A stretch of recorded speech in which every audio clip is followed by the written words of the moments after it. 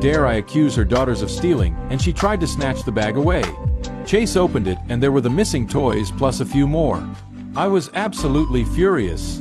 I told her I wanted to see what else she had and demanded she open the 2 suitcases. She said that was an invasion of her privacy and tried to take them and leave. Chase stopped her and made her open them. She had taken several tops, a few skirts and dresses, and a brand new pair of Nikes that belonged to my daughter. I took everything back and told her she and her girls were not allowed back into my home. I have since received several texts from her and a few unknown numbers telling me I embarrassed her and upset her girls because they were promised the items. Chase is upset with her but said I was too mean to her in front of everyone and that I could have handled the situation more privately.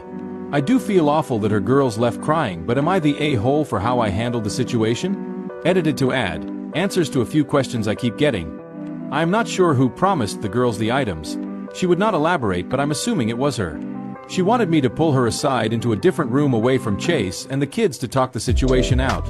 Also yes, I'm 99% sure the baby is his. He is almost a carbon copy of my brother when he was a baby. I do not believe the girls knew they were stealing the things. I really believe that their mom told them I said it was okay. We have never had problems with the girls before this. They really seem to be good kids. Also, I'll be talking with my brother tonight or tomorrow to discuss things further. Edit number 2. I will be speaking with my brother in about an hour. I have been in contact with someone that knows her and a lot has come to light. I will update again if my brother says I can, as it's his life and not mine. Vivian is not at all who she claims to be. Update 1. Thank you all so much for the responses. I'm sorry I haven't been able to get to everyone's comments as I really didn't think this would take off. I talked with my brother last night and showed him a lot of your comments and suggestions, and thanks to someone in the comments we now know a lot more about Vivian and the kind of person she really is. I will not be able to tell you all everything, but I can tell you that my brother and nephew are now staying with us while he gets a DNA test and proceeds to cut ties with her. I may have more to give you all in the coming days or weeks depending on what the paternity test says. Again, thank you all so much. Update 2. Well, this has certainly blown up, but who am I to deny the people of what they want? Kaya Silori. For obvious reasons, I'm going to be a little vague with certain details for privacy reasons. Mainly, I don't want this crazy train coming back into my life, and hopefully you'll understand why by the end. So buckle up, bitches. This one is long and wild. And please don't judge me. We don't associate with any of these people anymore and haven't for over a decade. Also, I will say that she is a very pretty girl and has usually gotten whatever she wants from men, so she's not used to hearing number 2005. When I was 18, my then boyfriend, now husband, and I were invited to a house party hosted by a friend of a friend to celebrate graduation. We knew about half the people there and had been to the house a handful of times before. We were all hanging out in the basement, and after a few drinks I went upstairs to use the bathroom, and that's where I met Kas, who was 14 at the time. The bathroom door was open, so I walked in and turned on the light, but to my surprise there she was with some guy in the bathtub, doing things you typically wouldn't do in an unlocked room. I apologized and found a different bathroom. About an hour later she came downstairs where the rest of us were and locked in on my boyfriend and made a beeline for him. Keep in mind I am right next to him. She tries to sit on his lap, and when he pushes her off of him she pops back up like a demented jack-in-the-box and immediately starts screeching about how she was just playing "You aren't even hot," and "You could do so much better than her" to him. We stayed another hour or so and left. A week later she was blowing up the guy's phone that she hooked up with, telling him she was pregnant. When he didn't believe her, because honestly who would after just a week, she tried to press charges for rape. I do know my boyfriend and I both had to talk to a police officer because we were both there and I was the one that walked in on them. I don't know what happened after that, but the charges were eventually dropped. 2009. My husband and I are 22 and she is 18. We are now married and living on the East Coast because he's in the military. We come home for his parents' 4th of July party and get tasked with going to get more ice. He runs in to pay and I'm standing by the ice chests outside waiting for him, and guess who shows up? She walks straight up to me and says something along the lines of she's glad I finally learned my place and that her and my husband have been so happy together for the last year. She also made some very vulgar comments about their sex life. I don't even have time to react to her when he comes back outside and she goes pale and then bright red. This crazy bitch then has the audacity to look at my husband and ask him what he wants for dinner that night and tried to remind him of plans they have that weekend to go to the lake with her family, while he just stands there staring at her like a dumbass and then asks if he knows her. I absolutely lose it and almost piss myself from laughing as she stalks off. Once we are back to his parents, he gets a FB friend request from her and deletes it. Over the period of 3 days, she sends him 4 or 5 friend requests, so he blocks her. We go back to NC the following week and forget all about her, again. 2010. I'm now 7 months pregnant with our daughter, and we fly back to our hometown one last time before she's born. Of course, run into KAS again at Walmart. I know how it sounds, but we're from a town of about 5,000 people, so you kind of see everyone all the damn time whether you want to or not. I'm noticeably pregnant as I'm about 7 along. I'm also only 5 feet 2 inches and at the time weighed about 115 pounds, so it was very clearly a baby bump. She is with her sister and they seem to be following us, but we try to ignore them. We are now checking out and again they are right behind us, still acting like children, but in her defense she was 19-ish at the time. We are still ignoring them and her sister says fairly loudly, "He'll dump her now that she's fat." We continue to ignore them and leave the store. Later that day a friend tells us to check Facebook and lo and behold there is a picture of me in the snack aisle with a caption, "When you catch your surrogate buying nothing but junk food," and so many comments agreeing how horrible I am. This psycho had been telling everyone that I was the surrogate for her and my husband's baby. We filed an RO the next day. 2018, we moved back to our hometown and buy my family's farmland to start our own cattle business. Highly don't recommend if you like to be able to make and keep plans, see your family, or take vacations. As far as we know, she has gotten married and is living her life away from us. About 6 months into us being back, we get a letter in the mail from a family lawyer saying my husband needs to present himself for a paternity test and we were being sued for child support. Apparently the baby girl came out white and KAS's husband was not. She told her husband that my husband had raped her and that it was his baby. Charges were filed and thankfully we were still in North Carolina at the time of conception, and the Army is very meticulous about know where their soldiers are at all times. The rape charges were immediately dismissed, as was the paternity test and child support. We filed another RO and installed cameras all over our property. Her husband ended up adopting the baby and they stayed together. 2020. She makes the front page of our town paper. Apparently KAS had had another baby girl who also did not match her husband's skin tone. He kicked her and the kids out, and one night she came back to his house, in full view of his security cameras, in her own car, with the kids, and set his porch on fire. The husband got temporary custody of the girls for about 2 years while KAS was in jail. 2023, she gets the girls back and dips out of state. The husband files a police report and everyone is looking for her. Unfortunately, the husband passes in a car accident the same year. 2025. I'm doom scrolling on Reddit and see a story that sounds very familiar, and here we are. Would I be the a-hole for not forgiving my husband for cheating on me with his ex-wife? I'm honestly a mess and I don't know what to do, so any advice would be appreciated. I, 27M, and my husband, 37M, have been married for 3 years, dating for 6. He has an ex-wife, 37F, which he divorced a year before we met. We have a son, 7M, who was adopted after we got married and who I love as my own child, because he is. I know my husband Peter, fake name, is bisexual. I have no problem with it, and I had no problem with his ex-wife Allison, also fake name. I did have a problem with his family as they're a bit homophobic and are always telling Peter he should get back together with Allison. Well, 2 weeks ago, we were at his family's town because it was my son, Jack's, fake name, birthday, and we wanted to spend it as family. My mother-in-law decided it would be a good idea to invite Allison, so she arrived in the middle of the party. I didn't want to ruin Jack's birthday, so I stayed quiet. I spent all my time with Jack, playing with him and his cousins at his request. When it was time to cut the cake, I noticed Allison and Peter weren't there, so I went inside and looked for them around the house. I found them in Peter's old bedroom taking their clothes off. I stood there in shock for a moment, but then I left and went back to celebrating Jack's birthday. Part of me wanted to scream and cry, but I also was in shock and I refused to make Jack's birthday about me. We cut the cake and opened the presents. People were already leaving when Allison and Peter came back. Peter took me aside and started saying that I shouldn't have cut the cake without him present, and it was disrespectful. I stared at him and just said, "I'm sorry, I just thought you'd be too busy getting into your ex-wife's pants." He got quiet, so I took Jack and left the house to go back to the hotel. Once I put Jack in bed and made sure he was asleep, I locked myself in the bathroom and broke down. I called a friend and he tried his best to console me. I only calmed down in the morning when I took Jack for breakfast because I didn't want him to see me like that. I'm now watching him play in the park and I don't want him to suffer. I don't want him to have a broken family. I don't want him to know that relationships aren't a happy ever after. Peter has been calling and texting, apologizing for everything, and I'm tempted to forgive him.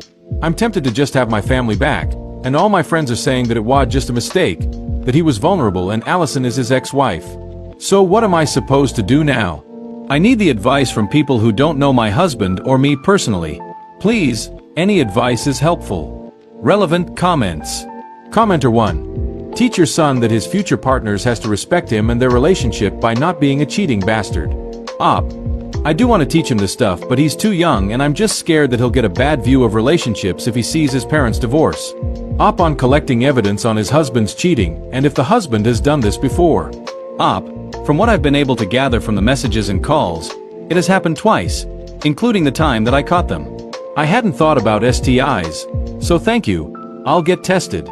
Op responds to multiple comments about his husband not respecting him and the cheating wasn't the first time. Op. It's not. I found out it's the second time, but I don't want my son to know what happened. He's unaware and happy thinking his dads will be together forever. I don't want to break that illusion. Why didn't Op interrupt his husband's cheating with the ex? Op. I was really too shocked and hurt by what I saw that I just stood there without them noticing me. I them heard my son and unconsciously focused on him and only him. A copying mechanism maybe?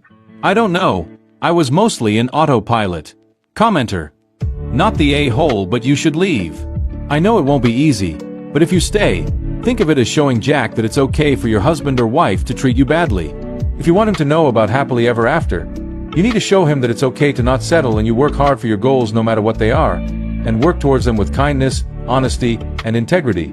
Kids are far more impressionable than we give credit for, and as someone who has known so many families where the person being hurt hasn't walked away, that hurt spreads until it damages everyone. Relating to just yourself here, there is a huge safety factor. Regardless of the sex of each individual involved, staying with a cheater also puts you in danger because you don't know everyone they're sleeping with and, more importantly, what STIs they can be carrying. So think about your son, and your health, and leave. Emotionally, if you're surrounded by people telling you to forgive and forget, those people are not safe to be around as you have no clue if they've been hiding this from you for a while either. Update 1. Well, first of all, I want to thank you all for your advice and I want to explain some things before the actual update. But thank you for opening my eyes about my situation. 1. Peter and Allison didn't notice me when I saw them. There was music very loud downstairs and they weren't facing the door. 2. I didn't stop them because I was in shock. I just stood there for a moment and I heard my son, so I unconsciously focused on him. I was pretty much in autopilot. 3. Peter didn't come to the hotel with me because I changed to a different one. He did try to follow me, but I took a taxi and left. As far as I know, he's staying with his parents and Allison left. 4. We met when I was 20 and he was 30, we started as friends, and we ended up dating. Yes, we're both men and no, I didn't feel manipulated or groomed by him. Those were the most asked things and I did answer some comments. Not all. Now on to the update. I did as some of you said and took some tests to discard any STIs or STDs. The results are coming back in a few days, and I will take another one in 3 weeks to be sure.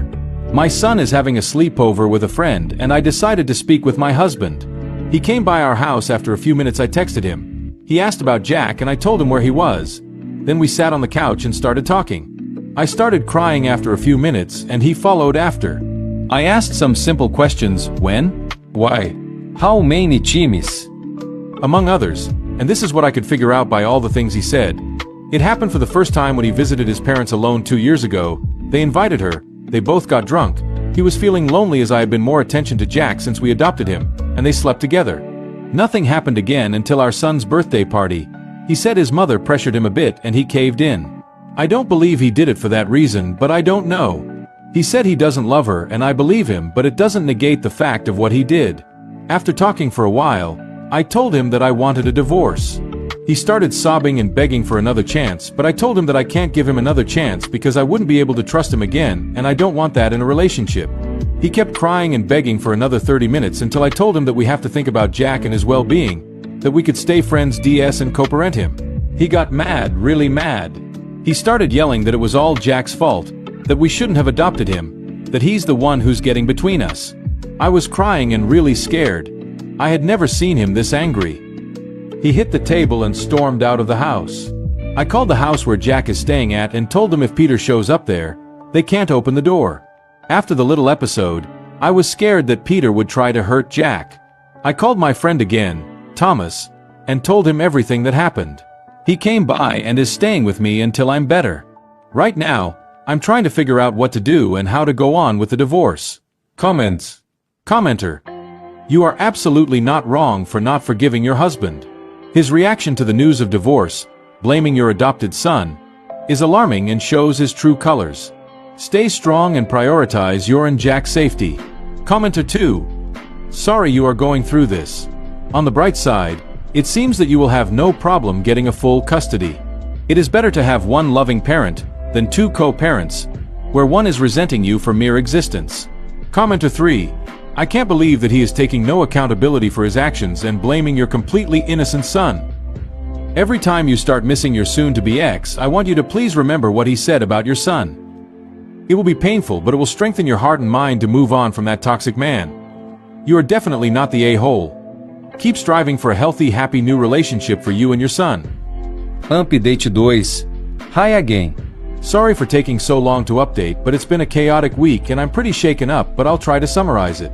My husband has been showing up at my work, following me, and calling me from burner phones.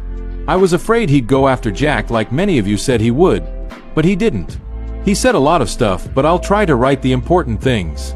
He said that he missed when we were just us, that I stopped paying attention to him when we adopted that Jack, that I wasn't his anymore. He said that he missed how dependent I was on him. I was very insecure when we met, but I started working on my issues when we adopted Jack because I didn't want to be a bad example for him. When we got married, I used to get sick all the time. I was weak and tired, so he would take care of me 24/7. The doctors couldn't tell what was wrong with me, and I didn't get better until a bit after we adopted Jack. I guess that dependence, it's what he missed? Yesterday, he followed me to work and started screaming that I was his and that we made vows to stay together. We had to call security and he waited for me next to my car. I panicked and took a taxi home. He keeps messaging me and showing up to our house. I took a few weeks off work to be with Jack, although he's taking this better than me. I made an appointment with a therapist for him, and when the divorce is finalized, I'll go to one myself. I've been debating what to do, so I'll update when something happens. Update 3. Hi guys, this is the final update for anyone who is interested. I'm only doing this update to give it some closure and because some people messaged me to ask for it. So here it is. This has been a really difficult time, but I'm almost divorced. I have primary custody of Jack, and I've got a restriction order against Peter and Allison. I'll try to be quick, but a lot happened. So after I made the post, Peter kept calling and stalking me.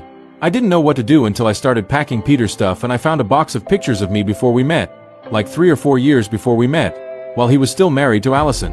I never knew why they got divorced. He just said it was too painful to talk about, so I never asked. But I swallowed my anger and sent Allison a message to ask her about the pictures, and she told me that they got divorced because she saw him stalking my Facebook several times and found the same box I did. He called it an innocent crush and curiosity, but she thought he was cheating on her and they got divorced. A year later, he met me. But Allison always thought that I was the side piece. I read a few comments saying that I maybe was sick because he was making me sick. I don't know if that's possible. I don't really know. I mean, the illness were bad enough to make me stay in bed, like having a bad cold. But I don't know. I stopped digging. After I found the pictures, I confronted Peter without Jack in the house and he seemed, I don't know, proud? He kept smiling and saying that all he did was for us, that it was love at first sight, and we were destined. He was just making sure it happened. Apparently, we had met before we became friends. I remember meeting him at a party through some friends, but we met before, as teenagers. He and I lived in close-by towns and my school made some trips to the towns nearby and we met on one of those trips. We were something like friends, but only for a summer because he went to college and I soon forgot about him, but he found my Facebook, and the story continued. I was horrified, to say the least. He tried to console me and tell me that it was fine, that he did it out of love, and that if only we hadn't adopted Jack, everything would be fine. I was bawling my eyes out. My entire marriage was a lie. He said that he only slept with Allison because he knew that it would get my attention and that we didn't have to go through with the divorce, that I know he loves me and that's it. He promised to be a better dad for Jack if I made more time for him. He told me to quit my job because he earned enough to take care of all of us and that would give me more time with him. I was in shock and then he hugged, calming me down. I admit that for a moment, I allowed him to hold me, I allowed myself to consider his proposal, but I kept thinking about his lies. It wasn't about the cheating, it was the stalking, the lies, the obsession. It creeped me out, so I tried to pull away and tell him I'd go through with the divorce. He refused. He hugged me tighter and screamed that I needed him, that he could protect me, he could take care of me, he could save me, that I was his husband and only his. I was terrified. I slapped him and pulled away, yelling at him to get out of my house. He didn't. He just kept screaming and holding on to me until a neighbor heard the commotion and called the police. I filed a restriction order and been taking care of Jack since. During the divorce proceedings, Peter asked for 50-50 custody, which surprised me because in all this time, he hasn't cared about seeing Jack, but I later found out that it was only because he would get to see me and talk to me regularly. He's been contesting every single thing about the divorce, trying to make it last longer than it has, and it's been working. He offered to give me child support even though we have 50-50 custody. He allowed me to keep the house, and other stuff. So that's what's been going on in my life. The only happy thing that happened was Halloween. Jack insisted on dressing up as Spider-Man and me dressing up as Tony Stark, so we did, and I took him trick-or-treating. It was the most adorable sight ever, and I knew I made the right choice with him and Peter. I'm sorry for such a long post, but this will probably be the last update. Thank you so much for the advice and for hearing me rant. Relevant comments. Commenter. How did you meet on a school trip as teenagers when your husband is 10 years older than you? If it was the summer before he left for college, weren't you 8 years old? Op. No, he was already in college. He just left again. He was spending the summer at his hometown. Sorry for not explaining better. Op clarifies on the timeline on how and when he met his ex due to their age gaps. Op. He had pictures from before I thought we met when I was 20. And he was already in college. He was just spending the summer in his hometown. We met in the summer when I was about 14. I'm sorry for the messy writing. English isn't my first language. Update 4. I know I said that my last update would be the final, but I'm so very confused right now. So, we're finishing with the divorce proceedings, but Peter's attitude is given a 180 degrees, and I don't know if I'm crazy or what. The last time I posted here, Peter was basically saying that our son was the reason for our divorce and only wanted custody of him to see me. Now he's being father of the year. A friend of mine, Dean, fake name, is handling the drops and pickups of Jack so that I don't see Peter. At first he was mad and called me because he thought he and I were dating, then he didn't care. Now, I thought that he would treat Jack badly and I kept a very close on him. Asked him questions about his father, how everything was going, etc. Jack told me that he's been acting like the perfect dad. He's nice, he plays with him, helps him, and is completely different from before. I've talked to Peter and he told me he was going to therapy, which I'm happy for, and he has messaged me, apologized, and told me that we should try couples therapy. I declined and he hasn't asked again, but he wants us to meet up at his house tomorrow to discuss everything that happened. He said it was part of his therapy. I haven't gone to therapy, I can't afford it right now, but Jack is. I can't say I don't miss Peter because he was a great partner and husband before everything went down, but I don't trust him after all that happened. So, I don't know what to say to him tomorrow or how to express how I feel about it. Is it wrong to miss him? I mean, this whole thing happened because he slept with someone else, and I know that he hasn't seen Allison and won't be seeing her again because she's also done. Should I just move past it? Jack is also saying that he misses the three of us together. He's cried to me about it more times than I can count and asks why I can't forgive his dad. What the hell am I supposed to do? To feel?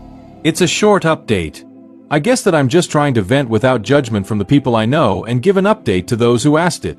Thanks again for all the support I received in my other posts. Top comments. Commenter 1. It's love bombing.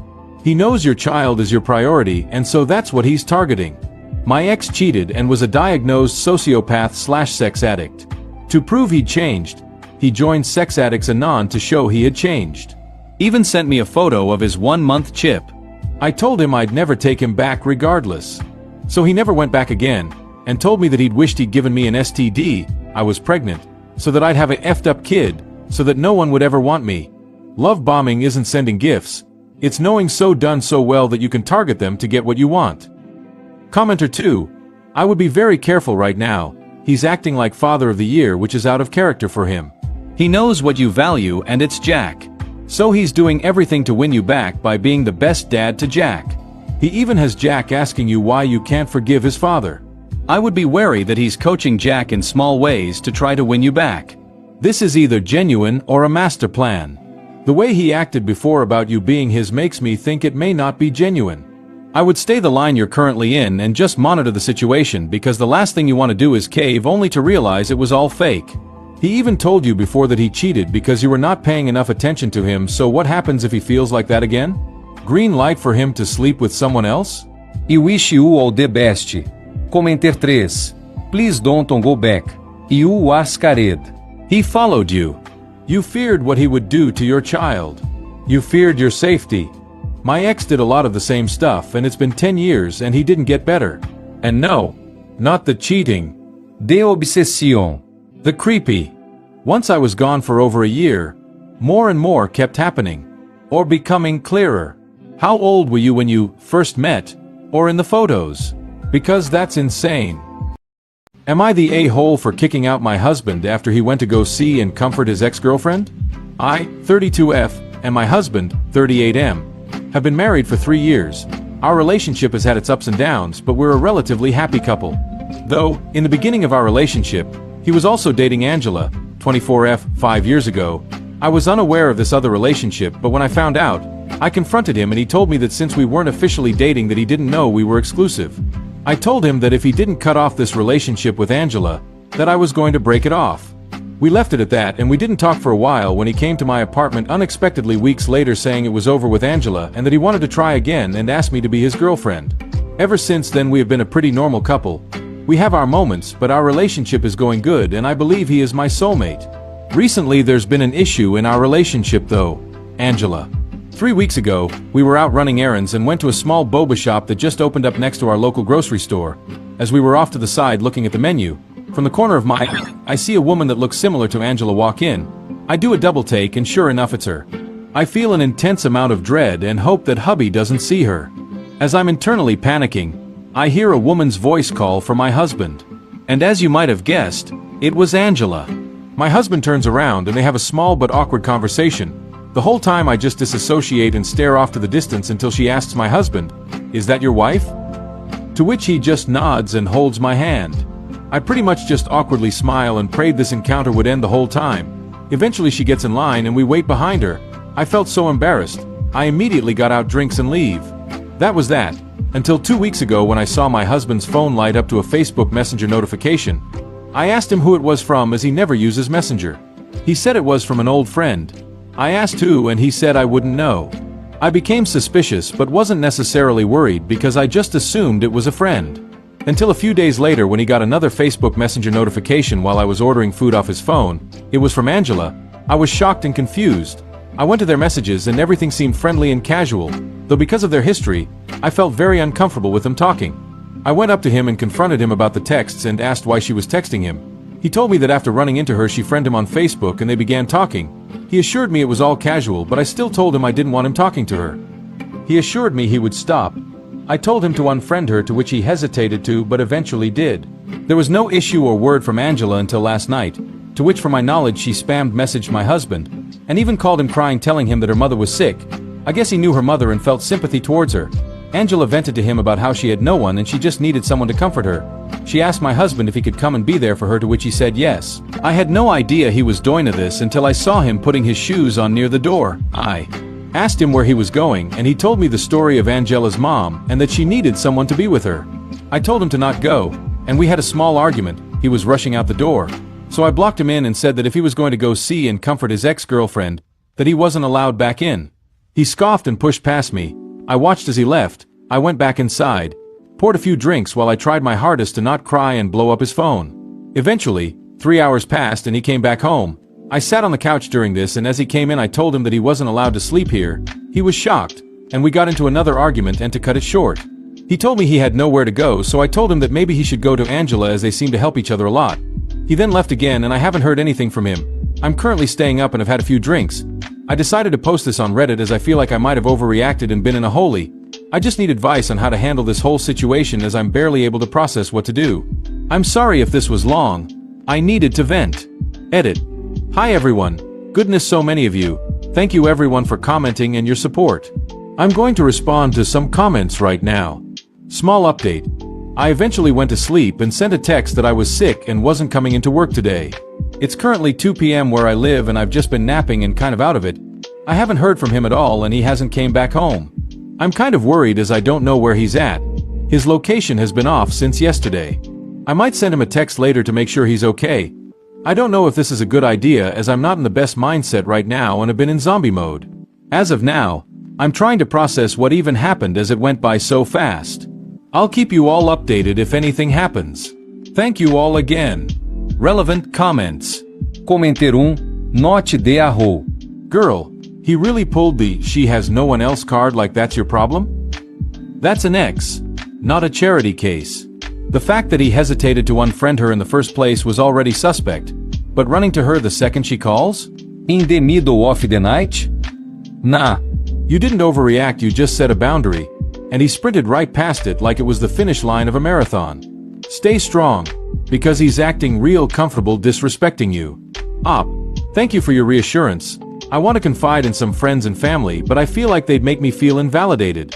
I do feel bad for the girl if her mother is sick, but I'm upset that my husband was willing to go. I don't know the full details of the situation with her, as my husband was rushing, so I don't know if she has friends or any other family, but I assume she does, so I don't understand why she went to my husband for comfort. What does Op know about Angela when she discovered the fact of her husband dating her at the time? Op, I honestly did not know much about this girl. I only knew he was dating her because he got tagged on an Instagram post of them together 5 years ago. I went on her account and there was nothing about age. I didn't fully stalk her, but I did do enough to see that they were dating and to remember her face. Eventually that's when the confrontation happened. I never asked about her and I tried my hardest to not go look at her account. I have self-esteem issues and I didn't want to compare myself. It wasn't until around when we were engaged, I decided to ask him about the whole Angela situation, and that's when I found out about her age. Supposedly the way they met was that she went to his job and strikes up a conversation with him. She asked to go on a date. She lied to him and said she worked at the company and said she was 23. They went on dates and after 2 months she confessed her real age and that she didn't actually work there.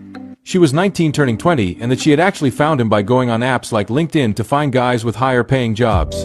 Commenter 2, note de arrow. You married a good man, but he was playing both of you at the beginning. Not a good start. I would normally say you are being controlling, but this is an ex, not just a female friend, so, no. She should be talking to family or an ex that isn't married.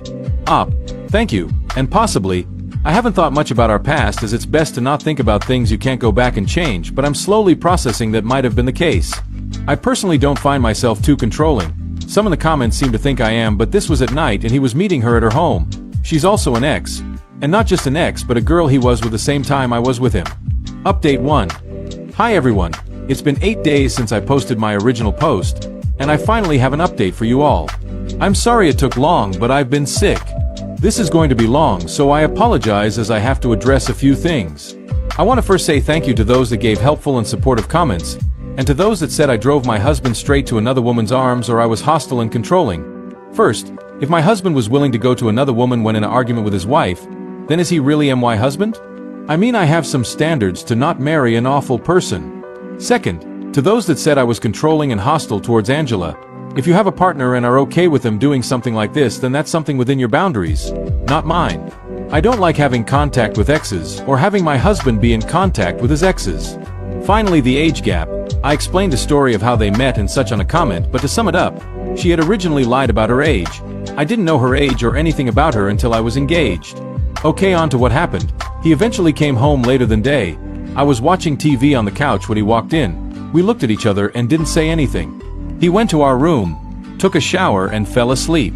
I was still upset with him, so I avoided going to check up on him or even talk to him, so I waited in the living room/kitchen until a few hours later when he woke up. I decided to make dinner. He came out, sat on the couch and we ate in silence before he asked if I wanted to talk. I said I did and he explained what happened. From what he told me, when we saw her at the boba shop, she had friended him on Facebook later that day. He didn't friend her back though and ignored it. And eventually a few days later she sent him a message request. This is when he handed me his phone to see the messages. To sum it up, she texted him a few times over a range of days without an answer. From pleasantries, updates about her life and finally a suicidal message. Now I don't know what is allowed to be said in this subreddit, but my husband did respond out of worry for another person. Or so he claimed. They talked a lot about her addictions, self-harm and other very personal things relating to that.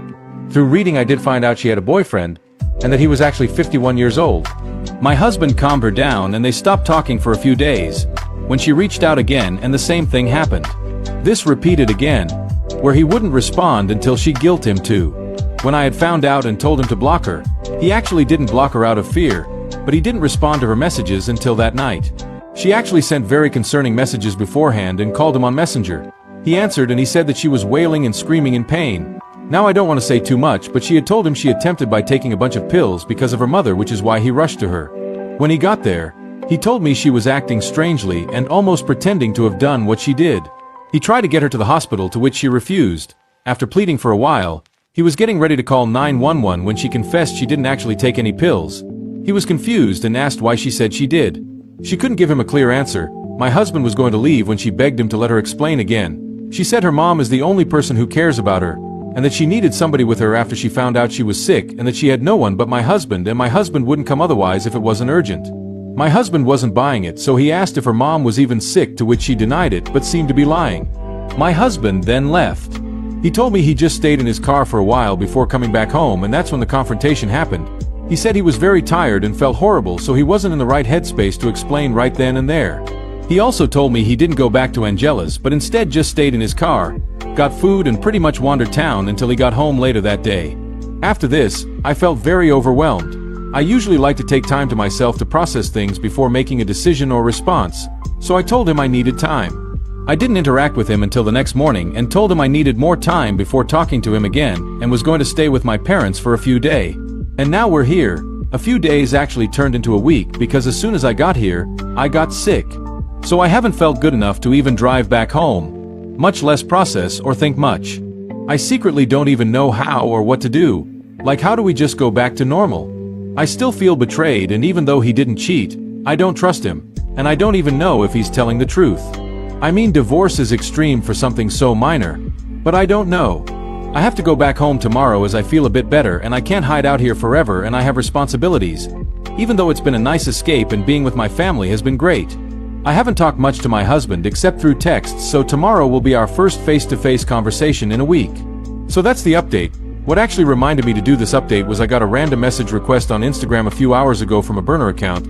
It's a picture and I'm kind of scared to open it. I know it's probably a scam thing, but something in my gut is telling me it's connected to Angela and I don't know if I should open it. Edit. So I opened the picture. It was a screenshot from what I assume is Angela's private story of her in lingerie with a caption that says, "She'll just have to taste me," when she's kissing him. TLDR. Husband came back home, Angela faked suicide, and her mom might not even be sick. I went to my parents' house, have been staying here for a week and haven't talked to husband. Going back home tomorrow. Relevant comments. Commenter 1. Well, the good news is that you're not the only one who's been feeling sick lately.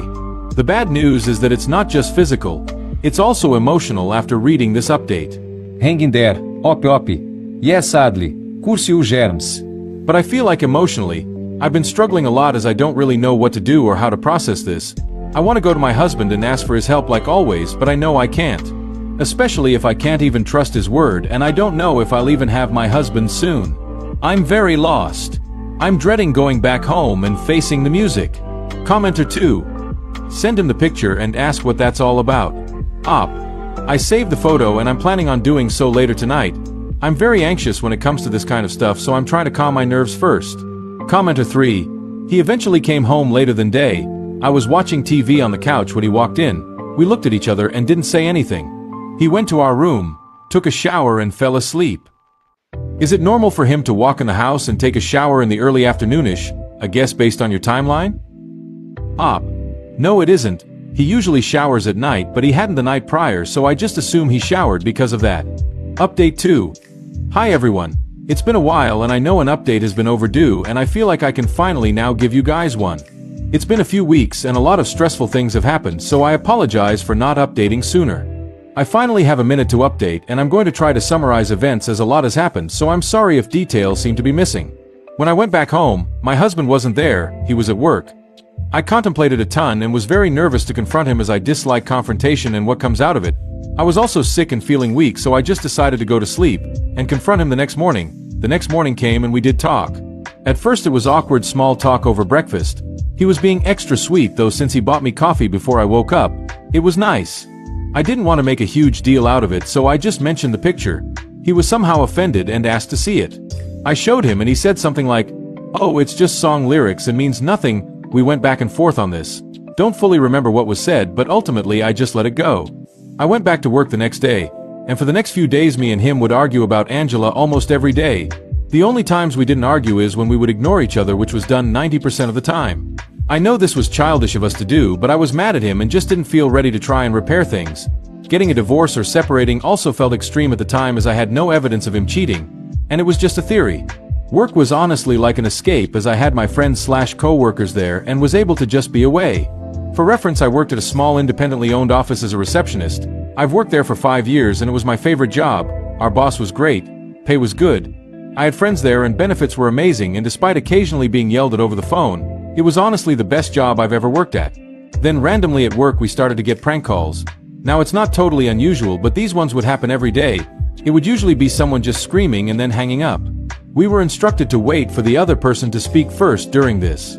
After a few days these prank calls did stop, but we kept getting calls from different people asking to talk to our boss.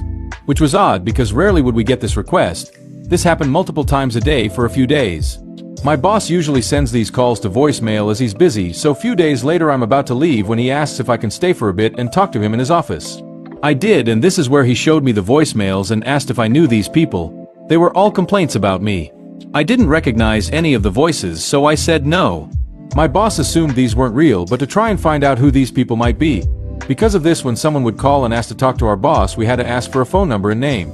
Some would provide it, some wouldn't. Eventually this would happen every single hour, and again all complaints about me. My boss decided to just send me home for a few days to see if the calls would end, which they didn't. A few days turned into a week, and then I got a call and was fired. From what my coworkers told me, the calls continued, and my boss was just sick of it, as he would have to call back each time, and decided it was just easier to fire me. I suspect this was Angela and her friends doing this to try to get me fired, and they succeeded.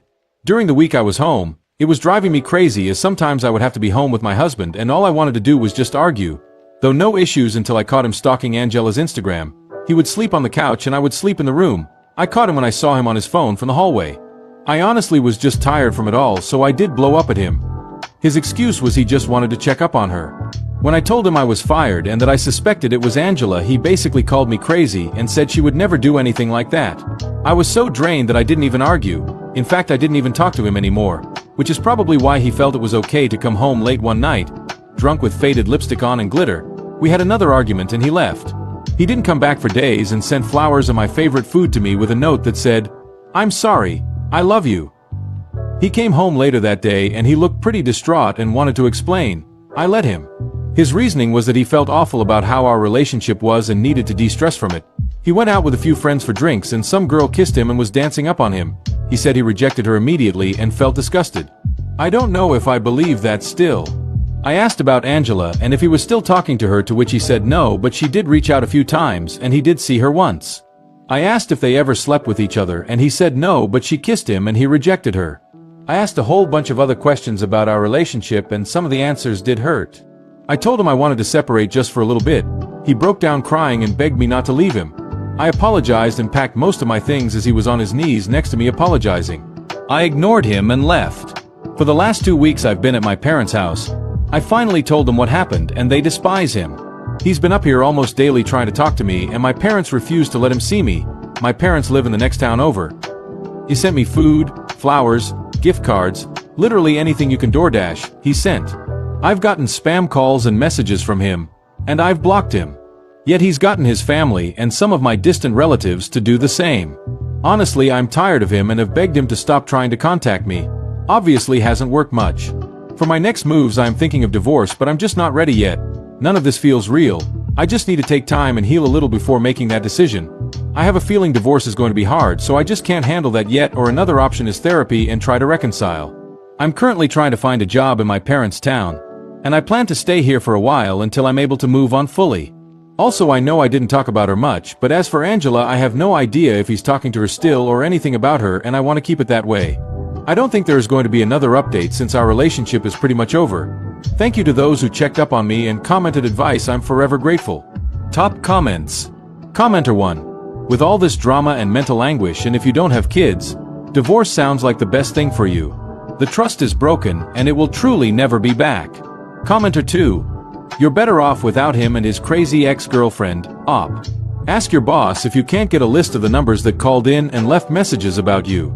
You'll likely be able to trace them back to Angela. Explain to him you were being stalked. You may have a case for wrongful termination, and I highly suggest you talk to a lawyer / file a police report about what she did. Comment 3. Go to a lawyer.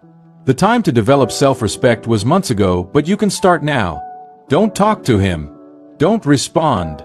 Document everything and make it very clear you aren't coming back. Commenter 4. Honestly, leave him.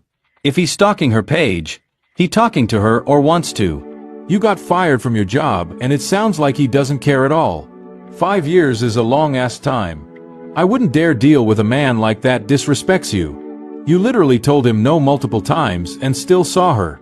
Do yourself a favor and leave. You will be happier. Best of luck op. Am I the a-hole for uninviting my daughter to our Christmas gathering? I am a mother of 4 children. 2 older sons and 2 younger daughters. All of them are adults and have moved out a long time ago. I have always been close with my daughter Sally, while Penny has always liked to have her own space. Which I don't mind.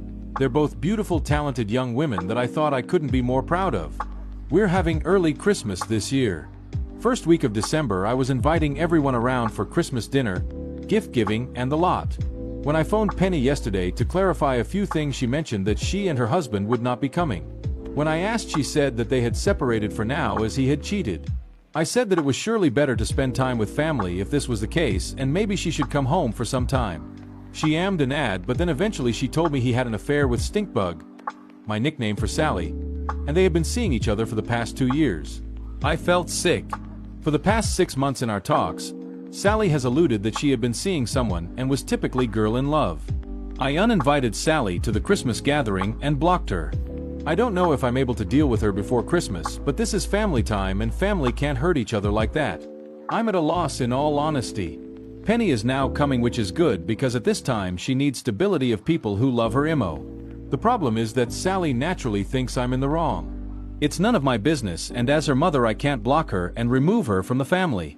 My sister thinks I shouldn't get involved in their personal lives, which I think is BS. My daughter needs us right now.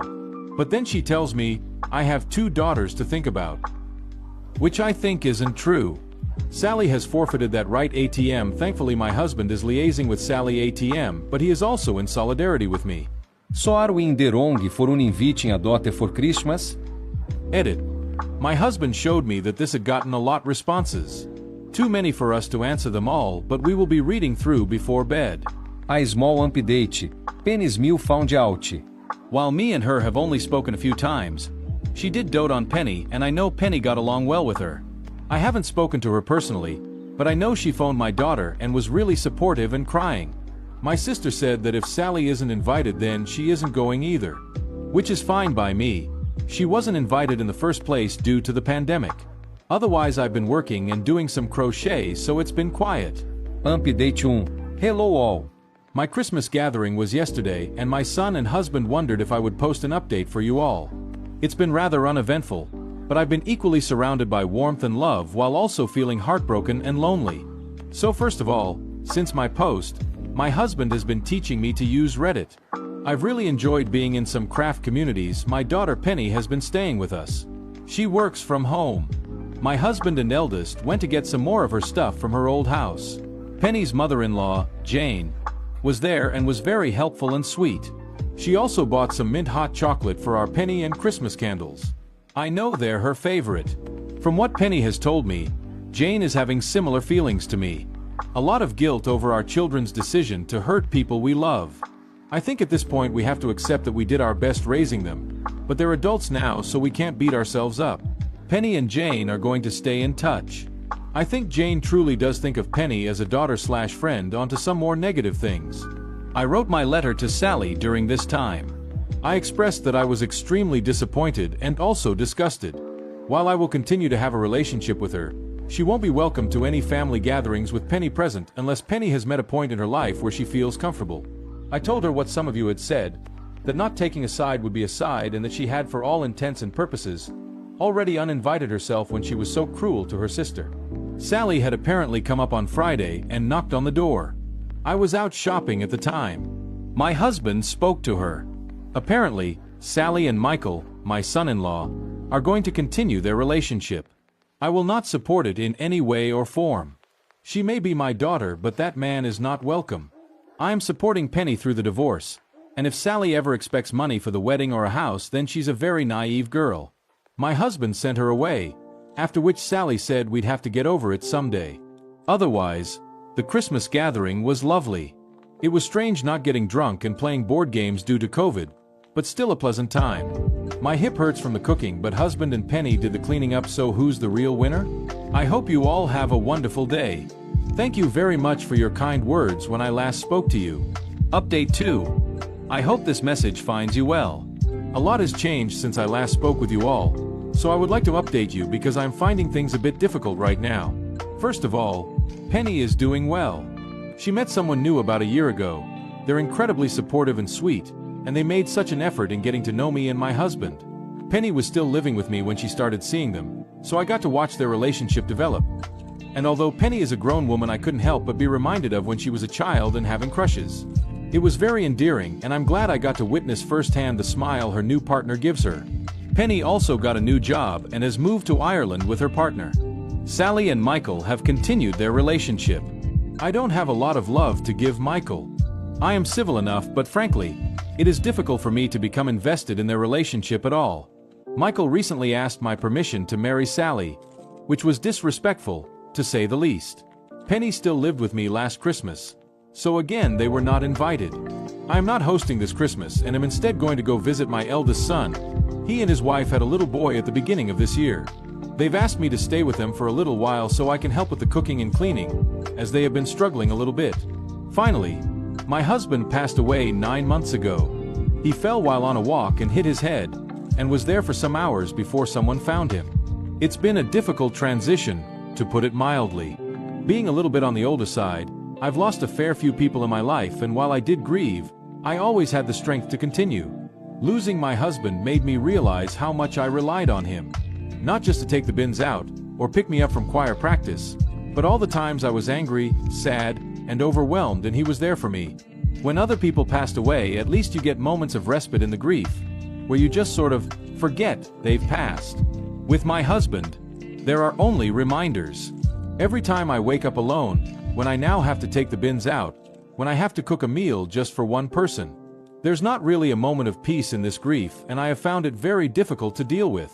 It's his birthday at the end of November, and there was another moment of grief as I had to get rid of my notes for birthday gift ideas in my notebook. Everything has just been so painful to deal with, and I just cannot stop crying even after all this time. I just can't even stand to think of the good moments I shared with him because it just hurts too much. I know there's not a correct way to grieve or time limit, but I just feel like I've got to get up and start looking after myself for everyone around me. I really want to thank any of you that read this. It's been incredibly helpful just to be able to share my feelings a little bit. I hope you all have been doing well. I wasn't quite sure how to respond to all the messages I received after my last post.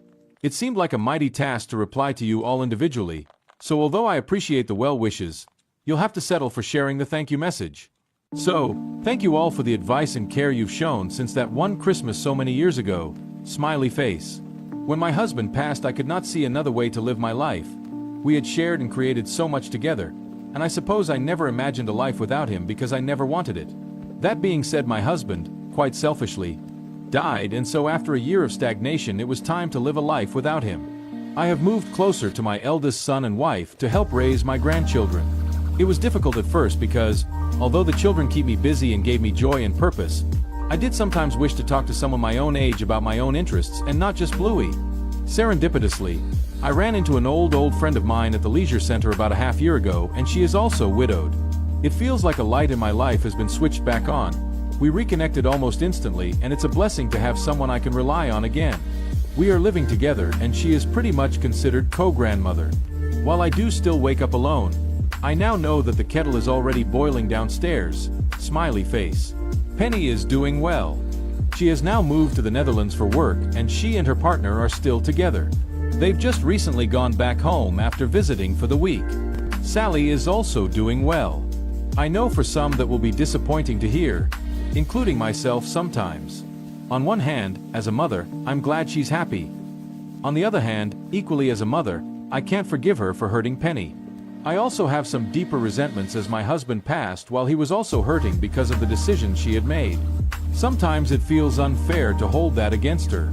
We still talk and I still love her, but sometimes I feel like I'm going through the motions rather than caring for my daughter as I used to.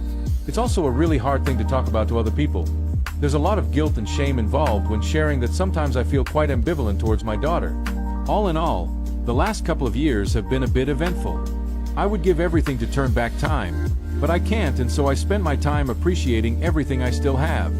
Once again, thank you all for your advice, care, and well wishes. The help I received was invaluable for navigating a difficult time in my life. Am I the a-hole for demanding to go through my brother-in-law and his GF's bags if they are staying with us? Background. I have a pretty severe dairy allergy. I break out in hives, struggle to breathe, and have to carry 2 EpiPens with me everywhere. IFGetN daí my system. I wind up in DR. My in-laws know this and have been extremely accommodating since my fiancé and I started dating 5 years ago. When we moved in together 2 years ago, we set strict rules for our home because of my allergy. The big one is that no one is allowed to bring anything that contains dairy into our house ever, no matter what.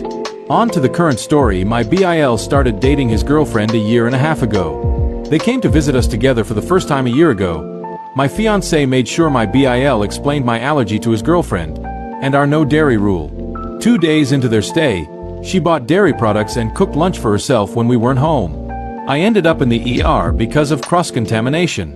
She apologized and explained she hadn't understood how serious my allergy was. We managed to put the situation behind us since both my fiancé and I currently have and want to keep a good relationship with my BIL. The two of them came for a second visit 9 months ago. We had a video call with BIL and his girlfriend before the trip to make sure she understood the severity of my allergy and how serious we are about the no dairy rule. During their second trip, I was taking out the trash and found candy bar wrappers and an empty milkshake container in the guest room trash, the room she was staying in. Even after she saw how serious my allergy is, and how I ended up in the ER, she still brought dairy into our house. I confronted her when they got back. She and BL had a huge fight. BL went through her stuff and threw out everything she had with dairy. We kicked out his girlfriend. BL stayed for the rest of the planned trip. BIL and his girlfriend worked out the relationship after the trip and are still together. Since their second trip, BIL has come alone since I don't trust his girlfriend in our house. Well, BIL is planning a new trip to visit us, and his girlfriend wants to come too. At first, we just said no, we don't trust her. But since we know this is important to BIL, we came up with what we believe is a good compromise. She can come and stay at our place, but we will look through her bags every time she comes back to our place. And if she doesn't accept that she can stay at a hotel or stay home, now I am being called an asshole for treating her like a criminal and that checking her bag is an invasion of privacy. So AITA for demanding to go through her bag if she is staying at my house? Update 1. I didn't plan on writing an update, especially not so soon, but a lot has happened in just one day. But first, I want to clear up some misconceptions around their second visit to our home. I did not get sick from BIL's GF having candy bars and a milkshake cup in the trash, or some candy bars in her bag. That wasn't the problem. The issue was that while knowing our no dairy house rule, had not only seen but also been responsible for me going into anaphylaxis shook and had gotten an in-depth explanation of my allergy and why it is important to us to keep our home dairy-free, she still brought my known allergen into my house, my safe space. That is why we fought with her and kicked her out of our house. On to the update. After the first 500 or so comments telling me I am an idiot for even considering letting this woman, who is a danger to my health, back into my house, I realized I was listening way too much to the part of me who just wanted to keep the peace and was downplaying the seriousness of the past incidents in my mind. I kept thinking the first time she might not have known how serious my allergy was, and it was an accident, and since I didn't get sick the second time she brought dairy into my home, I was exaggerating how bad it was. I know it sounds insane, but after dealing with people who don't take allergies seriously for years, I've gotten used to apologizing and even downplaying my allergy to others. I sat down with my fiancé and discussed the whole situation. He explained how he also doesn't want BIL's GF back in our home, but since I was willing to give her another chance, and it was my health affected by her previous actions, he felt I should make the final decision. He ended up texting BIL to tell him our original no-answer stand, that he is welcome to stay with us, but she is not allowed in our house.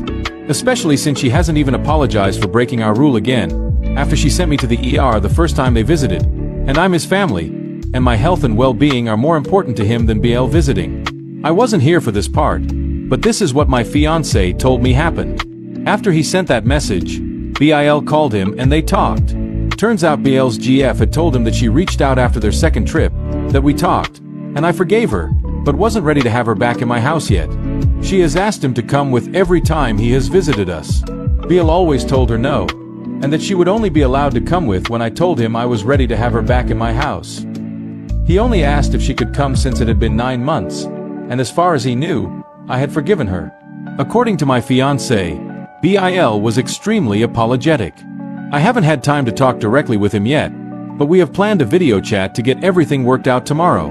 The reason my BL didn't ask me directly about the situation and believed his GF is because he is aware how traumatic an allergic reaction is to me, and that I hate to talk about it after since I cannot stand relive the situation. If anyone is interested, I can post a second update after I talk to my BIL tomorrow, and hopefully have a final conclusion to this whole thing.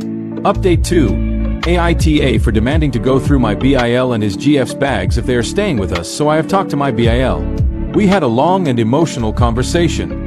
I won't post it all here, since some of the stuff we discussed is personal, but I still wanted to update you guys to start. BL kept apologizing and saying he should have checked with us, not just believed his GF, or now ex-GF. He went on to explain how the reason he wanted to talk with me today instead of yesterday after the call with my fiancé was because he felt like he had already failed us for believing his GF. We do not agree with this at all, and do not blame him. So he wanted to show he truly is remorseful of everything that has happened. Not just say the words, but show it through actions. After the call with my fiancé, he confronted his ex. First tried to convince him that I was lying and trying to ruin their relationship. That didn't work, so she tried to manipulate him with tears. BIL explained it as now that he has fully seen all of her crazy behavior, he immediately saw how manipulative she is. A lot more happened, but I won't go into detail, since it isn't my story but my BL's. The end result is that he broke up with her. He also told us more that we didn't know, including how they actually broke up after the second time they visited us. He didn't want to be with someone who clearly didn't care about the people in his life by putting someone in danger. He explained they were broken up for about 2 months, and only got back together after she sent him a message saying she had reached out to me and we had worked things out because she felt awful, but didn't expect anything from him. Now it is clear that it was just manipulation to get back together with him. More we didn't know is also that BIL hasn't been happy where he currently lives for the last year or so, and one of the reasons he often comes to visit us is because he has been considering moving to our area. So I have a feeling she has been doing all of the crazy stuff in hopes we would blame BIL, and if we were mad or low contact with him, he wouldn't move. More manipulation, I won't put it past her. BIL also sent out a message to their extended family explaining the whole situation, in case she reaches out to the family, and this way, I won't have to relive the trauma surrounding an allergic reaction to explain what's been going on. I also told BIL and my fiancé about what it is like for me to have a serious allergic reaction for the first time. What it feels like and the absolute horror go through.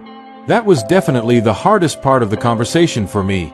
Neither my fiancé or I blame BIL.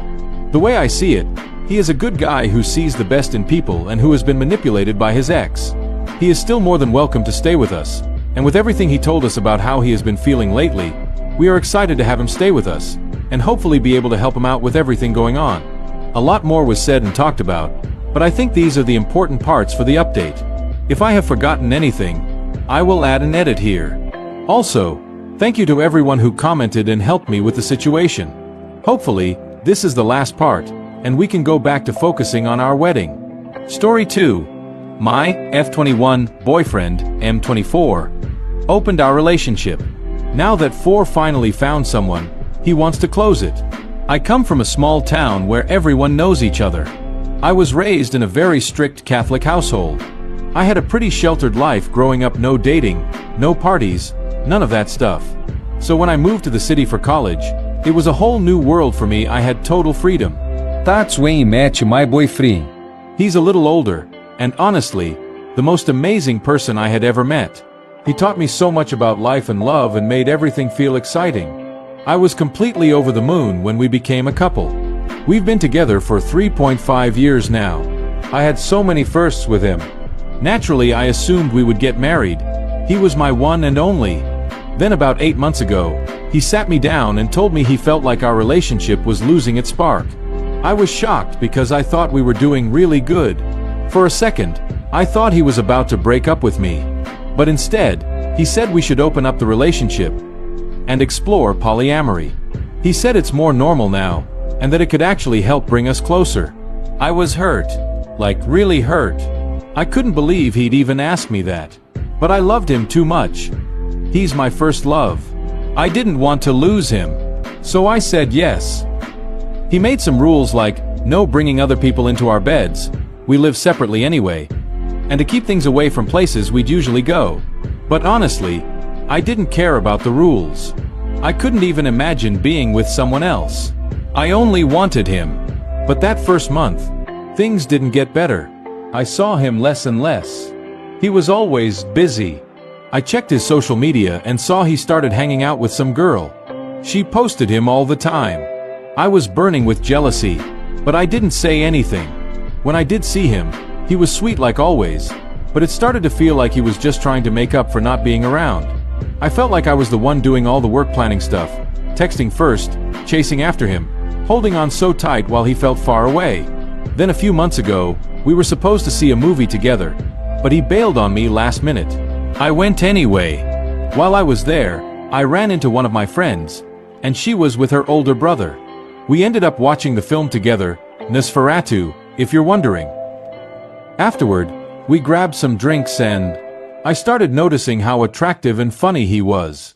I caught him looking at me a certain way too, like maybe he felt something too. I didn't pursue anything though this was all so new to me. Licking someone else? That felt so weird. I wasn't used to anyone but my boyfriend. He eventually found me on Instagram, and we started talking. I told him about the open relationship and being poly, and he was super chill about it. He said he was happy to spend time with me without worrying about cheating. We started hanging out more, and honestly, I didn't feel so alone anymore. I didn't feel like I had to beg someone for love. Even the little time I spent with my boyfriend started to feel enough, because my heart didn't feel so empty anymore. One day, after we'd become close friends, he just kissed me on the lips. And it hit me I had feelings for him. Sexual ones. We ended up hooking up not long after. It was amazing. I felt wanted, cherished. He was so gentle, so generous. I couldn't get enough of him. It felt like he balanced me out in a way I didn't know I needed. I finally understood what being poly could really mean, loving more than one person in a way that felt real and full. I grew very attracted. We even joined the gym together and started working out. He's a busy guy but always made time for me, always invited me into his world and his hobbies. I felt special and giddy. Then this week, my boyfriend comes to me and says, I think we should close the relationship and focus on each other. I was confused. I asked him, why? Things are going really good for us. He said it's time to think about the future and building something serious. Then he brought up religion. You're Catholic. You should understand. If you want this to last, it has to just be the two of us. When I hesitated, he started guilt-tripping me, like I was doing something wrong. Like I wasn't thinking about us. I love him. I really do. But now, I feel confused. I feel upset. I didn't ask for any of this. He opened the door, and I just followed because I loved him. And now that you found a little peace, a little joy, eu antes to shoot it all down. It feels unfair. I don't know what to do. Here for advice and support. I feel so depressed about it, this issue. Also throw away TLDR. Boyfriend opened up relationship to become closer with me, instead it got worse. I finally start seeing someone else like he does now. He wants to close it, making me feel bad. Update. Thank you to everyone who offered advice, clarity, and support. I wanted to share where things stand now after having some difficult conversations. I spoke to my boyfriend and told him I don't want to close the open relationship. I've grown to really enjoy dating the other guy, and it's not something I agreed to just to experiment. I told him it should be a joint decision. You can't just open and close a relationship as you please, especially when someone else's feelings are involved. I also told him I was incredibly disappointed. He brought up my faith, knowing how much trauma and guilt I've carried from my religious upbringing and how felt manipulative and unfair. He didn't respond to my comments about religion, but instead said, if you want a future with me, this needs to end, or we're done. I told him, then it's done. He got heated and said I was throwing away nearly 4 years of our relationship for a guy I've only been seeing for a few months, and tried to make me feel guilty. But I reminded him that he was the one who lost the spark, who wanted to sleep with other women, and who opened the relationship in the first place, not me. I just agreed because I loved him and hoped he would realize I'm the only one for him. I didn't ask for this. After some time, he calmed down. We had a long, emotional conversation. He cried. He apologized. He told me he should have ended things instead of trying to fix our relationship with polyamory. He admitted he still loves me and that seeing me happy with someone else made him feel jealous, even though he knew he had no right to be. He said he probably deserves the pain, and he respects my decision to end it. We hugged and agreed that even though our relationship is over, the first 2 years were beautiful. We'll always have a place in each other's hearts, even though relationship has run its course. Later, I met up with other guy I've been seeing. I told him everything. I ended things with my boyfriend because I didn't want to let him go. I told him I'm not rushing into anything, that I don't expect him to give me all his time or energy right away, but I'd love to date and see where things go. That's when he opened up and told me that watching me stay with my boyfriend while we were seeing each other was hard. He said it hurt him, but he kept quiet because he liked me so much and he knew what he was getting into. He never intended to be in a polyamorous relationship, but only agreed to it because he really wanted to be with me and didn't want to lose the chance. He secretly hoped we'd break up because, in his words, "You deserve someone who wants you completely." He said he likes me a lot, sees a future with me, and wants also to just date each other for now. We're not rushing into exclusivity, but we've both agreed not to see other people and see how this naturally unfolds. ETA. We already know we like each other and don't want to see anyone else at the same time. I don't want to be in an exclusive relationship. I just want to take my time since I left my first long-term relationship. I hope that makes sense. So, even though I'm mourning the loss of my first relationship that meant the world to me for a long time, I feel hopeful. I feel like I'm stepping into something new, something healthy, something that only involves just two people. Oh, thank you all again for helping me find clarity in a really confusing time. TLDR. He gave me an ultimatum. I chose to end it. Now I'm dating and getting to know the other guy. Am I the a-hole for breaking my #1 sex rule with a handicapped guy? My childhood best friend we'll call Jess is also 28F. To put it simply, I don't think I'm any kind of prude, I just don't really feel comfortable with casual sex, never have. My best friend knows this and has teased me about it lightly in the past. She's been in a long-term relationship for the last 3 years. I've mostly been single while working on my degree and starting my career. Jess lives in another state with her boyfriend, so we don't hang out much anymore. So about a month ago I had a first date with a guy I'd been talking to for a bit, thought it was going places, but he gave a weird vibe on the date and I cut and ran early. On my way home I stopped at a local pub, figured I'd have a drink to unwind and people watch till it wore off. Tipsy driving is still drunk driving in my opinion. I get there and it's pretty packed, Friday night and all, and there was no seating room at the bar. Took my drink and looked around. Most of the restaurant side of the pub was someone's birthday party, but there was a small table with a seat open off to the side, with a guy reading a book there. So I say EFF it, I'm a social person and what's the worst thing that happens? He says no. So I ask if I can sit there for a bit, I promise we don't have to talk or anything. At this point I feel like I fucked up because this guy up close is the hottest man I have ever seen. But he just smiled at me and gave an enthusiastic sure. A few minutes later of me sipping in silence and he says, I don't mind talking if you want to. Yeah, I want to. Are you kidding me right now? We talk for a bit and it turns out Mike, fake name, is 29, just finished his master's degree in some kind of computer learning field. I program computers to program computers, and he's living on his own for the first time. He apparently stops by the pub after work because he's right around the corner, and he's not used to the silence yet after living so long with a half-dozen siblings. We talked for a good 2 hours about everything from dating, which he said he's basically given up on, to hobbies and tastes, and we have a near total eclipse of a Venn diagram on this stuff. I eventually sort of blurted out that I don't know why he'd give up on dating, this is the closest thing I've had to a good date in forever. He gets kind of an odd look on his face and says, I tell you what, I have to go to the bathroom, but when I come back I'll ask you out for real. Weird, but okay? Then it all clicks, because he doesn't get up to walk away, he just rolls. In his wheelchair. And I'm thinking, oh my god, he wanted to give me a chance to back out of this without making it awkward. How cute can this guy be? He grinned like crazy when he got back and saw I was still there, and I basically tripped over myself saying something to the effect of a, so I'm free all weekend, what did you have in mind? Another hour later, we've got plans for Saturday, and he told me he has a neuromuscular disorder I can't remember the name of. My degree isn't in STEM lol, so his legs work, but the signals from his brain get misinterpreted so he doesn't have the balance or coordination for walking or standing. The pub starts switching over to the younger/rowdier crowd and he asks if I'd like to go back to his place for coffee to continue our conversation. As you have probably long since realized, I did not get any coffee or conversation till the next morning and I have zero regrets. We've been dating since and I know it's still early but I really feel like this might be the one. Onward to yesterday afternoon, my friend Jess, remember Jess, is in town and we go out for coffee to catch up on things. I'm gushing about Mike, but when I get to how we met she just sort of got weird and edgy.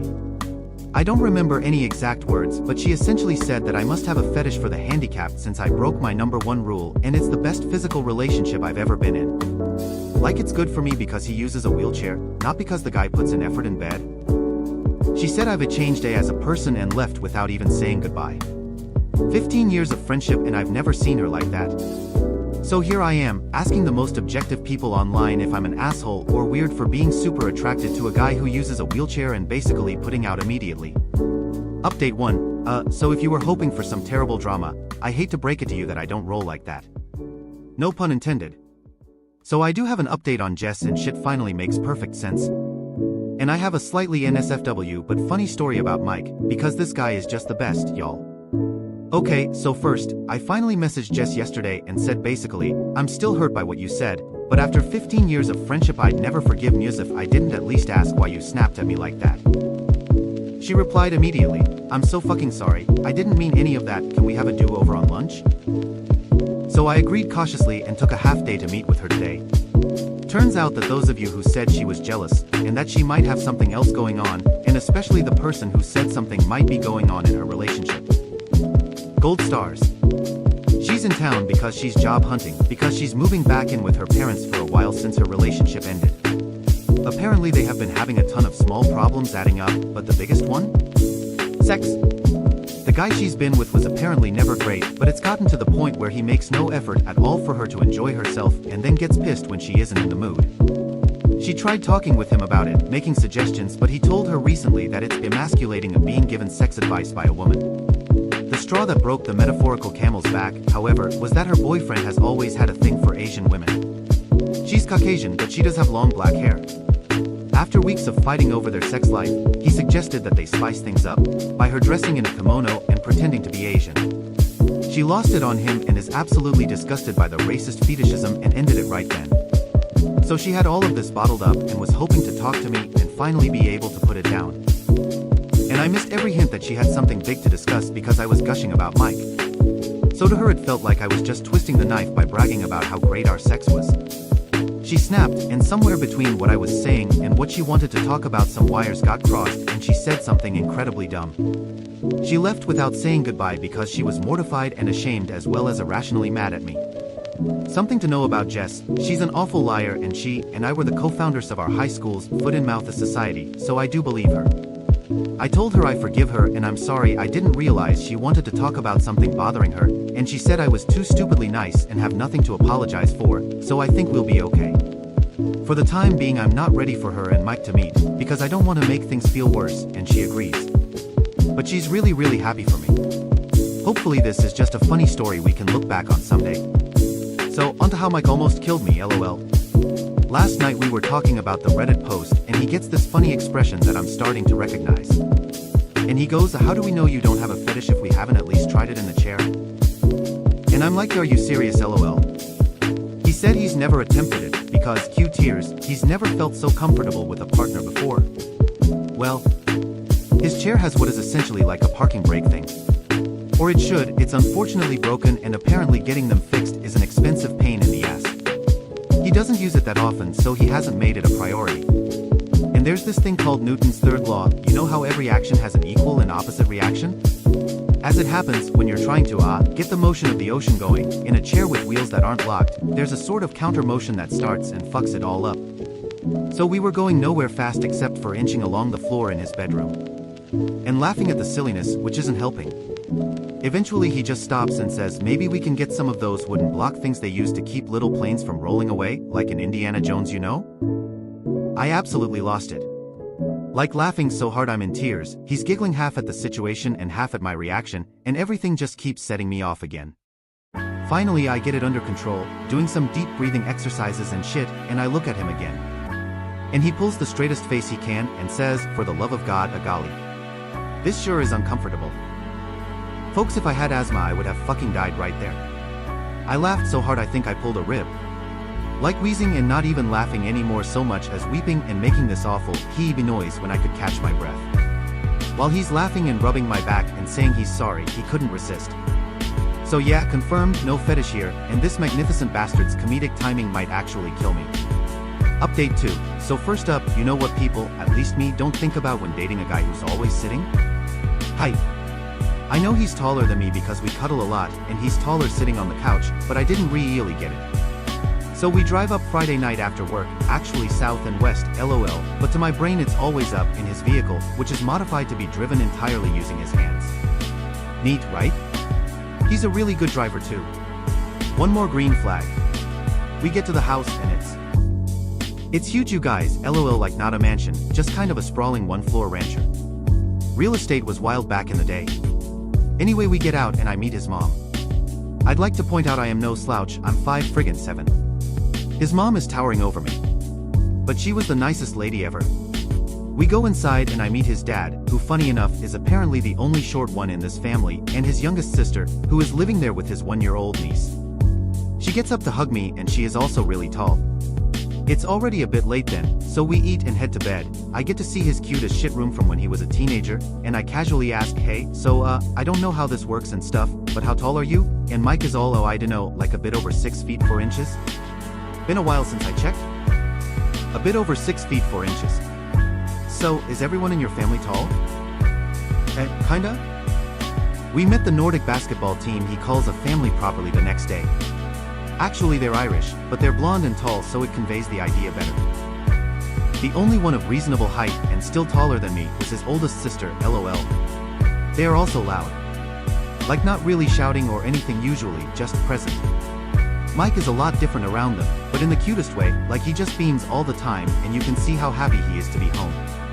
One of his brothers put him in a headlock and gave him a dang noogie as a greeting and got elbowed in the side for it, and all of them laughing. And his mom smacked one of his brothers with a rolled-up magazine for putting his feet on the table. More laughing. Just intimidating, but in the happiest way imaginable. I'll admit I was a little shut down for a bit, but Mike kept checking in with me to make sure I was okay, and they were all really nice, so I got into the spirit after a bit. I mentioned this in another comment, but Mike has a special sports wheelchair he uses for, well, sports. And he and his siblings play basketball. And he is good.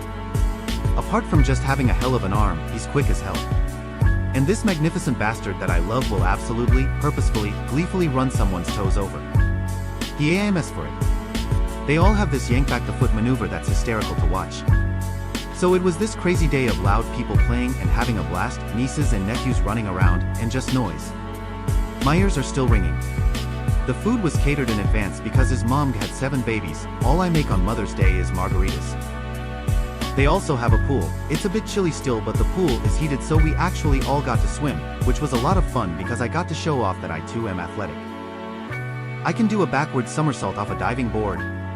Yeah. I'm a real catch, lol. They at least pretended to be impressed. We all stayed up late drinking and bitching that it was too overcast to see the aurora, boo, and I had the worst hangover I've had in a while on Sunday. We slept in a bit late, and then joined Mike's family for the barbecue part of the barbecue weekend. His dad can grill people. And he's fast, food coming off the grill at lightning speed. I asked Mike about it and he laughed and said there was 7 of us to feed. Ever see a nest of baby birds? He had practice. Which, fair enough. I don't have much experience with babies, but I got to hold his youngest niece, the one living at home with his sis until her husband gets back from deployment, and we had a light talk about kids in the future. I told him that I never put much thought into it, but if they were going to grow up in a happy home like his and not how I grew up, I'm pretty sure I'd be open to having them with him someday. But later. I need him all to myself for a while first. He seemed really happy about that, which makes me feel all goofy and happy. I'm sappy. We had to drive home Sunday night, but before we went his mom hugged me and said she's never seen her son like this, and thanked me for taking good care of her baby. and asked if we'd be back for the 4th of July or if we were doing something with my family. And I tried to be all aha, no, we'll be here if you don't mind. I don't see them much, and I think she caught on that there's more to the story, so she just hugged the shit out of me, Vikings, all of them I swear, and told me she can't wait to see me again. My ears are still ringing from all the noise and chaos, but it was an absolute blast and I can't wait to see them again in July. Also, pretty much sure Mike is the man I'm going to marry. I literally can't think of a single reason why I would ever let him get away. Anyway, thanks for reading, hope you all had a lovely weekend, and those of you who got to see the aurora, I'm happy for you, but you suck, lol. Update 3, no, we aren't engaged yet. Yes, we have talked about it in the context of how seriously we are taking things. No babies yet either, obviously, we are diligent about birth control. I want Mike all to myself for a while. So, the 4th of July visit to his family's house was pretty awesome. After getting to know everyone last time, I had better expectations of what I was going into, and I've talked with my therapist about the whole play fighting makes me anxious because in my childhood home it wasn't playing thing.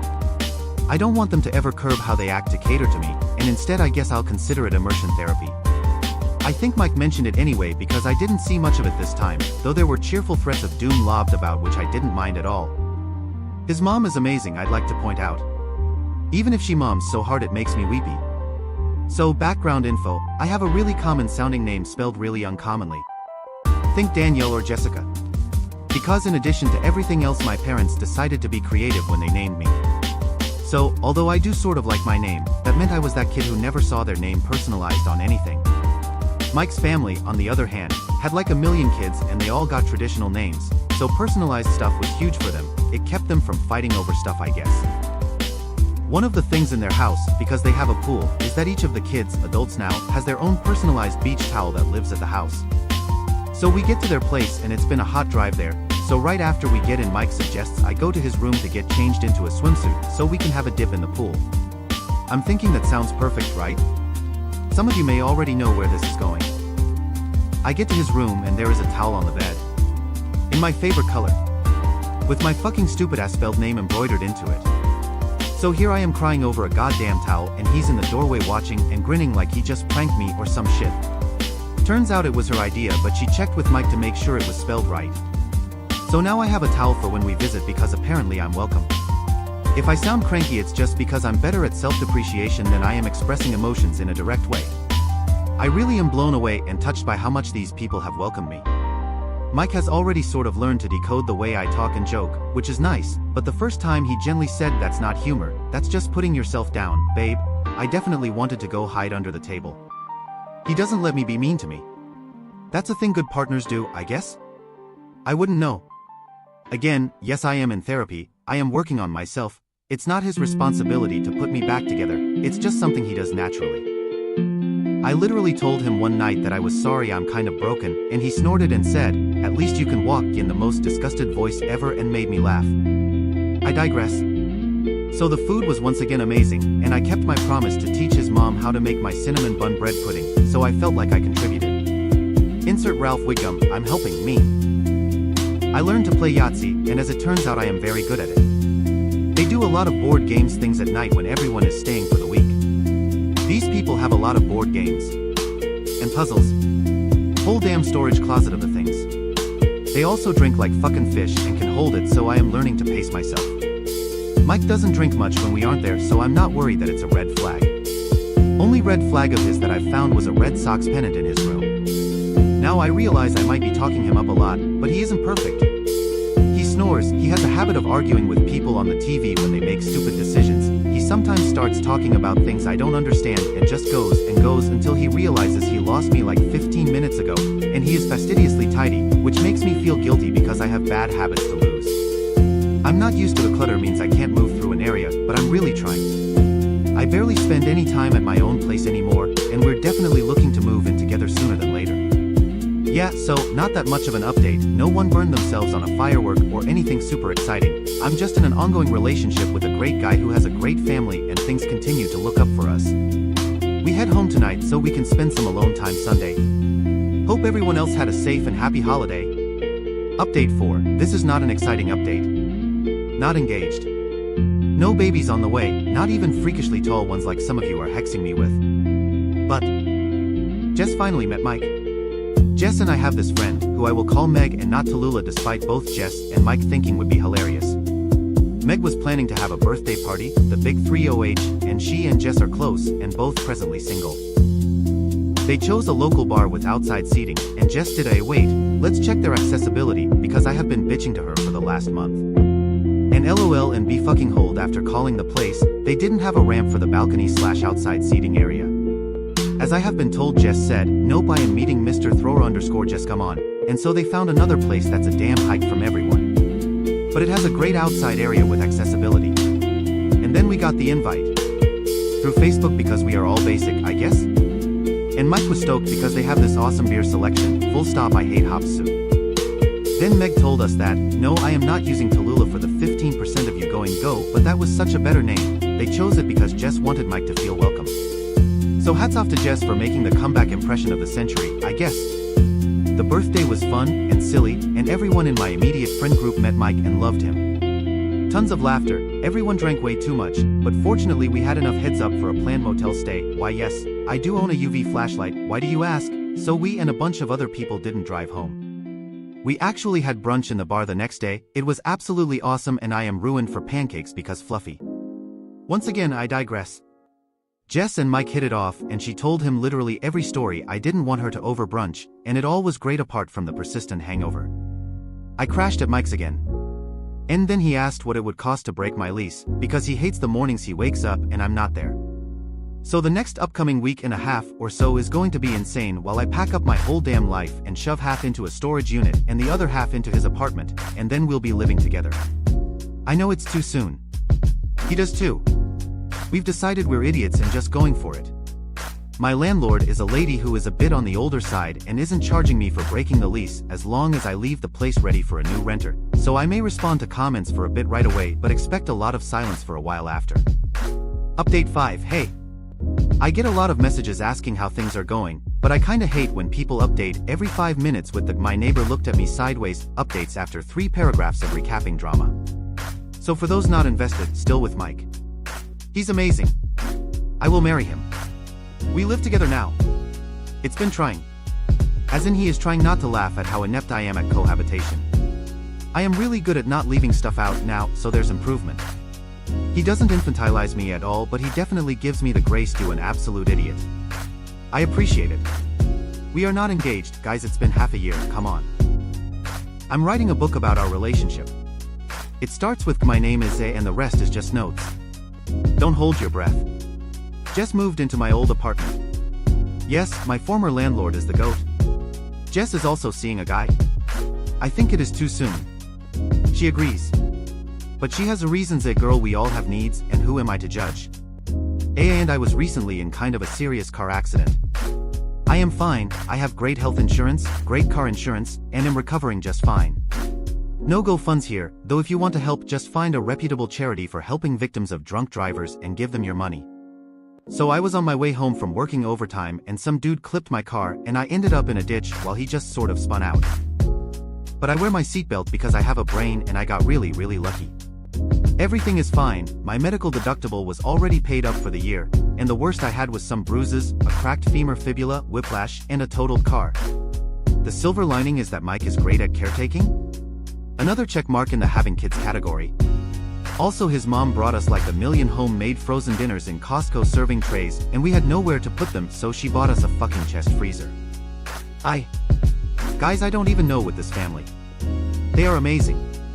I know usually I give some sweet, heartwarming updates while bitching about mental health, but I am pretty well medicated until my leg heals and I have a few weeks off work to cuddle Mike while watching bad sci-fi, so I'm not in the best place to fill your cups. Sorry. Also, don't watch Another Life on Netflix unless you have the ability to set your brain aside because it is the least consistent show I have ever seen. I mean, I loved it, especially the spine ripping itself out of a person and trying to walk away. Oh my god, but it requires suspension of disbelief like few things I have encountered in all my years. Also, Mike says hi. He indulges me. Have a good autumn and please for the love of heck don't drive drunk. And don't expect anything from me unless the Thanksgiving gathering is as epic as they claim. Ahahaha, I almost slipped and said his last name. No doxing for you today, because Reddit is probably already over my shit. As always, love you guys for all the support, I'm okay, relationship is fab, and please don't drink and drive. Edit, I don't have a cracked femur. Jesus crackers, these meds or something. I have a fractured fibula, lower leg, outside bone, and it didn't break all the way through. I have no idea how I mixed those two up. Mike says at least I'm cute when I'm high, but he is clearly biased. So yeah. Cracked fibula, little leg bone, shortish healing time. Not femur, thank fuck. Update 6. I had a Thanksgiving post in my notes almost fully written when unfortunately I got the call. I've mentioned before that I had kind of a rough upbringing and have been estranged from my parents for a few years, but they were still my parents, you know? So anyhow, my mother passed away the day after Thanksgiving. Natural causes, she just neglected her health in general. I hadn't talked to her since a half-hearted attempt last Christmas. She didn't even know about Mike. And I don't know if I even feel sad, exactly, but it knocked me for a loop in writing about how great Mike's family is left a bad taste in my mouth. My therapist says I, paraphrasing here, already mourned the loss of the good parts of my mom when I started processing the bad parts, so my reaction isn't abnormal. For once. But it wasn't the easiest time, and then the funeral meant a whole lot of people I never wanted to see again. Mike was a godsend. He's so charismatic and charming that no one had anything bad to say to me. It was more like a room of acquaintances. I'm so glad we moved in together. I don't know how I would have gotten through it and then gone home alone. So, I'm going to do this a little out of order. Mike and I spent the whole Christmas week with his parents again, and they were very sympathetic and understanding, and we respect that you don't want us to make a big deal away. Most of his family wasn't there except for dinner the day after Christmas. Just wait till the Thanksgiving recap and you'll understand why Christmas is so low-key. No one could handle that twice in 2 months. So it was nice to wake up and feel like family and open presents in my pajamas. Mike and I have matching Christmas ones now. We are ridiculous together and I love it. Also, it was a white Christmas for the first time in years. To those hoping for a proposal, I did get jewelry, but not a ring. Sorry. Believe me, it's on the table and where we feel we are headed, but we're not rushing things. Also, given everything going on, it wouldn't have been the right time. But I got a lovely pendant with my birthstone and real diamonds, so I was very spoiled. Christmas dinner was good and catered, and a lot of chaos and kids and presents, and I missed most of it because I had a pretty bad headache and it was just a lot at once. But I was there for pictures, and everyone kind of accepts that I'm the future wife even without a ring, so I feel nice and included. Sorry that this update is on a bit of a downer note. I know I don't really sound like my usual upbeat self, but I'll get back there once the holidays, seasonal depression, and stuff is behind me. That's why I saved my Thanksgiving post for the end, to hopefully go out on a high note. The Thanksgiving recap. Hi all! I get a lot of requests for updates, so I thought I'd share how things are going now that Gluttony Day is behind us. Mike and I are happily cohabitating still. Things are well on most fronts. I had a minor car accident a little while ago. I posted on my page about it, but I'm mostly healed up now. Mike's family is still the absolute best, and honestly his mom is more motherly than mine has ever been. Sucks, but it is what it is. See? That line right there, ouch. I'd been warned that Thanksgiving is sort of their big holiday, since a lot of the family spends time elsewhere on Christmas. And that it's a bit of a spectacle. But Lord Almighty, I was not prepared for this shit. So, things you need to know, there is some weird battle of the sexes thing they do. A few years ago Mike's mom pointed out that the family kept getting bigger and it was harder to make enough turkey for everyone. So the kids got together and everyone takes credit for the idea and bought their dad one of those turkey deep fryers for Christmas.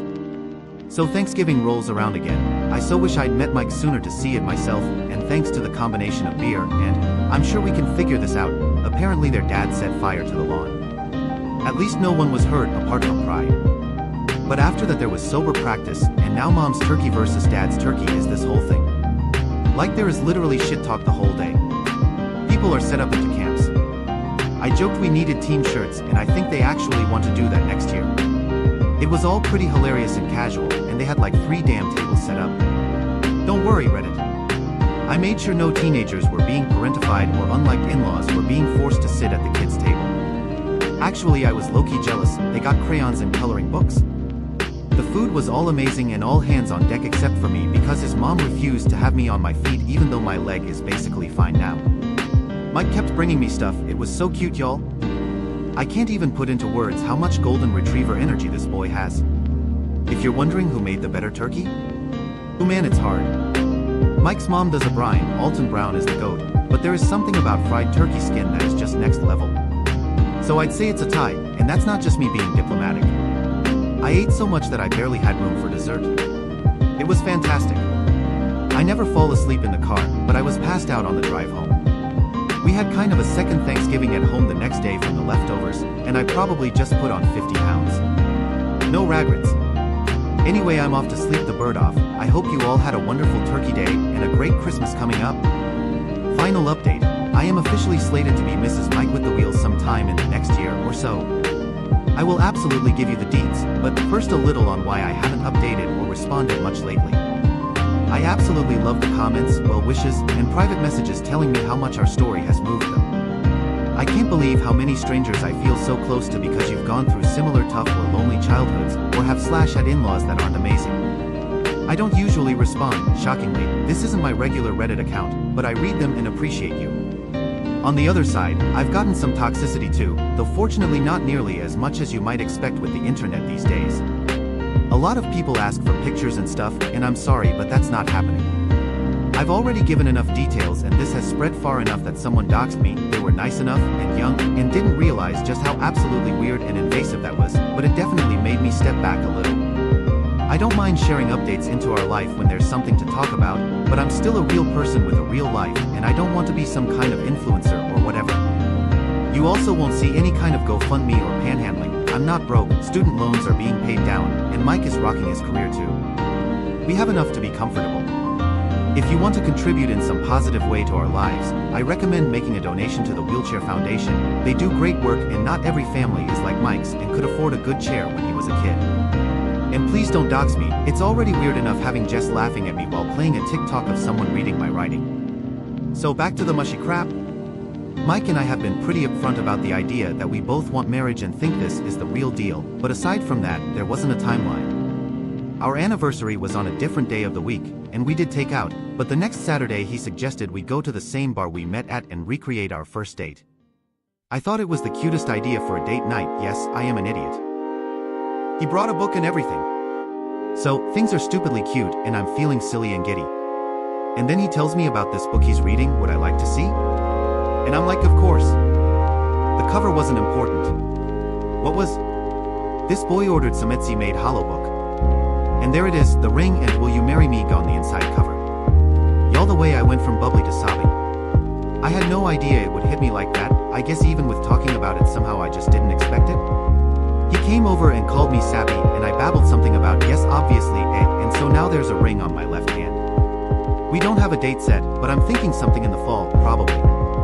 Your girl here gonna get a white dress and everything. If you're wondering, remember back when this was about her? Jess screamed when I told her and asked if she can wear a suit and give me away, and while hilarious, probably not. It would be funny though. She's doing good though, living at my old place actually, and staying single while she gets her head back in the best shape possible. So yeah, there it is, he asked. I said yes, and I will be Mrs. Wheels sometime in the next year or so. Thanks for all the well wishes and support and love. You have all made my lonely little world brighter the same way Mike has. I 21F drunkenly kissed a lifelong friend, 22M, at a party, and he told me he loved me. How do I approach this? I mean, the title is pretty much it. James and I have been friends since 2nd grade. We have shared practically everything with each other. Been there for each other when no one else was. We tell each other I love you pretty often. He is my family. I don't drink much, ever, and James had begged me to come with him to his friend's apartment for drinks and games. I decided to let loose, bad move on my part, and drank too much.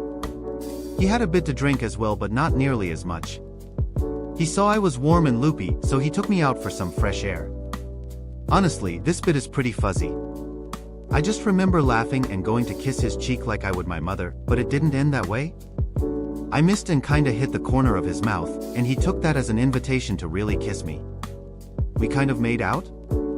And then he told me he loved me, and I told him I loved him too, 'cause that's what we always say, but he responded with something like, no, like I am in love with you. And then I puked in a bush and he took me home, still quite embarrassed about it. It has been a couple days and neither of us has brought it up. I am kind of confused about my feelings. I haven't really been in love before, but I do love him and have always considered him my person. Am I being obtuse? How can I bring the topic up with him because I do want to discuss it once I figure myself out. Comments. Commenter 1. Close your eyes and imagine him with another woman and think about how you would feel if he smiled at another woman just like he does with you, in the way he looks at you. Many times they don't realize the feelings until it's too late, many times because you take it for granted or because you see such a predictable person, and many people let that person go because another person came along and they see the novelty, they see something new. But in the end you realize that that other person didn't love you, so you regret it, and many times it's too late.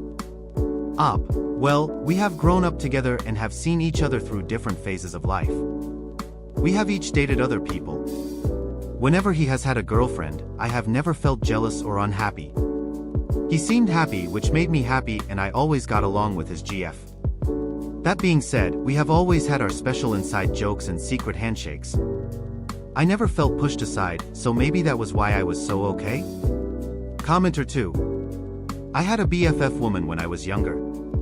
We both got married to other people, divorced, caught feelings later, and have been married for 22 years. Process how you feeling, then talk it out? Is there a good way to process emotions? I am just so confused and nervous, to be honest. Commenter 3. Ask yourself honestly how you feel. Don't worry about the future. Don't worry about what happened. Do I enjoy being around him? Is the only question you ask. Then you go a step further. Is he nice to me? And then eventually you'll get to, do I like him as more than just a friend? One step at a time, but you two have crossed into uncharted territory, so you have to either diffuse it and move on or embrace it and move on. Maybe you don't like him, but maybe you do. Either way, you're young, so you should embrace what it means to be human and see where life takes you. It seems to want you to go this direction, if only for a little while. Commenter 4. I'm ADHD and old, so not sure my advice is worth it for you. But I basically need a few days for the feelings to make sense, move past confused and nervous, make sure it wasn't all emotions misfiring and I legitimately feel what I do, then approach a conversation openly based on what I want to see if it's mutual. Update 1. Someone mentioned something about an update? I'm not sure if this is how it is meant to be done, so if anyone will even see it, but this is how I am doing it. So we talked and I was honest. I have been way overthinking this and really just confusing myself more and more. I came to terms with the fact that I was truly very into the kiss and enjoyed the thought kissing him even when I was sober. So I told him that. But I also told him how nervous I have been about our relationship because I have thought of him as someone who will be in my life forever since 6th grade, and I have never been lucky in love. The thought of us parting ways because our relationship goes south makes me feel legitimately ill, and I told him that too. I started off with the talking because he knew it was coming and I could tell he was incredibly nervous. But he seemed to loosen up as I continued. He actually smiled a little. After I finished my speech, he said, "Can I say something cheesy but true?" And I naturally replied with yes. He told me that he has loved me since middle school and that he never thought it would get this far. I am still utterly shocked by this. I seriously have never known. I was getting all flustered and shy because of a man I have literally shared everything with, which is bonkers. When I am with him, I am the most unapologetic version of myself, but he had me blushing. That pretty much solidified it for me. The only thing left to discuss was how to move forward, and he took the initiative and asked what it was that I wanted to do about this. I had been thinking about this for a day or so since unraveling how I felt about him. I suggested that we go on a real date, not just a hangout, if he would be okay with that. I understand that at this point, he is much deeper into this than I am, so I don't want to do anything to hurt him, but committing super hard would be a lie on my end, and this feels necessary to explore. Honestly, it is a possibility that he could find out that I was better in his head or something? Anyway, he agreed and we are giving it a shot. I am very happy, and he seems to be as well. He was absolutely grinning once I offered up the date idea. He was tickled that I asked him out. It was very cute. So thank you to everyone for your suggestions and support. It was surprisingly helpful. This post was more like a diary entry than anything else, and reading it back is kind of cringe, but I am grateful nonetheless. If anyone is reading this, have a great day. Comments. Commenter. This is so wholesome. Sounds like you handled everything really well, being honest about your feelings, acknowledging your fears, and giving yourself space to explore things naturally. The fact that he's been in love with you for so long and was so happy when you asked him out is seriously adorable. Wishing you both the best on your date. Thank you.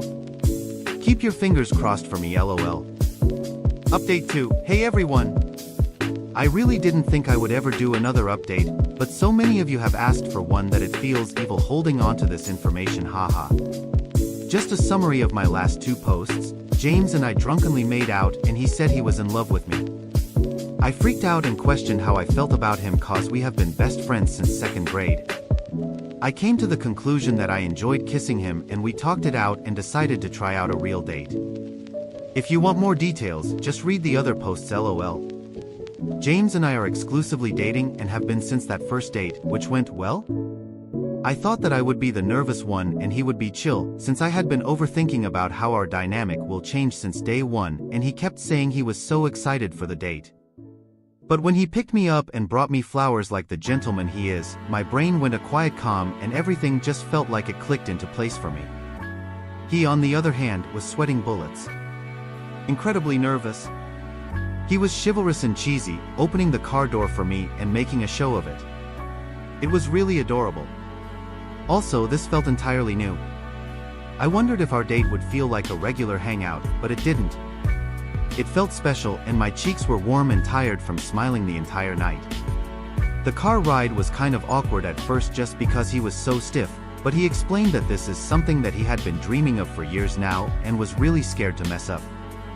He loosened up after I reassured him that the biggest possible mess up wouldn't deter me. We had a real big heart-to-heart on the drive to the restaurant and came to the conclusion that no matter how this goes, we will be in each other's lives no matter what capacity. It made us both relax a bit more. I held his hand in the parking lot.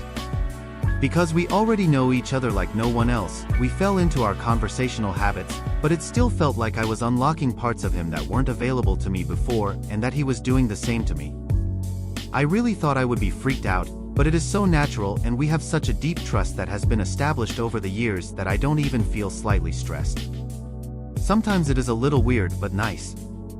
Over the years we have cuddled a few times, like a head on the shoulder with minimal contact. So being a little more intimate feels foreign, and sometimes I do feel the need to rewire my brain because I have to remind myself that it is appropriate to do with him. But once I remind myself, it is incredibly nice. It has been over a month since our date and we are still taking it slow. Don't expect an engagement announcement anytime soon. We are comfortable with this pace. Also, if you have any questions about our past or our relationship, fire away. There is a lot of lore spanning over a decade, lol. Thanks to everyone who wants to keep up with how we are doing. It is genuinely so sweet to have the amount of support that you guys have provided. Comments. Commenter 1. I love this. I am curious, did he tell you why he didn't confess sooner? Like, did he almost tell you some other time? Seems like such a long time to wait. He confessed that he actually never planned on telling me. He was so positive that it could never happen and thought it would be a burden on me. Thank you, alcohol, lol. Commenter 2. Friends to lovers is the best plot twist. 19 years strong with my friend. Am I the a-hole for telling my husband his mom can't live with us for months-long stretches? My husband and I have been married for almost 2 years and our son is 10 months old. We live in Canada. I grew up here while my husband immigrated when he was a student. My parents live nearby, which has been invaluable during my pregnancy and since. My mom comes over regularly to help us out. My husband and her are on good terms too, so it's been going well. His parents live in another country. We have visited them once since we got married, that was 7 months ago. The time prior to that was our wedding itself, which took place there. My husband had been talking about my MIL visiting soon for a long visit, which I was happy with. We recently moved into our new house. I've done a good job decorating it. We have a large guest room, and I was looking forward to hosting her, especially since it would make my husband happy. A couple of days ago he was complaining about how detailed her visa application was. I told him I was surprised it was so thorough. He told me that it's because while regular visa forms allow a stay of 6 months max, this one allows 2 years. I asked why would she need a stay of more than 6 months. He said that she had been thinking of winding up her medical practice and basically retiring, and this would then allow her to stay for a longer visit if we all decide that it works. I was stunned. I told him he should just do the regular app because his mom won't be staying for anywhere close to 6 months. I had it in my mind that she'd be staying for like a month. That's how long we stayed for when we went there. He said that's his mom. She tells him how alone she feels. She can't go to my BILs because he lives with roommates, and we can't just put a timer on her visit here.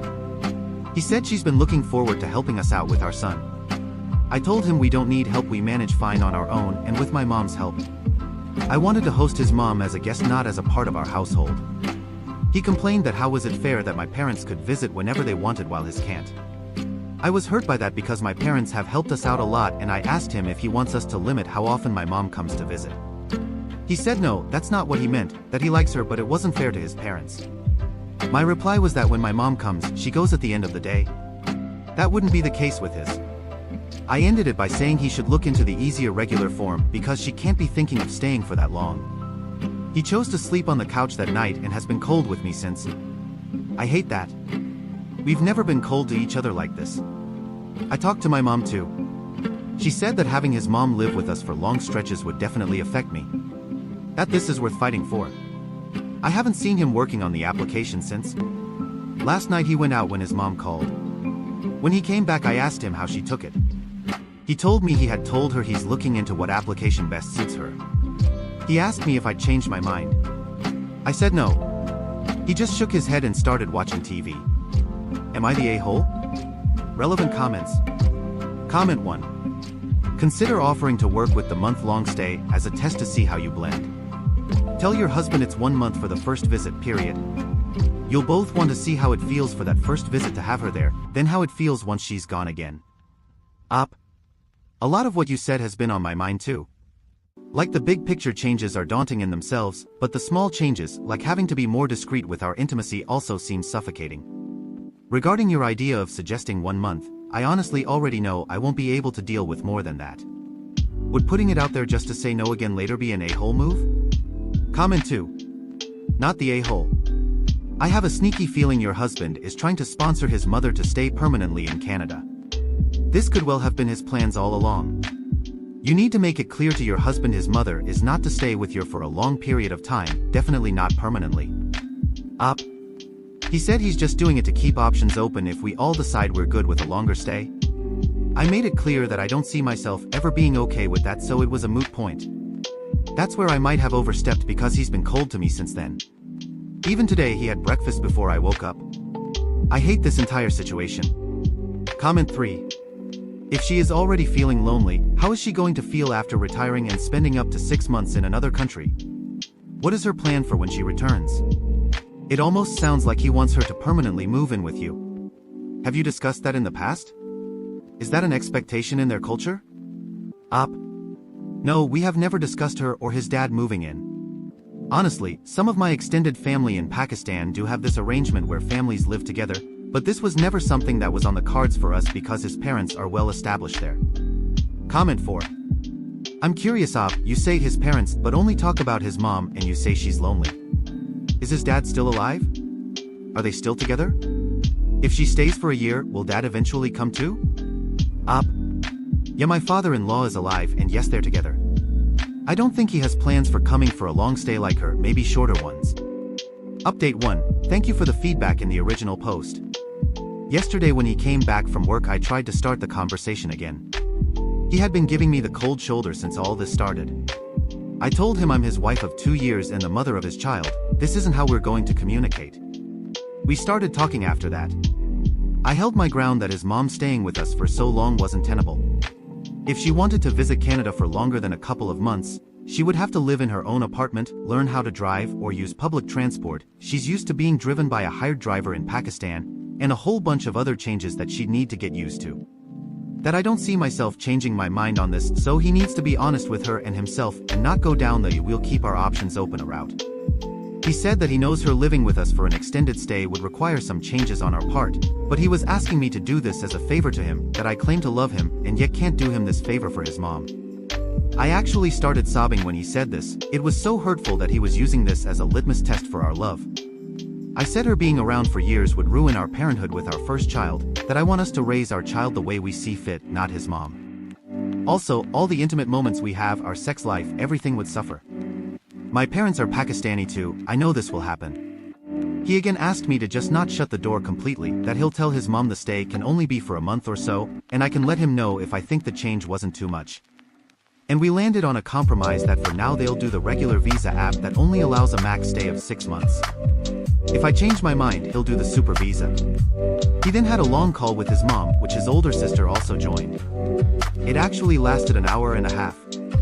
He was in the backyard for the call and came back in to grab a chair, it was that long. Also, from what I could see, he was mostly listening for that convo. When he came back in, he told me to just not answer any calls or messages from his mom or sister. Meanwhile, I've received like 4 missed calls and 20 messages from them, mostly Islamic quotes about the rights of parents. I've told them that I can't talk right now since I'm busy with my son right now. I asked him how it went, he said as well as he expected. But he's not giving me the cold shoulder anymore. I do feel guilty because like I said, I was actually looking forward to host her for a month, and I think this whole thing may have caused irreparable damage not just to my relationship with my mother-in-law and sister-in-law, but my husband's relationship with his mom and sister. I've told my mother-in-law I'll call her back in a couple of hours, once my husband's back. I'm dreading that conversation, but I know what my boundaries are. Thank you for the feedback, it helped.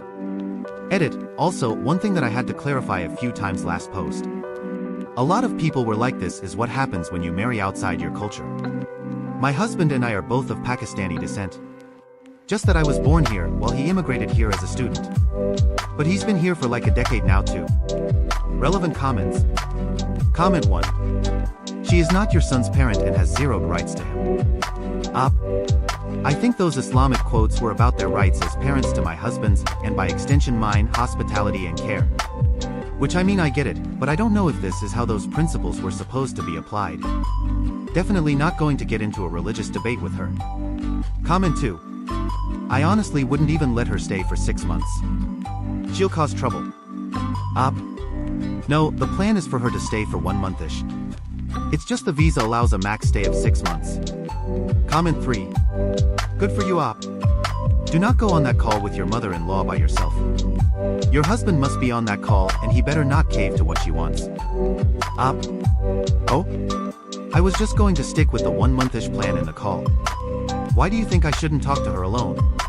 Just asking because I was considering getting this all done with before he comes home. Comment 3. I agree to stick with the 1 month plan, but it doesn't sound like she's happy with you. I think it's best to have your husband on the call so A, he knows everything she says to you, B, so it doesn't seem like you're the bad guy refusing to let her stay indefinitely, and that your husband is also on board with it, and C, so he can do the work of holding the line with his mother and show that he is able to stick up for you. Maybe it'll be fine, but I can just picture mother-in-law saying nasty things to you, and then telling your husband she didn't say them and that you're overreacting. It's his side of the family and it should be his job to mediate. Op. Yeah, I think I'm going to wait and do this with him. Thank you for the advice. Comment 4. His older sister, why isn't she offering up her home? Op. His sister is married and lives with her in-laws in Pakistan. And his older brother lives with roommates. Update 2. I spoke to my mother-in-law. Since her missed calls and text messages were asking me to call her, I figured I should be the one to call, not my husband. But I put my phone on speaker, so that my husband who was lying on the couch could also hear it.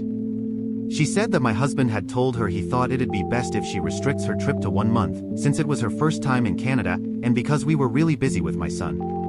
She said that ever since my husband had gone to Canada as an 18-year-old, he'd always wanted her to visit for a long duration, and now all of a sudden he was asking her to restrict it when she wanted to help with her grandson, and said she knew I must be the reason why. I said it was a joint decision because of the circumstances, but she wouldn't hear of it. She said if her visiting for more than a month was so outrageous to us, then that's fine, she'll limit her stay, but I should know that in Pakistan in-laws live in the same house with the married couple, like my SIL does, and that she had thought I was in touch with my Islamic and Pakistani roots when I was getting married because that's what my husband had told her, but she was disappointed at how whitewashed I was. At this point my husband asked me to give him the phone, but not before I told her that I was totally comfortable with how in tune with my heritage I was, and that apparently so was her son, told her my husband had just come and handed him the phone. My husband went in the yard to talk, but I was so angry I decided to eavesdrop. He was talking to both my mother-in-law and FIL. He told them that it's not like he fled to Canada in the middle of the night as a student, they both had happily seen him off at the airport. And that when he had introduced me, he hadn't kept the fact that I was born and raised in Canada a secret either. That they can't expect to treat us like a couple in Pakistan. Then he listened a whole lot for like half an hour. I gave him a chair again and kept telling them that it's different now.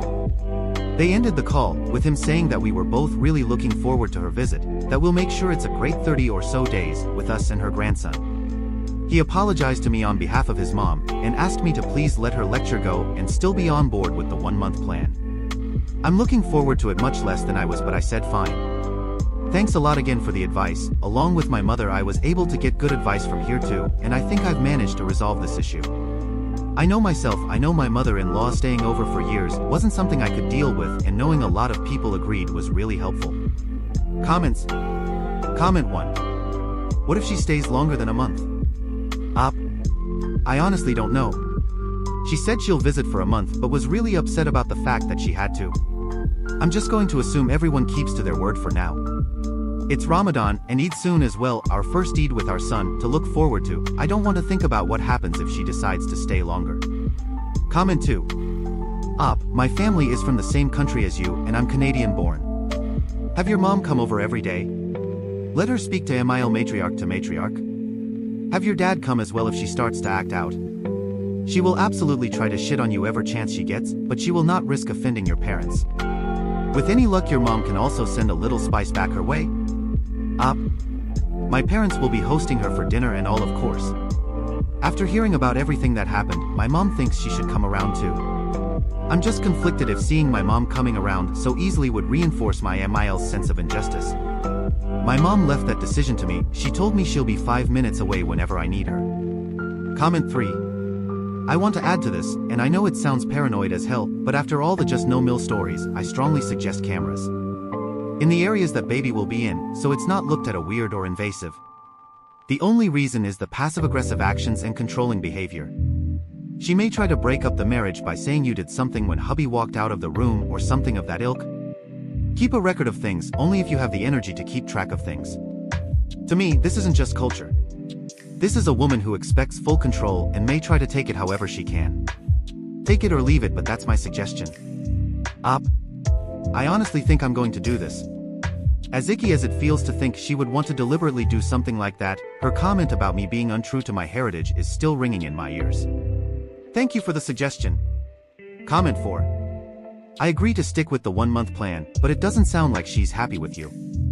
I think it's best to have your husband on the call so he knows everything she says to you so it doesn't seem like you're the bad guy refusing to let her stay indefinitely, and that your husband is also on board with it, and so he can do the work of holding the line with his mother and show that he is able to stick up for you. Maybe it'll be fine, but I can just picture Emile saying nasty things to you and then telling your husband she didn't say them and that you're overreacting. It's his side of the family and it should be his job to mediate.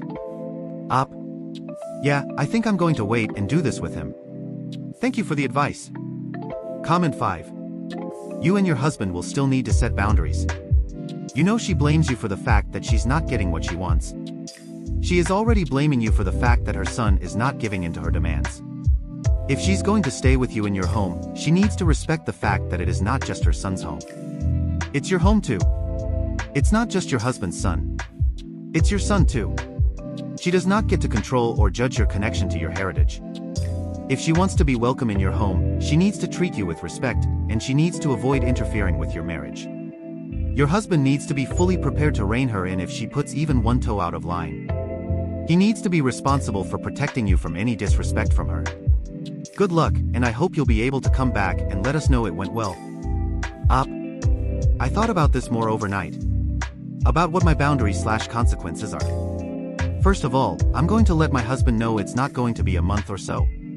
A lot of comments said that leaves it open-ended. It's just going to be a month. My parents' place is 5 minutes away. I'm going to need her to be out by 11:59 p.m. on day 31 or my son and I will be at my parents' by 12:05. She keeps saying she wants to help with my son, but I'm not going to let that take away at all from my bonding time with him. If I at all feel uncomfortable or suffocated during her visit, I'll go with my son to my parents' house until I feel I can come back.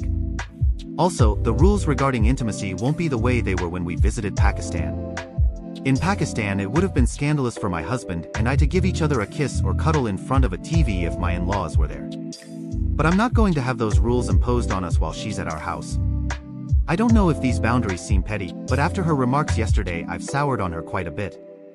In between op also posted on our /just no mother-in-law. Mother-in-law regrets that my husband married someone in Canada and is going to be visiting for a month soon. Need help? My mother-in-law is going to be visiting near the end of April for a month. For context, we live in Canada, I was born here, my husband immigrated a decade ago, we got married 2 years ago, and our son is 10 months old. My in-laws live in Pakistan, my parents moved to Canada from Pakistan a year before I was born. My mother-in-law had initially planned on staying longer, but I had put my foot down and told my husband I couldn't deal with someone living with us for longer than a month, so she's had to cut short her plan and didn't take that wheel. I had actually posted about this somewhere else previously and had been PM'd to take a look at this subreddit. I had made my peace with the 1-month stay and was fully planning on being cordial during it. Yesterday we had celebrated Eid at my parents' house. It was our first Eid with our son, and we were all so happy about it, getting to dress him in his cute little traditional kurta shalwar. I sent her some pictures of the event because she always asks us to send her pictures. Her reply was not what I expected. She started lamenting how far we were from them, and said that this is the problem with marrying someone not from Pakistan, that the parents suffer as a result, how unfair it is that my parents get her son and grandson to themselves. My heart literally shrank reading it. I knew she missed us, but to hear her say she essentially regrets our marriage was so hurtful. I just left her on read. I showed it to my husband, he sincerely apologized and thanked me for not responding to her. I have to host her for a month. How am I supposed to do that now? I would have normally asked my mom for advice on this stuff since she's more well acquainted with dealing with someone from Pakistan, but I actually feel she'll lose it at my mother-in-law when she visits if I share this with her. I just wanted some advice and partly wanted to vent. I'm trying to compartmentalize this because we're still celebrating Eid today with some friends and I don't want this to bring me down. Any advice would be appreciated. Update 3. Today, my husband told me that her visa application had been rejected. They're applying for the notes regarding the decision, but according to him it's futile, that it was always a 50-50 shot, that the most common reason for rejections is having insufficient ties back home, which makes them think the applicant won't go back, that he had thought having my file remain there would have fixed that, but apparently not. I'm NGL, it's like a huge weight has been lifted off me. I'm trying to act disappointed, but I was dreading her visit. He said she was inconsolable when he spoke to her earlier, that she had asked him to look into us moving to Pakistan. I love Pakistan but never going to happen. When he shut that down, she gave him his uncle's number who lives in the UAE for job leads so we could move to the UAE again. I'm sure it's a great place but no, so that we could be a 2-hour flight away from them and have our family grow in an Islamic environment. He told her it's going to be difficult but agreed to talk to him. I was a bit angry about this. I told him there's no way we're moving to the UAE. He said of course we're not, we've built a life here, he has a great career here, but he didn't want to completely shut down his mom. I personally disagree with that. I think she deserves the truth, but whatever. I'm going to talk to her to commiserate tomorrow. It's too late in Pakistan now, because again, while I was no longer looking forward to hosting her, I was fully committed to doing so. Unfortunately, this does mean that most of our family vacations will have to be in Pakistan now since they can't visit us here. We already need to go there in December because they're planning to have his brother's wedding done then. Thank you to everyone who gave me advice here. It sucks that we have all this bad blood now for no reason, like I'm sure she hates me now, and while I've tried very hard to forget what she said about my upbringing and heritage, I can't, and I see her in a whole new light now. I'm going to be comforting to my husband about this, but maybe it was for the best. Am I the a-hole for planning on ending our relationship today because he acts like his daughter is Garrus to my things? My F-37 boyfriend, Ben M42, has been asking weird questions and expecting me to do things that would go against my plans for my own family. Things have been working out for me in the past few years, but this year has been amazing. I decided to cut down on my daily workload a bit after I got 3 accounts that are helping me reach some financial goals. I'm planning on buying a house for my family. I downsized my current living situation, renting after my kids went to live temporarily with my parents for this semester while I completed my certified training and graduated from my present program in uni. My new place isn't as nice looking as other places, but the price was a good cut from living expenses for me. I can both walk to the office and uni and I hardly have to move my car for anything. I'm saving money that I'm putting in an account for my kids. Ben absolutely hates my place. It's clean and in a relatively safe area, it's just that it's a mix of student area/old families and traffic can get messy from 7 a.m. to 6 p.m. and some houses are simple and elegant and some look like tacky add-ons. I don't care if my place doesn't look nice on the outside. It's not like it's an eyesore, and it's up to me to make it livable on the inside. I had two other choices. Choice A cost $200 less than my previous place, with access to a community pool and 2 bedrooms. I don't need more than 1 bedroom at the moment and I don't really have time to enjoy the pool. Choice B was a bit lower, but about 45 minutes away. It was beautiful and close to the school where Ben's kid went. He did hint at it, but he would have needed to get on the lease and come up with the difference between this place and my new studio apartment that I chose. Also, living together is a major decision, and right now, I really need to focus on my career and education. He said he understood, but he didn't take it well. He told me that his daughter was disappointed because she would have liked a nice place to hang out. Ben lives in an apartment. It's an average place with no problems or issues, so what he said came out as a weird remark. Fast forward and he started asking questions. First, he asked if I would be interested in partnering with him for a business idea. I said no because I already made a commitment to self-fund my own venture. Second, I'm not familiar with the industry that he wanted to break into. Then, he began noticing things about things that I own. I'm not hiding that I'm financially stable, but I don't spend a lot. He did notice that I've bought a few nice items and started telling jokes that felt harmless. Then he said that I was loaded and that his daughter would be an awesome protege. I stayed quiet, TBH, because I think he might have been offended, but there's no way in hell that I would allow entrance to what I've built to anyone other than my kids. Also, he said that I should treat his daughter as very special because I only had boys, and she's my chance to have a girl in the family, his words. Don't get me wrong, she's a good kid. I have never missed out on gifting her nice and thoughtful presents on her birthdays and the holidays, but his words created a sense of discomfort and disgust for me. It felt like reverse sexism and I told him. She and I have a decent relationship, but there's no way that I will give her access to my money if that means to treat her as my own. I know this sounds very wrong, but it's how I feel. She's not the kind of kid who's a bully or nasty or anything, but she's not my child and every time that he asks for things, I feel like he's trying to get me to take from my kids to give to her. It happened again when I gave her a short-term weekend job. The office cleaning lady wasn't available, so I hired his daughter for a Saturday cleaning. She did a good job, I paid her, and took her to the mall to get her some makeup that she wanted, and she came back next weekend. When he picked her up, he started joking that she would start from the bottom and rise to be top executive like any other kid at their family business. I didn't say anything because she was there, but I did approach him later on and mention it to him. I tried to be gentle, but it was important for us to at least discuss expectations. His initial reaction wasn't what I expected. To be fair, I think he got nervous or embarrassed, but I didn't like his reaction. So he said something about me potentially putting her in my will. I'd like to clarify that he laughed, so I think it was a joke, but I also think that he wouldn't have clarified if I'd gone along. I simply stayed quiet and told him that I cared about his daughter, but it isn't fair to create any expectations. I've worked so hard to give my kids a better future and it's taken me over 10 years and the fact that he only sees the results without taking my past and my ordeal into consideration feels disrespectful. I also mentioned how he wanted me to change my budget and plans for a different property while he knew that moving together isn't an option and that he stayed silent when I mentioned he would have needed to pay the difference on the lease. Also, I mentioned that I would not make unnecessary sacrifices. Nothing else was said.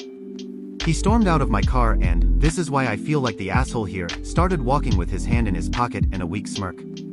I had to drive slowly next to him to convince him to get back inside the car because I hate Dr. David Banner scenes. He looked like a kicked puppy. After I dropped him off, he has been sending me texts about being disconnected from what a blended family actually is, showing that I think his daughter is inferior, being a hypocrite and bullying. This has disturbed my inner peace because I'm just defending whatever legacy I have built, and having to do it against my partner just doesn't feel right. We talked about it and he apologized, and I did the same in case I was too harsh. He said we could find some middle ground, and I was open to it. When he talked about helping him create a business for his daughter, I began to get angry because, again, it would be sweat equity for me. I declined because I did all the sweating I had to, but it was for me, and what he's asking just isn't fair. It's a responsibility, and I truly like to do things appropriately. I don't want to say yes and do it half-ass, and I don't want to work for free. I also don't want to mix anything between business and pleasure because it's my network and my contacts, and again, it could go very nice and well, or it could be a shit show, and I don't want that. I'm also concerned that he will ramp up and keep asking and asking for things. He said that if I don't help, he will feel like we will never build anything together. I said he needed to hire a consultant, but he stayed quiet, so I told him that he shouldn't place the responsibility of his present situation on me. He said that I'm probably blinded by my success, but that one day, I'll wake up single and lonely. I asked if he was threatening to leave me, and he said I'm not acting like a helpful partner. I asked for a break and he freaked out. I'm just trying to keep my mental health in check because his constant asking and jokes have made me anxious. Also, I'm very angry and thinking that he just wants a handout. I texted him this morning asking to talk. I want to break up. He said he hopes I'm not planning on dumping him because it would mean that I just tricked him into a break. He posted something about his own mental health today. ATA for deciding to end things? We haven't talked yet, but that's my intention. I don't see his kid as inferior at all. I just want to keep my money out of it. Edit. To the judgmental people calling me names for letting my kids live with my parents for this semester only, please enlighten me. Would it be a great option to reject a good opportunity and finish my education to gain your approval? Right, because not doing my best to give them a good financial start in life is a better option. Also, where did you get that I'm an absent mother? Did I say that I don't see them or spend time with them? To those who offer advice, thank you. To those who disagree but deaf jump to mothers should not do what they can to secure their kids' financial future and stay poor but at home, thanks. Comments. Commenter 1. Not the a-hole, you are not married, you are not engaged, you are not living together, but he thinks it is time for you to add his daughter to your will. He is taking advantage of you. Commenter 2. Also just trust your gut. He is giving you an ick vibe you should listen to. People here will have a million different judgments to pass on you, but the bottom line is that he does not seem to respect the work you have put in and the plan for your family. You don't say how long you have been together, but based on your post it isn't long enough for you to want to blend lives and family. That's fair. And BTW, choosing to take a break then deciding to make it official is not tricking. You are allowed to change your mind any damn time you want. To not be manipulated. Not the a-hole. Commenter 3. Not the a-hole. I'm not saying he's a gold digger, but if the shoe fits. Commenter 4. I'm ready to be kinder but not by much. Even if he just wants a blended family and starting something together, he's kinda expecting husband treatment before even talking about marriage. And he's also expecting the kind of husband treatment and blended family that'll make her sons pop up here at some point talking about the moron their mom is dating, demanding respect as head of the household. Listen, I'm sure there's a woman out there who'll love his version of relationship and blended family, but isn't it? She's smart enough to realize that women often get taken for a ride when it comes to relationships, and she's doing good in making sure she's an equal participant for a partner too, so she's in no way unreasonable. They're just not compatible, Iodi. Ripping the band-aid off is the way to go here. Update, we formally broke up today, and he made it very difficult to focus on our conversation. He interrupted me every 5 seconds and was in denial for almost half of it. I asked to meet at a small restaurant, public place strategy, to avoid any type of drama. I tried to be respectful but definitely wanted to bring up my uneasiness and feelings about his behavior. He tried to brush it off at first, but when I insisted, he evaded the subject. I told him what he already knows, my children are my priority as a sole provider, and I want to ensure that they have their needs covered. There were some comments on my other posts that I had thought about but hadn't verbalized. Like, what would he inherit my kids or what's his plan for his own kid?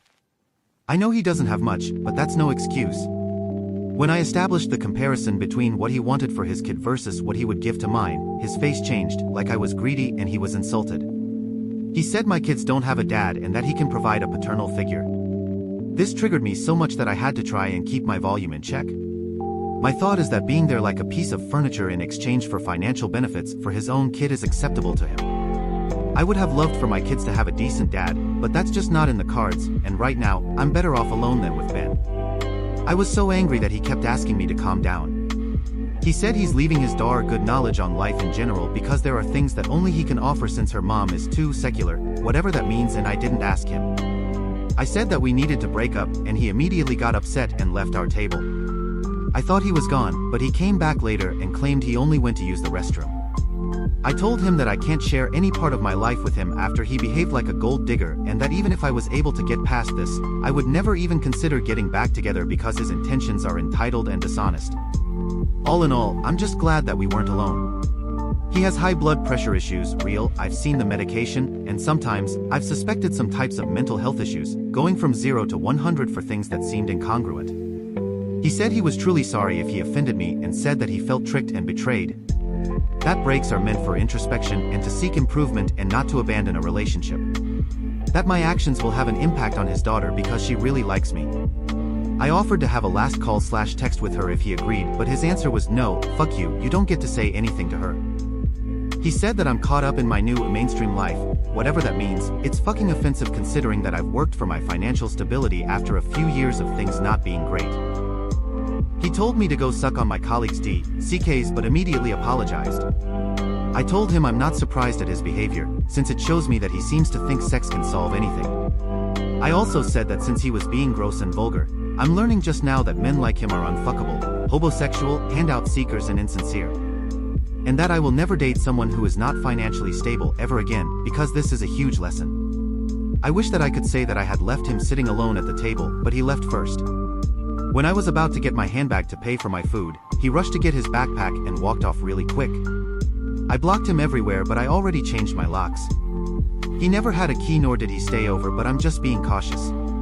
He called one of our friends in common to vent about me, and she ended up angry with him because he was very insistent that I had mistreated him, and she told him that she needed to hear my side of the story. She and I had a long conversation, and she told me that she can't blame me because our group of friends had been noticing the imbalance in our relationship and how he seemed comfortable including himself in conversations about business and success when in the 16 years that she's known him, he's never gotten anything done. So that's my update. I also blocked him on social media and messaging apps. Comments. Commenter 1. Tie for the update. Secular usually means not religious. I'm guessing that based on the rest of the picture you've painted of this man, that his ex doesn't respect his patriarchal rights to tell her own business and manage her own finances. He sounds like a manipulative partner at best. I don't think you would have ever wanted him as a father figure to your sons. Thanks for the clarification. Commenter 2. Op's ex really seemed to think he was entitled to her life, her money, and her kid's future like it was part of some twisted inheritance plan. And is secular being code for not under my control, Please. That man wasn't looking for a partner, he was out here shopping for a sponsor with a side of authority. Good riddance. Op didn't just dodge a bullet, she dodged an entire financial and emotional demolition team. Commenter 3. It's wild how some people think relationships equal entitlement to someone else's life. Op deserves someone who genuinely respects her and her kids, not a gold digger with delusions of superiority. Commenter 4. Yeah, I was pretty sure that was his real opinion about your success, the fact that you had probably become successful by sucking your colleagues' dicks. The way he was diminishing, trivializing and trying to make your achievements pass for his. It is also probably what he thinks about his ex when he calls her secular. She probably is as independent and proud of her achievements as you are. And he can stand the idea that a woman is doing better than him. How ironic that he wanted his own daughter to profit from your success. He probably thinks it's the only way the woman can climb the ladder. Be careful who you frequent from now because there are a lot of people, not only men, who will try to take advantage from you the same way. True. I've had people try to take advantage business-wise, like weaseling into business deals or piggybacking. Her mom is successful. She is manager at her job, and he claims that she used him and that she used everything she learned from him to get ahead. Am I the a-hole for telling my dad that horse is dead when he asked if we could have a relationship? My mom and dad married young and had 6 bladder-steppy kids. The longest gap in ages between us is 27 months. My dad found a job that paid well, but he would be home for 2 weeks every 3 months or so. When he was home, he'd show some interest in us, but most times he'd be sleeping or watching TV. One night when he was gone for work and we were with our aunt since my mom had to work, the whole neighborhood broke into our house and completely destroyed and stole everything. When my mom took the cops to our neighbor's house, she pointed out every house that helped and said what they took because she wouldn't be the only one in trouble. After that, we went to our aunt's and my mom called my dad, told him what happened and asked him repeatedly to come home. He chose to stay at work. After that night we didn't see him for about a year and a half. When he did show up, it would be in sporadic intervals from 10 mth to 2 apart and only for a few minutes at a time, but always when my mom wasn't around. When I turned 14, he started coming around more often and started spending an hour or 2 with us every couple months. He took a special interest in us living with him and would make a point to say it every time he saw us. At 15 I moved in and everything went to downhill fast. He started mentally and verbally attacking my looks and my body. He'd talk about women often and how they should always submit no matter what. He would give me something only to take it back. He gave me an allowance but would be mad if I spent it. He got upset with me for not talking to him enough, but would give one-word responses when I tried to start a conversation. Then there was a situation where I found some pretty damning evidence of his mistreatment of my mom on his computer. I was a busy kid with little to no free time. I was in sports, after-school clubs, student council, theater and prom/homecoming committee. When homecoming came around I asked if I could go. He agreed and was reminded almost every week of when it was. The night of homecoming, when my date arrived to pick me up, he pulls me to the side and said I can't go because I had to help him pack and move out of our house. Completely blindsided because what? We did not discuss moving, and why would you wait until homecoming night to say something? We went back and forth for a little bit and I offered to come straight home afterwards instead of spending the night with my friends like I intended. He was annoyed but agreed. The dance was over at 9, I got home at 9:45. I was helping pack along with some cousins he invited over, but I guess I wasn't going fast enough. He started yelling and he ended up laying hands on me. I left immediately and called my aunt who came to get me.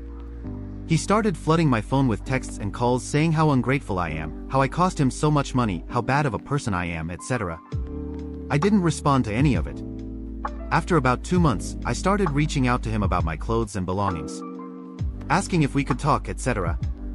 He never responded and blocked my number. I went to his house a few months after that, but when he opened the door and saw it was me, he slammed the door in my face and started cussing at me through the door until I left. It has been almost 12 years since then. Onto a few weeks ago, I get a text from a random number calling me by name. Me, who is this? Him, it's your dad. Me, what do you want? Him, I want to see about me being your dad and you being my daughter.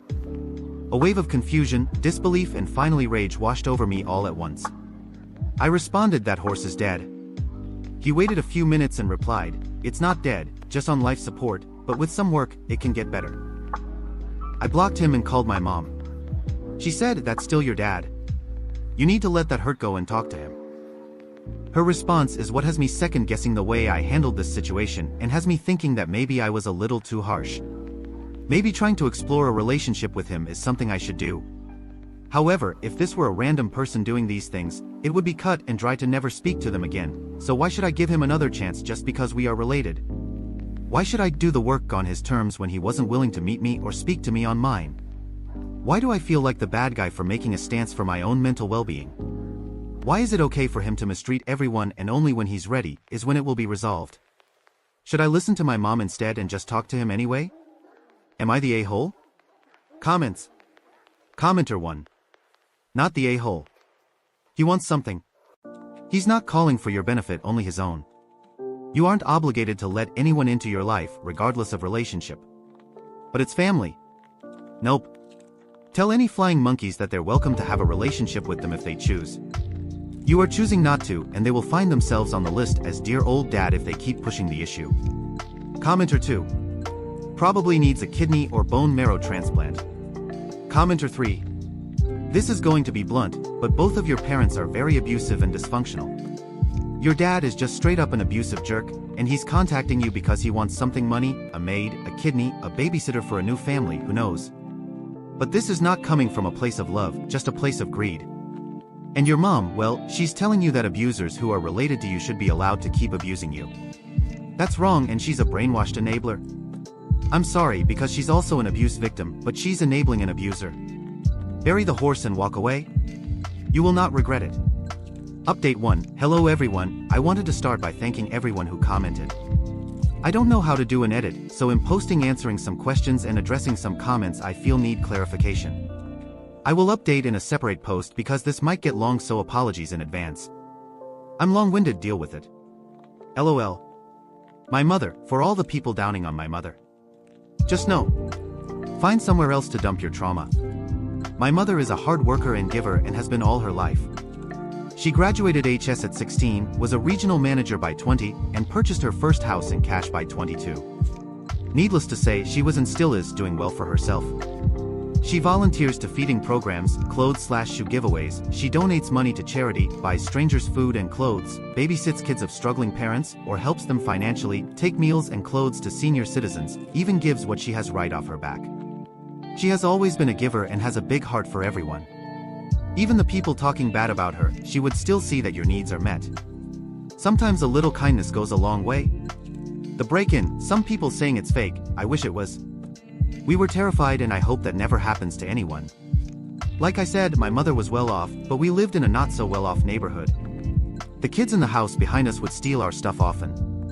They took our bikes, our balls, our swimming pool, our coats or clothes if we left them outside. Sometimes we'd get home and they'd be running out of our backyard because they were playing on our playset, which they eventually took too. When we would tell her, she'd say, just let them have it. If they had to steal it, they may not have a way to get it themselves. Then she'd go buy us another one, because she's always been forgiving to others. However, because of this, the neighborhood knew we had nice things in our house. The night of the break-in, that was the house she took the cops to. The mother of the kids is the one who told on 5 other houses. Surprise, surprise, they were all related. So it was basically one big family, all living close to each other who did it. When we left to live with our aunt, they broke into our house 3 more times after that, I guess to get what they didn't take the last time. 3. The evidence on the computer. There were emails of him asking his cousins and siblings to lie for him, saying they saw him send my mom more money than he did, or how they witnessed my mom not letting him see us. There were court documents of their divorce proceedings, and a list of things he asked for, including a house my mom helped her sister purchase and the house we were currently living in that she bought with her own money before they were together. Lastly, a bunch of recordings of my dad calling my mom on the phone, without her knowledge or consent, and basically provoking her repeatedly to try to get a reaction. During the calls, he brought us up many times and called her a terrible mother for keeping him away from us, among many other things I won't repeat. She reminded him he chose to leave us and that wasn't on her. She never kept us from him. He's a grown man and it's not her responsibility to make sure he maintains a relationship with his own children. There was a bunch of back and forth, but I guess she never gave him the reaction he was looking for because they all ended the same. He always got mad and ended up yelling, to which she said, "If you can't be an adult and talk, I'm hanging up."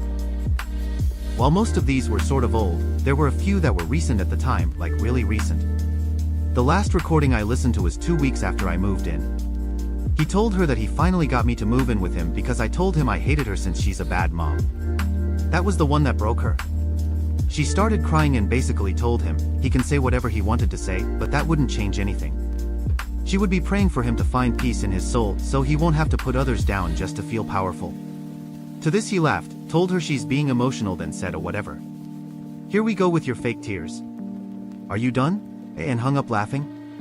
I was disgusted and above all, pissed.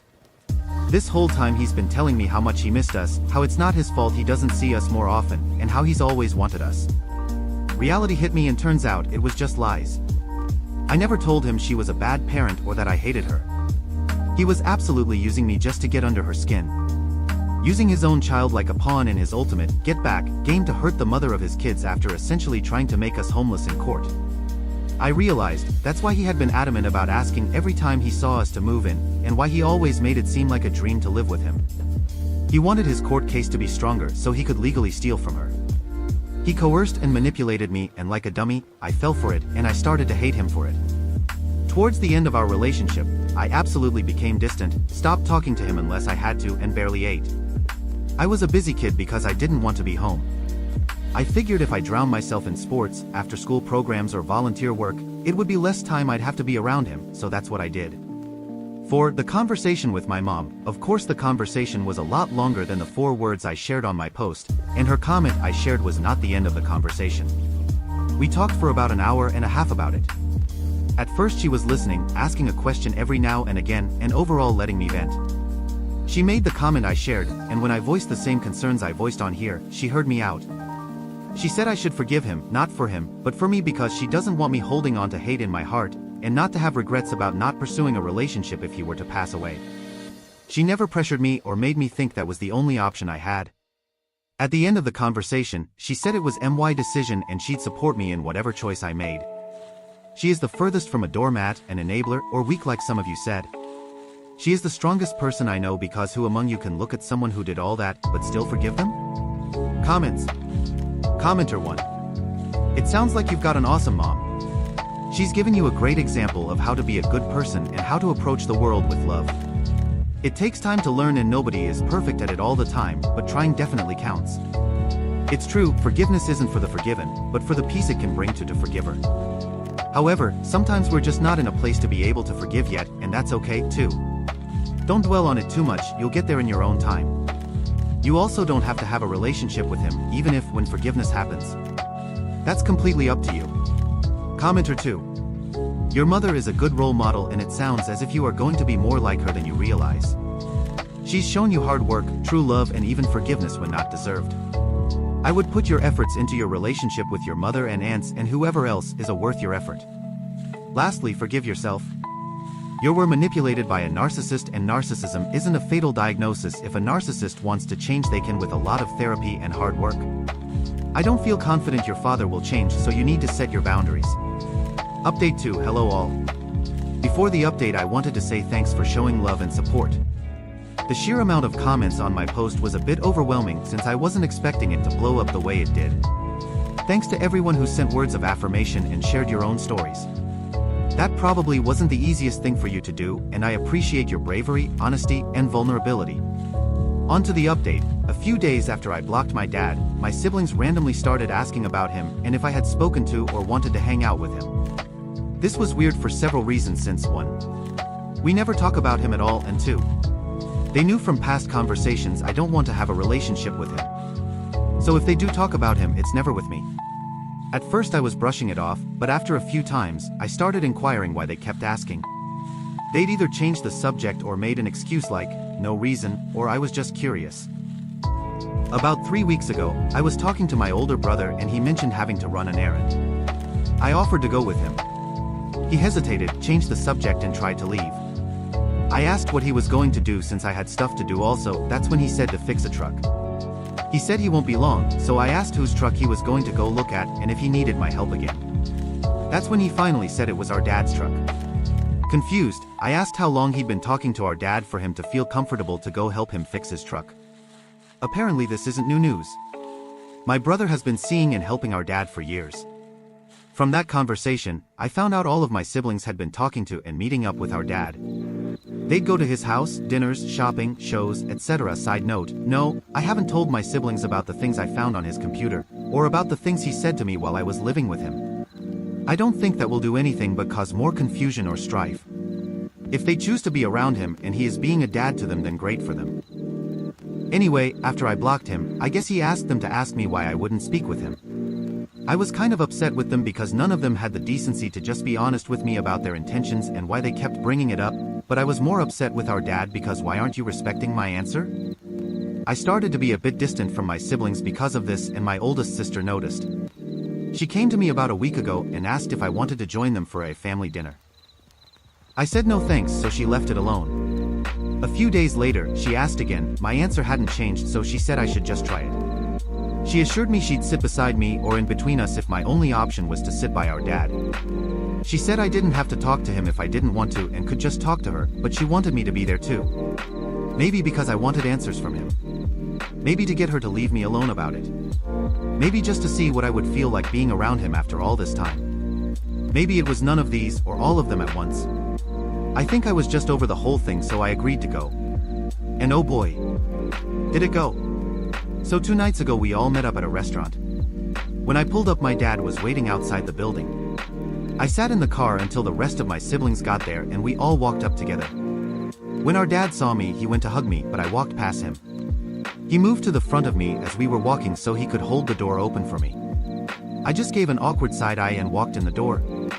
When we were seated, I sat at the furthest end of the table away from him, and my sister sat beside me like she said she would. She touched my hand under the table and whispered, "Just breathe," to me.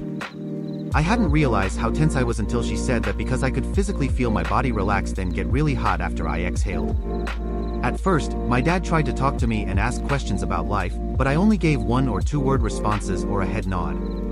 Eventually, he started talking to the rest of my siblings. I spent the rest of the time mainly in silence, just pushing the food on my plate around. Towards the end of the meal, I excused myself to the restroom but left my bag and phone there. When I got back to the table, everyone was gone, and so was my stuff. I looked out the window and saw them walking towards the cars, so I went to head out to see who had my stuff. When I came to the front doors, my dad was waiting there blocking the doorway with my stuff in his hands. I looked at my stuff and then at him. He went to hug me again, but I took a step back. He started talking about how he wanted us to be a family and how he knows I'm mad at him right now, etc., but honestly I just started to disassociate. In his whole speech, I never heard an apology. Just how my emotions were keeping me from opening back up to him like old times. After a while, I reached for my stuff again and that's when he grabbed me and hugged me. I wanted to push him off, but I'm barely over 5 foot and he's a lot taller and stronger than I am. He said, "You know I love you, right? Right? Right?" And wouldn't let go of me until I said sure. He kissed my forehead, handed me my stuff and left out the door. At this point, I'm just numb. I cried all the tears I could, I've screamed all the screams, grieved the childhood I'll never have and the future I can't see him in. Grieved all the memories only I have to share with myself. Like being the youngest MVP as a freshman on a team of seniors who went to states and won 3rd place. Like how I broke the school record 3 years in a row, or how whenever I was on stage during a play, I saw everyone's parent but my own. How I walked myself out on senior recognition night and waved to a crowd full of strangers alone. How I never got to go to a daddy/daughter anything, or how I could never call him up to talk about my day or boy trouble. How he won't be the one walking me down the aisle or be a part of my children's life if or when I have them. This night solidified to me the hunger I had for him to show that he actually wanted me was gone. The anticipation of him saying, "Baby, I messed up, how can we fix it together?" that never came. At the end of the day he was still him. A smooth talker who only wants what he wants and nothing more. I've checked out with him and I don't think I'll be opening up this door again. Sorry this isn't the rainbows and sunshine ending some of you were expecting, but life doesn't always go to plan. I will continue to work on me and trying my best to be the example my mother set for me to forgive. However, I guess that brings me to the only question that's left unanswered. Can I truly and deeply forgive him and never want to see him again? At this point, I just feel indifference towards him. Comments. Commenter 1. Your sister hung you out to dry letting him hold your things hostage to force you to talk to him. All 4 wheels right under the bus is where she threw you. I'd go no contact with all of them. Commenter 2. Tell your sister the truth. Show her the emails if you have them still. Commenter 3. Your siblings screwed you over. Especially your sister. She made you a promise and then totally broke your trust. You can't trust your siblings any more than you can that thing that calls himself your father. I would never speak to your sister again. She can't be trusted. Commenter 4. Bingo. Cut them all out. Sometimes when someone takes the no-contact route, siblings or other family members try to help, but they make it worse. When someone gets to the no-contact point, the conversations and explanations are done. The person choosing no contact is limp from anger, hurt and pain. What's worse than someone who hurts you is someone who enables them.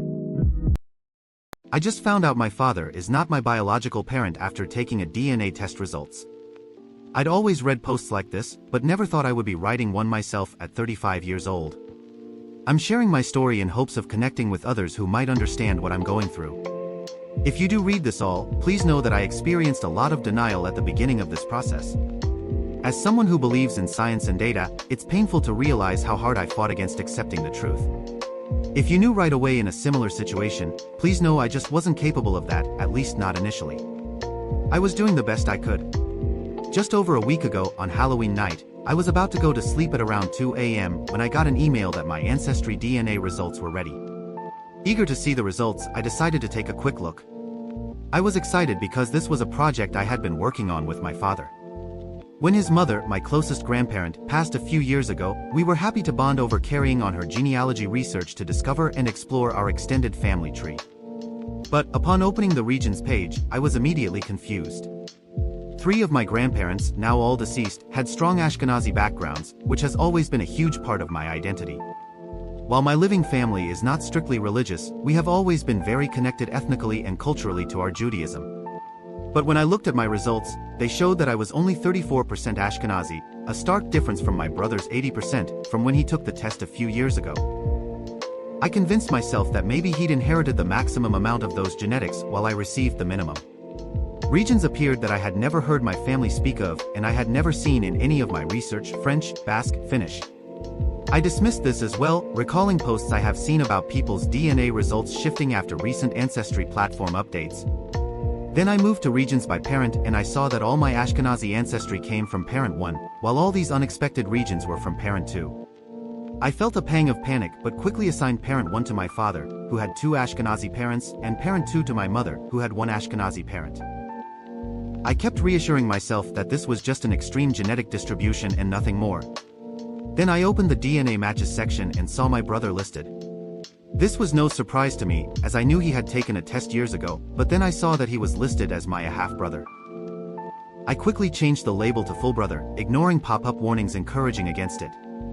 As I kept looking, I noticed 2 other people below my brother who appeared as my maternal grandparents, but their names were not those of the grandparents I grew up with my whole life. They were my grandparents' best friends, my sort of a pseudo-grandparents growing up.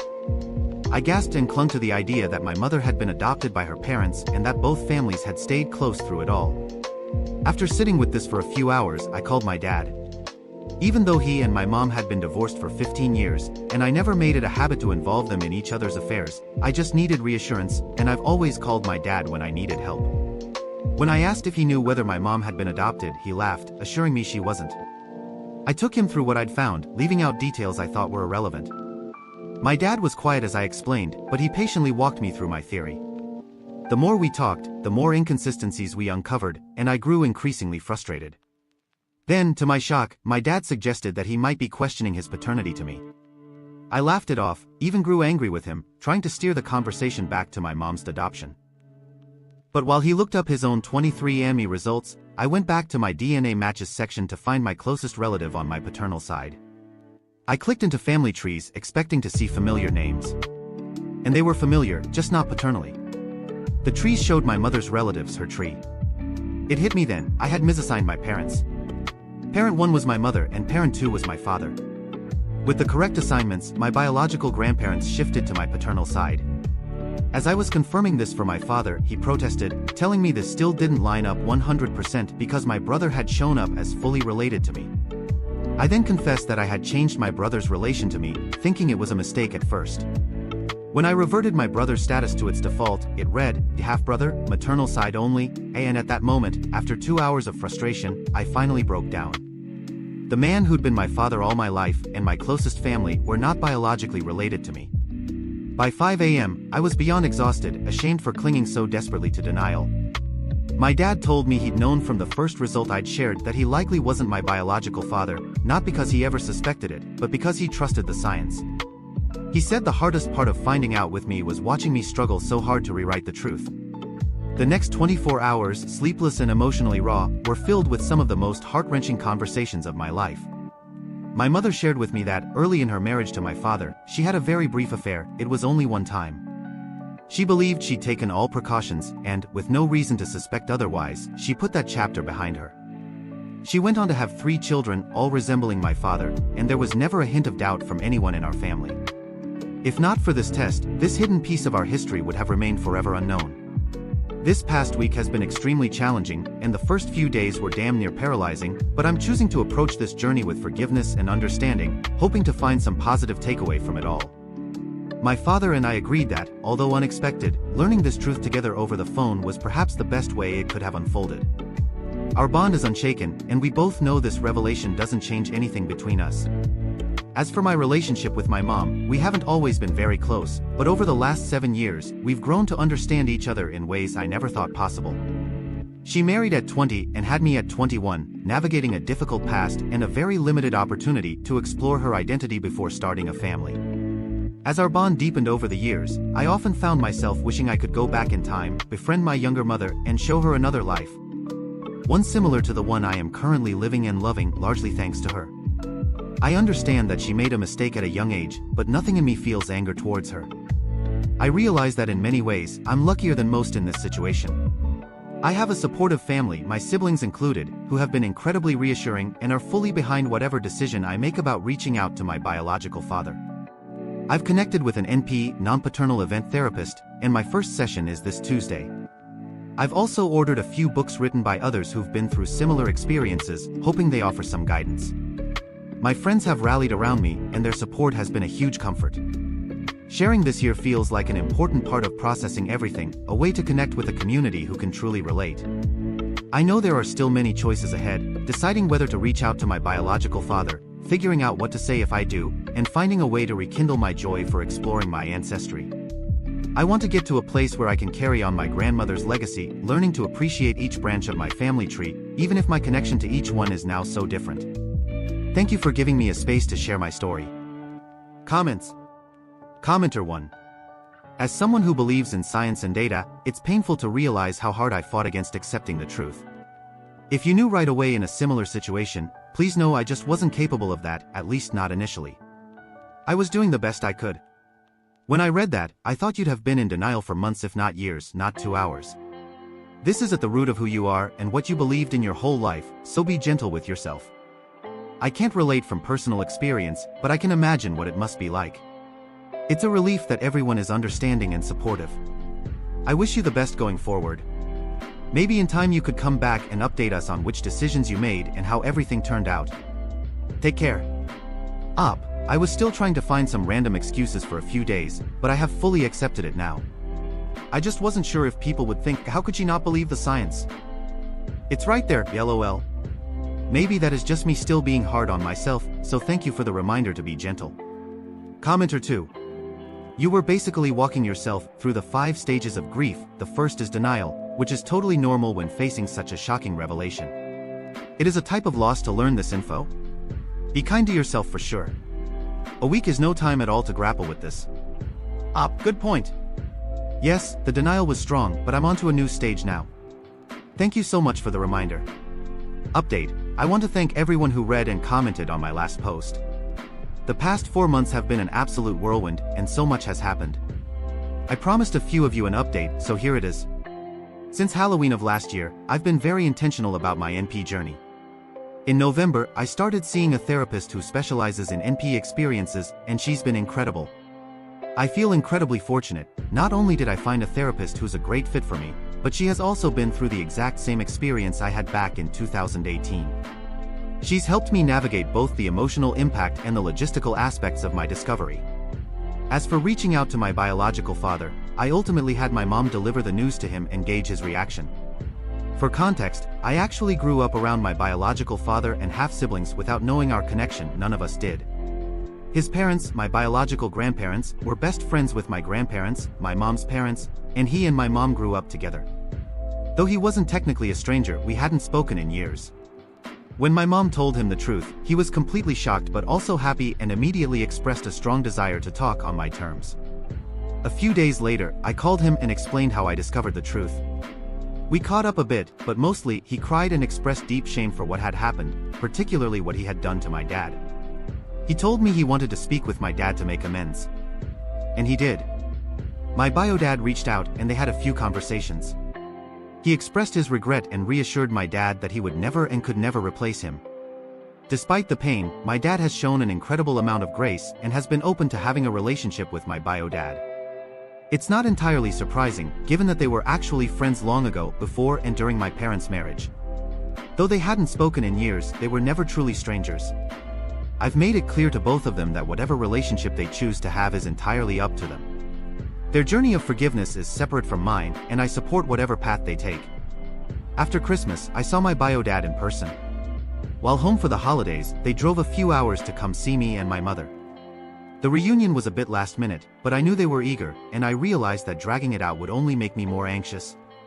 My dad initially struggled with the timing. He felt it was happening too fast, but I reassured him that this was the right decision for me and my own healing. Eventually, he supported me. The reunion itself was surreal.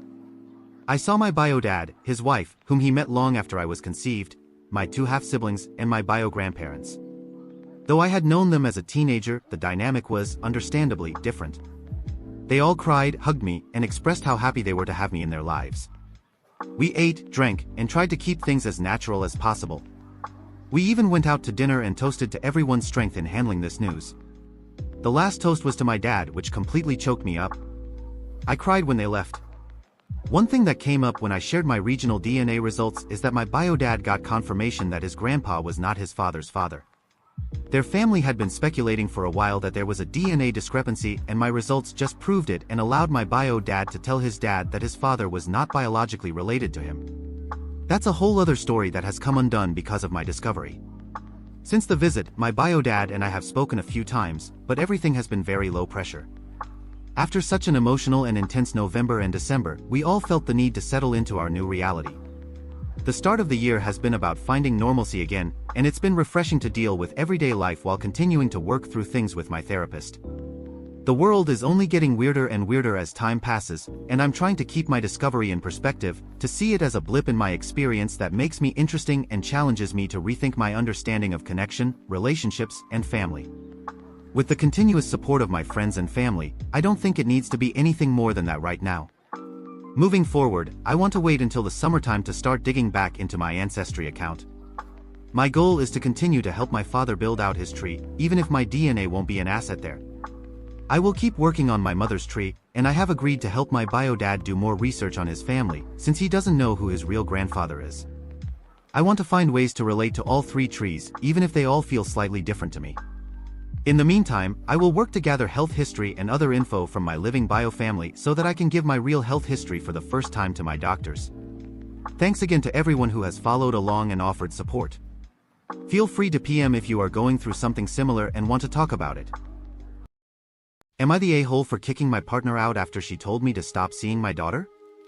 My partner, 22F, and I, 24M, have been together for just under a year now. A few days ago, she asked if we could talk, and I immediately feared she wanted to break up.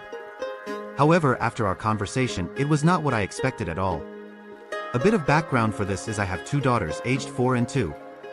I became a single dad when I was 20, just a few months after my first daughter was born. Her mother left us, and I've been raising her on my own ever since. About a year or so later, I met my now ex-partner. She was very pregnant and, like me, was facing the reality of being a single mom soon. Her baby daddy had left her and their daughter, leaving her with no support. We were together for almost 2 years and were a blended family, and during that time, I raised our youngest daughter as my own, loving and caring for her as such. Both of my daughters are daddy's girls, and I cherish our relationship. I've never once second-guessed my role as her father. Unfortunately, my ex-partner struggled with mental health issues, including BPD and bipolar disorder, which eventually led to infidelity. Despite our attempts at couples counseling, I realized I couldn't continue the relationship. We split amicably, but I made a promise to my youngest daughter that I would always be there for her, and I fully intend to keep that promise. She spends weekends with me and occasionally stays a few days during the week, and this has been a constant for over a year. Now, fast forward to the present. I met my current partner shortly after my breakup, around a month later. Honestly, it was supposed to be a casual fling, but we hit it off so well that we ended up spending the whole night talking, playing games, and getting to know each other. We didn't go beyond kissing, but it felt great. From the start, I was open about my situation being a single father to 2 girls, and the unique relationship with my youngest daughter. At the time, she seemed fine with it and didn't bring it up again. During our recent talk, she expressed that she's uncomfortable with the fact that I'm still involved in my daughter's life and my ex's life. She said that it's emotionally ignorant and unfair to her that I continue this relationship, and in her words, "You can't possibly love her as much as your actual daughter, she's not even yours." This really hit me hard, and I admit I didn't handle it well, and it turned into shouts on both ends. I told her to leave my house. Crappy part was both my kids were in their rooms and heard the whole thing. I really hope they heard hardly anything or nothing at all. It was probably the first time they ever seen me like that. She said she went to stay with her sister, and now everyone is messaging me from her friends and family backing my partner's opinion that she isn't even mine, and questioning why I care so much about her. Thankfully, my family is on my side and are doing their best to support me emotionally, but it's hard as they live in another state. My mother and stepdad are planning on flying in this coming weekend to help out, which is the best news I've heard all day. Honestly, I'm really confused right now. Am I being unreasonable or unfair? I'm struggling to process my emotions and don't know what to do next. Note, I should also add that my ex and I remain decent friends, and she is a great mother to our youngest daughter. However, my oldest daughter's mother is currently MIA and has been for some time and is not in the picture. My youngest daughter's mother is a great mom but works as a flight attendant for a few years now, so that is only the reason my daughter stays with me a couple days a week on some occasions, so she can pick up extra hours when she wants/needs.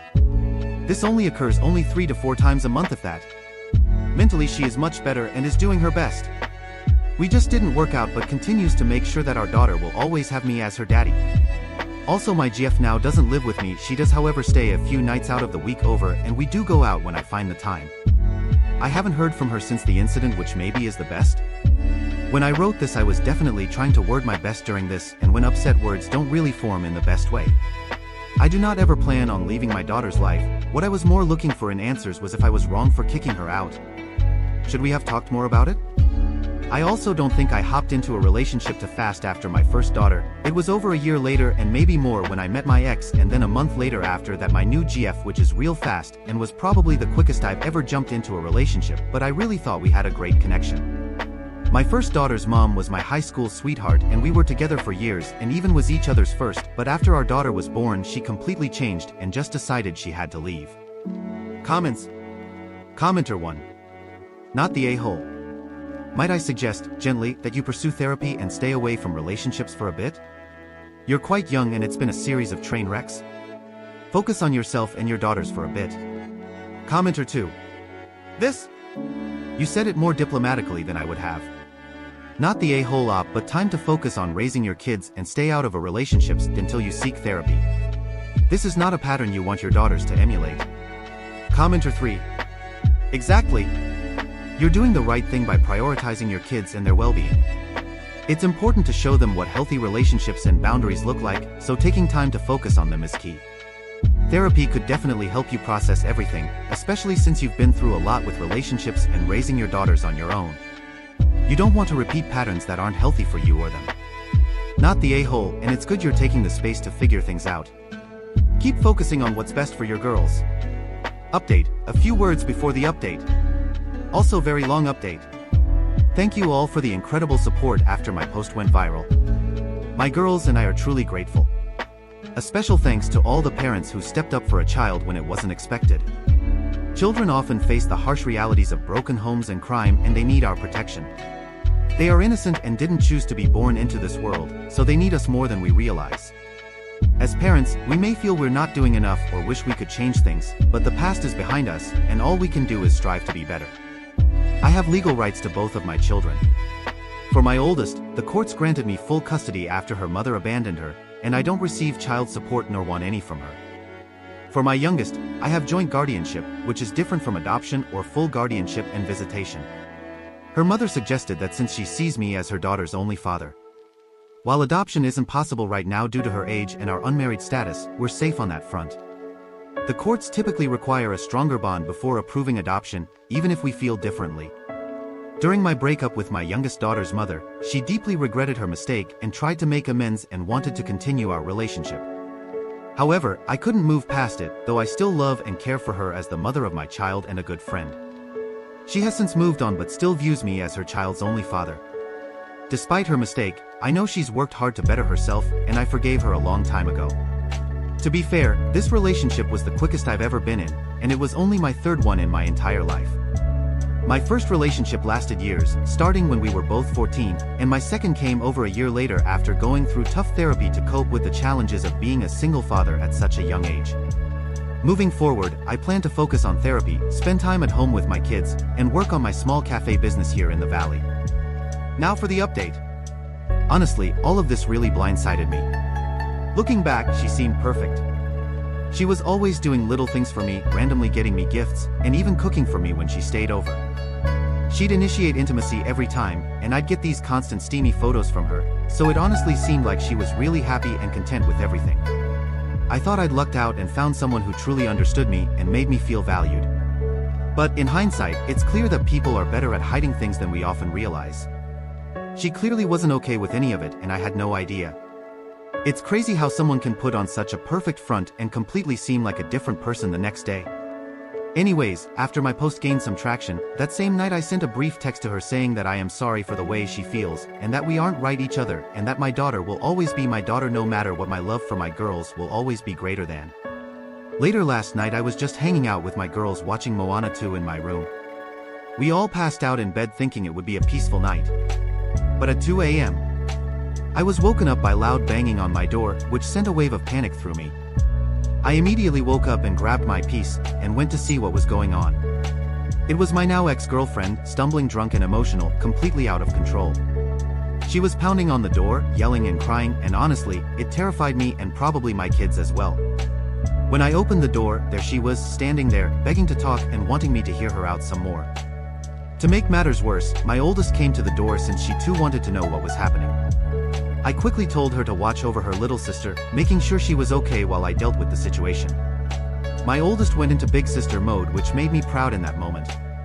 Realizing that things were probably getting out of hand and that I couldn't get her to calm down, I knew I had to do something. I called the police and explained that my drunk ex was at my door, refusing to leave. Within less than 10 minutes, a police car pulled up and they quickly took her into custody. The situation was over just like that, and I haven't heard from her since.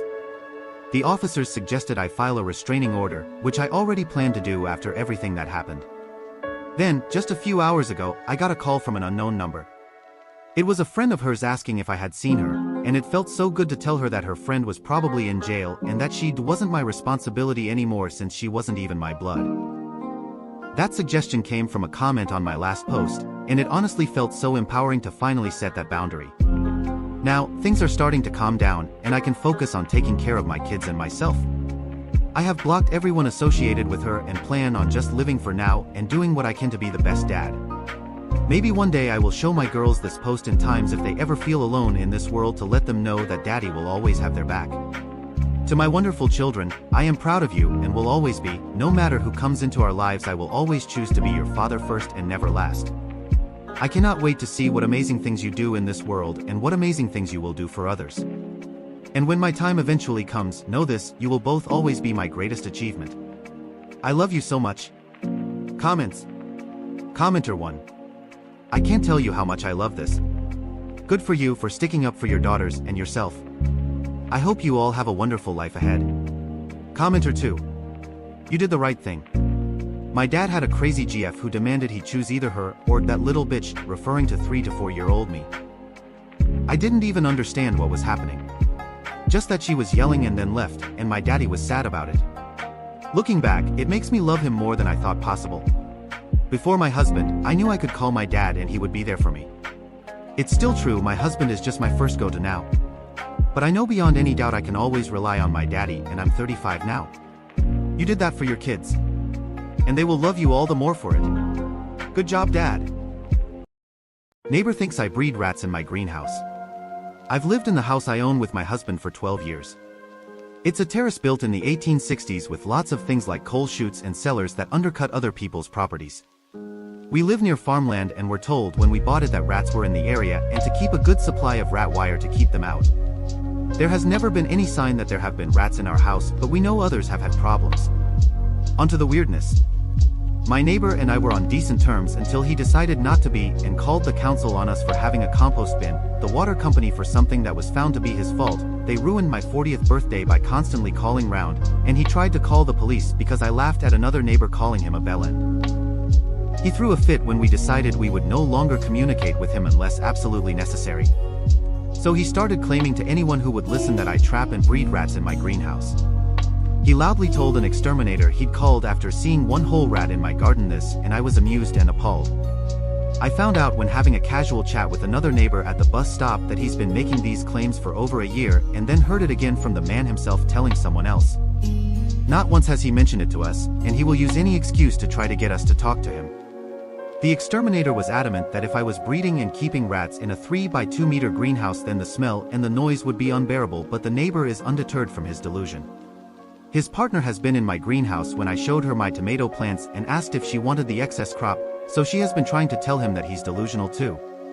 We've installed cameras in case he tries to take matters into his own hands to prove I am the rat queen, and have been loudly talking about how ridiculous this situation is in his earshot. We know he has issues and has fixated on me as a malign force, another reason for the cameras. We are compiling a spreadsheet of his odd and harassing behavior over the years. I know I'm not breeding rats and do not fear anything he tries to do, but wanted to tell internet strangers to get it off my chest and in the hope that someone will find it amusing. Relevant comments. Commenter 1, I hope you have a stout fence or wall around your property to deter him and act as a definitive boundary so that if he does trespass it's obvious. It's his fence and we're in the UK where trespass is usually considered a minor civil matter. It's also in the front garden so fences can't be very high. Commenter 2. I'm sorry if you've gotten flack for this, but it's too funny. I'm petty, I take up to playing the flute around the yard. Op, the man is a tit. I'm taking a slow, horticultural revenge by blocking his view of us with tall, spiky, highly scented plants and ensuring that if he wants to talk to us it's entirely on camera. Given the proximity of other neighbors, I can't take loud revenge. Does Op's other neighbors believe him at all regarding the rats? Op, no one believes him, so he doubles down. We have each other's numbers and compare notes. Does the neighbor's partner believe him at all about anything going on at the greenhouse? Op, we like his partner, not wife, despite their 20-odd year relationship. In happier times they ate very well from my garden and greenhouse: onions, peppers, chilies, cucumbers and tomatoes. Can Op get in touch with services in their area regarding the neighbor and the possibility of him having mental health issues or dementia? Op, he's under 50 and adult social care are powerless unless he's arrested or self-surrenders. I've reported and it will lie on file if things escalate. Very difficult to get someone seen by mental health people in the UK if they don't want to. He'd have to be arrested or considered a threat to himself and others for an assessment against his will. Delusions of rat breeding neighbors don't meet the criteria if he's only talking about it. Update 1. Hi all. Thoroughly enjoyed the comments on my last post and thought I'd give you a quick update. Just to remind everyone that I'm in the UK. This morning I got a letter from the council's environmental health department to say that my garden was infested with rats and that I had to take immediate action. So I did. I called the extermination company to ask for a statement that there are no rats in my garden or greenhouse. They are happy to oblige. I spoke to all my nice neighbors and they are also happy to vouch that they have seen no evidence of an infestation and find the rat breeding story both bizarre and hilarious. I wrote a very polite and detailed email to the named contact at the council to say, paraphrased of course, that this is the work of a colossal prick and I am considering suing him for malicious complaint, harassment and slander. Also, that I cannot take immediate action to remove an infestation I do not have and would like to know how they came to the conclusion that there is a problem if no one from the council has been round to look. We know the prick next door wants to annoy us into moving, but sorry, we're going nowhere. Edit, the extermination company have sent the statement. I called the council but the named contact is on annual leave until after the deadline I was given to contact them. Relevant comments. Does Op's other neighbors have issues with him? Op, no one wants to talk to him at all. He's alienated every single neighbor and calls us a malign force who are out to get him. This is his way of trying to find a bogeyman and prove that he's an amazing man for drawing attention to unneighborly behavior. The council had to respond, though I have raised a concern with them that no one actually came round to look. If he'd kept his delusions to himself, we wouldn't now be looking to sue him for harassment, as this is one of many times he's called in other bodies for our perceived bad behavior and each time he's proven wrong. Op responds on the neighbor's strange behaviors. Op, not a mental health professional, but we suspect he is either bipolar or a narcissist or both. Leaning towards both. He's in his 40s and is open about his recreational pill use in the past. We're his obsession, as he thinks we had a malign force that's out to get him. But yes, he is a wanker. His partner wouldn't disagree and no one thinks she'll stick around once the youngest turns 18 in about a year. It's his house. Until recently his partner and kids weren't allowed to have a key or be in the house when he wasn't there. I could write for days about his controlling behavior. Has the neighbor done similar things to other people in the neighborhood? Op, he managed to get the other side to move, so feels emboldened. They didn't want to but have kids and dogs and were scared of what he might do to them. I hope the new owners will be able to stand against him. We know he escalates and have been waiting for the next one. So far, rats aside, he has called the council on us for having a compost bin, trampled my tomatoes, tried to get myself and the moving neighbors arrested for him being called a bellend, neighbor said it and I laughed, sent the water company to ours for a problem he had with his taps, allowed workmen to use our property as an access point for his roofing work, refused to apologize when these workmen damaged our yard, blamed us for damp and woodworm in his cellar, played music at over 90 decibels, complained that we are causing various smells, accused us of smoking weed, he does, we don't, and called round at all times for a chat. Cameras have stopped the chats as he fears any recording as it cuts off his gaslighting attempts. I have all this noted in a spreadsheet. He is still desperate for us to pay him any attention, good or bad, and hates that his attempts to isolate us from other neighbors have failed. In fact, it's made us closer. Update 2, short update to say this may go quiet for a while as I have called the police and will be making a statement tomorrow. I wasn't sure that this route was appropriate, but I've taken some legal advice and it has reassured me that I need to do this to protect myself and my peace. I also told this story in my local and they were supportively outraged and also advised that they would absolutely call the police if they were in my position. I've spent quite some time researching UK laws on stalking and harassment, burdens of proof and the average person argument. It basically says if an average person would be concerned by this person's behavior towards them, then it meets the criteria. Fascinating stuff. I'm also now half and half about whether the letter from the council is legit, as it is riddled with errors and inconsistencies with extremely vague detail for key points. The kind where the Microsoft grammar check would tell you off for using the passive voice. I'll find out tomorrow, though if it is legit I'll have to stop myself from telling them it seems to have all the quality markers of a text from HMRC, that's the tax office for non-UK friends, telling you to pay thousands in unpaid tax in iTunes cards. If it isn't, then I'm adding fraud for the purpose of causing distress to the list of complaints. Wish me luck, guys. Might be a while, but I'll see you on the other side and maybe have that rat party. Please bring your rat costumes, extra long tails dress code, and a delicacy cheese from your country. Edit, council letter was legit, but the person who handled the case had been moved from another area and this was her first assignment. A long litany of failures, but upshot is that I have been cleared and there is no case to answer. I mentioned that a 2-minute conversation with their guy would have avoided all this malarkey and apologies were made. That bit is done. Police matter, and if the letter is not legit you should also tell the council about it. I believe that this is a crime in the UK. As for your ratatouille crazy neighbor, good luck on that. I am bringing a whole tray of cheese from France at your party. It is a crime and the council take a very dim view. Prosecution would be out of my hands for that one. Commenter 2, if it was in your mail, they might be able to tack on wire fraud and messing with the post office, or if he placed it in your box himself, more issues, as, at least in the USA, placing anything that doesn't have a stamp on it in a mailbox is also a big issue. We don't generally have mailboxes as mail, or post as we call it, goes through the letterbox. Most post doesn't have a stamp on as it's local crap or part of Royal Mail sponsors junk mail that gets delivered whether you want it or not. Update 3, hi all. You may know me as the one who was accused of breeding rats in the greenhouse by a rather odd neighbor. Suggestions were made for a rat party and I responded that it sounded great and that people should bring a specialty cheese from their home country. I'm from the UK where many think our food is generally awful. It's not, by the way, but our cheese is great. I thought it might be nice to share our love of cheese and accompanying things from areas around the world. My favorites, UK only, though I love many other cheeses, Lancashire, Caerphilly, Red Leicester, White Stilton, try with rich fruitcake or a mince pie, you will not regret it, black pepper cheddar. Until I can update about the harassment case, this may be my only outlet. Update 4, a quick update but with a very low amount of rat-related activity. The neighbor has had a camera installed above his front door. He is perfectly within his rights to do so. This has coincided with him not instantly appearing in the doorway whenever I am in the garden, so it's a given that his camera is recording my garden. I have added this to the police complaint as something to investigate, but was thrilled to know that 2 of my other neighbors have filed complaints to the council about it, as it's a wide-angle one and could potentially be recording their kids and or seeing through their windows. Once recording kids is involved, the council have to act quickly. We have blackout zones on our cameras and have shown these to our neighbors, except him, even though his garden is the biggest blackout zone. I'm sure he'll plead that we're watching him, but again, the evidence is on our side. We're unsure if he wants to record to be just an interfering knob or if his delusions are so bad that he needs to prove somehow that the rat breeding really is happening.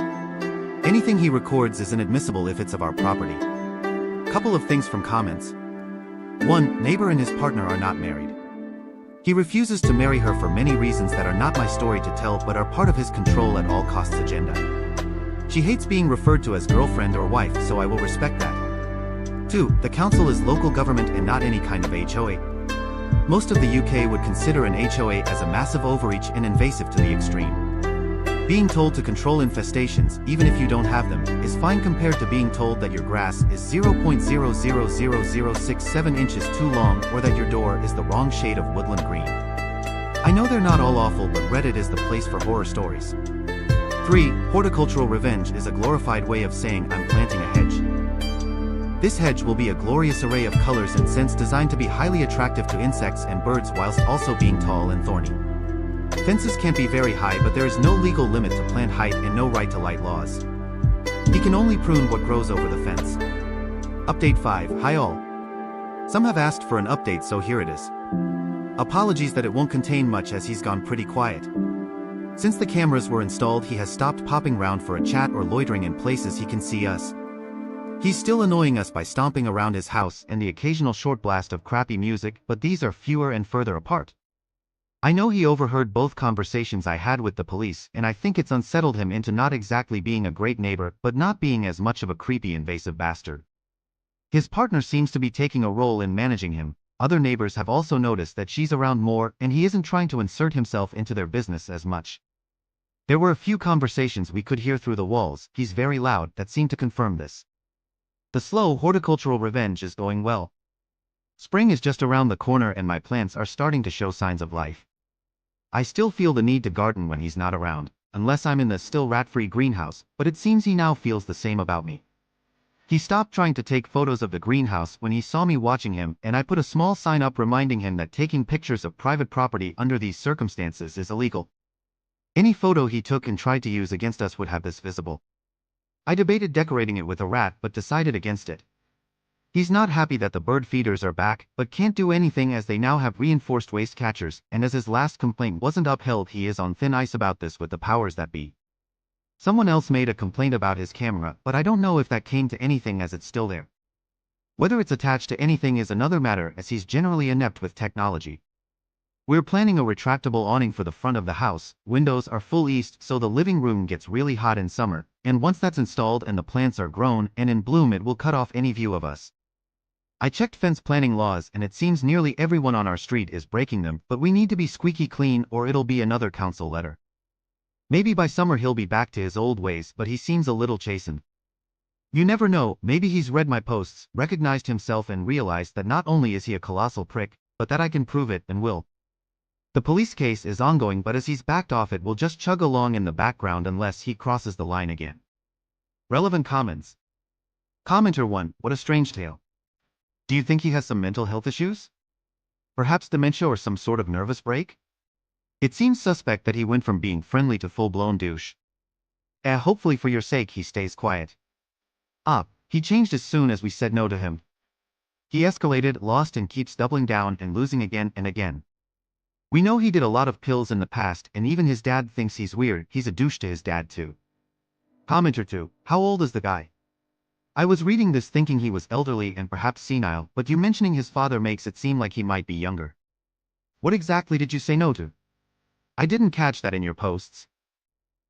We didn't move the compost bin the second he asked us to. Annoyingly, we had consulted him about the initial position, but he suddenly took issue after about 18 months. Commenter 3, if you're holding your breath waiting for any modicum of self-awareness on his part, then I'm afraid you're in for an untimely end. I do love the idea of horticultural revenge though. Hopefully there'll be many small furry critters and birds in your garden this year to keep him busy monitoring.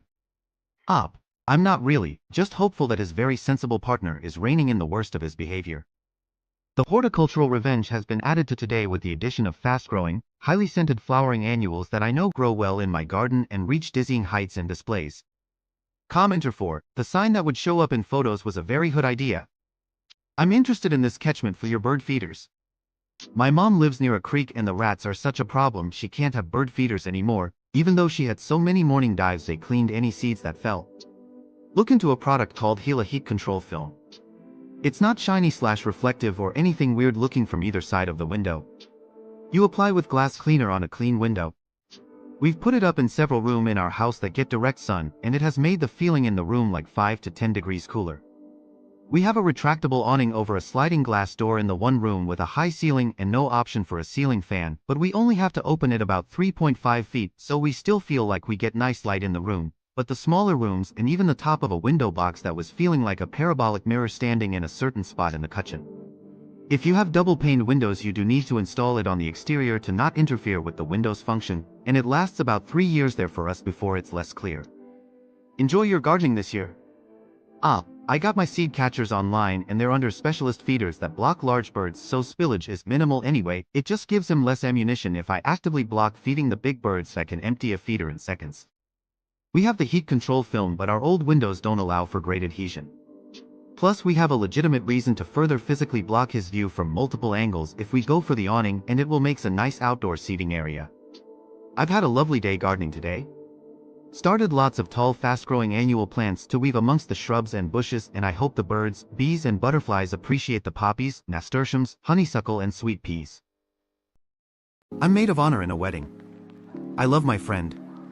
I don't support the relationship. I'm matron of honor in my close friend's wedding. I'll call my friend Jana and her groom to be Adam. Adam is emotionally abusive and manipulative. She had to beg him to propose. He finally did. Their wedding is in 2 months. Their relationship had been very toxic before, but over the last year, it seemed to get better. I got a text from Jana late last night. She told me Adam called the cops and she was done. Adam called during a verbal argument. Over their 4-year relationship, he's threatened to call the police 1,000,000 times. Whenever they fight. One time, she looked at his phone. He said he was going to call the police if she looked at his phone again. Adam threatened to sue Jana last night for her dog. Adam also calls Jana's mom to handle her every time they fight. Jana's mom, Linda, is very, very toxic.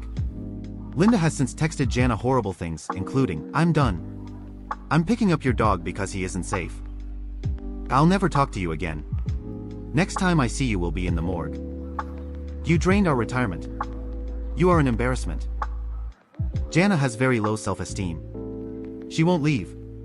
Do I stay in the wedding when I don't support the relationship? ETA, I have told Jana that Adam is abusive. I've told him calling the police was incredibly manipulative. I've offered a spare room in my home. I've offered to help in every way I can. I cannot make her leave him, much as I'd love to do so. She insists she wants to make it work. Comments. Commenter 1. This is a really tough one. On one hand, you should want to ensure Jana doesn't get isolated and not have a connection to rely on if things escalate to a dangerous place. But on the other hand, it definitely could feel tough to be there for her on a day that she is going to get married to someone who doesn't bring out the best in her and vice versa. Given that you've just had another incident in their drama, it might be time to say some hard truths. Commenter 2. I'd tell her that I support her, but I don't support the marriage and I can't attend. I'd ask her what she would do if you were the one marrying a man who was verbally abusive and called your mom to handle you. I couldn't be in a bridal party if I didn't even like the guy my friend was marrying. Commenter 3, isn't this her saying the relationship is over? This all just happened yesterday. She's still processing it probably. I understand the concern of what to do if they get back together, but they're not together right now, right? If I were you, I'd let her know now. I will always love and support you, but because of his behavior and treatment of you, I cannot be in support of a relationship with him. I will always be here for you, but I'm sorry to say that if you choose to get back together with him, I will have to bow out of the wedding. Op. We've spoken several times since this late night text. She's not done. It's not over. She said she was done in anger and hurt. They're trying to make it work. They never broke up. Commenter 4. I honestly don't know what's right here, but personally, I wouldn't participate in this wedding. I would make sure Jana knows I'm always there to support her, but that supporting this marriage doesn't feel like supporting her well-being and happiness, but the opposite. Commenter 5. If you choose to not be part of the wedding, at least let her know you will be available in the future if she needs you. Do not compromise your principles. Always support your friend. You can do both. Op. Unfortunately, knowing Jana, she wouldn't take this well. I know she'd cut me off. Commenter 6. This is the cycle of abuse that Jana is in, unfortunately.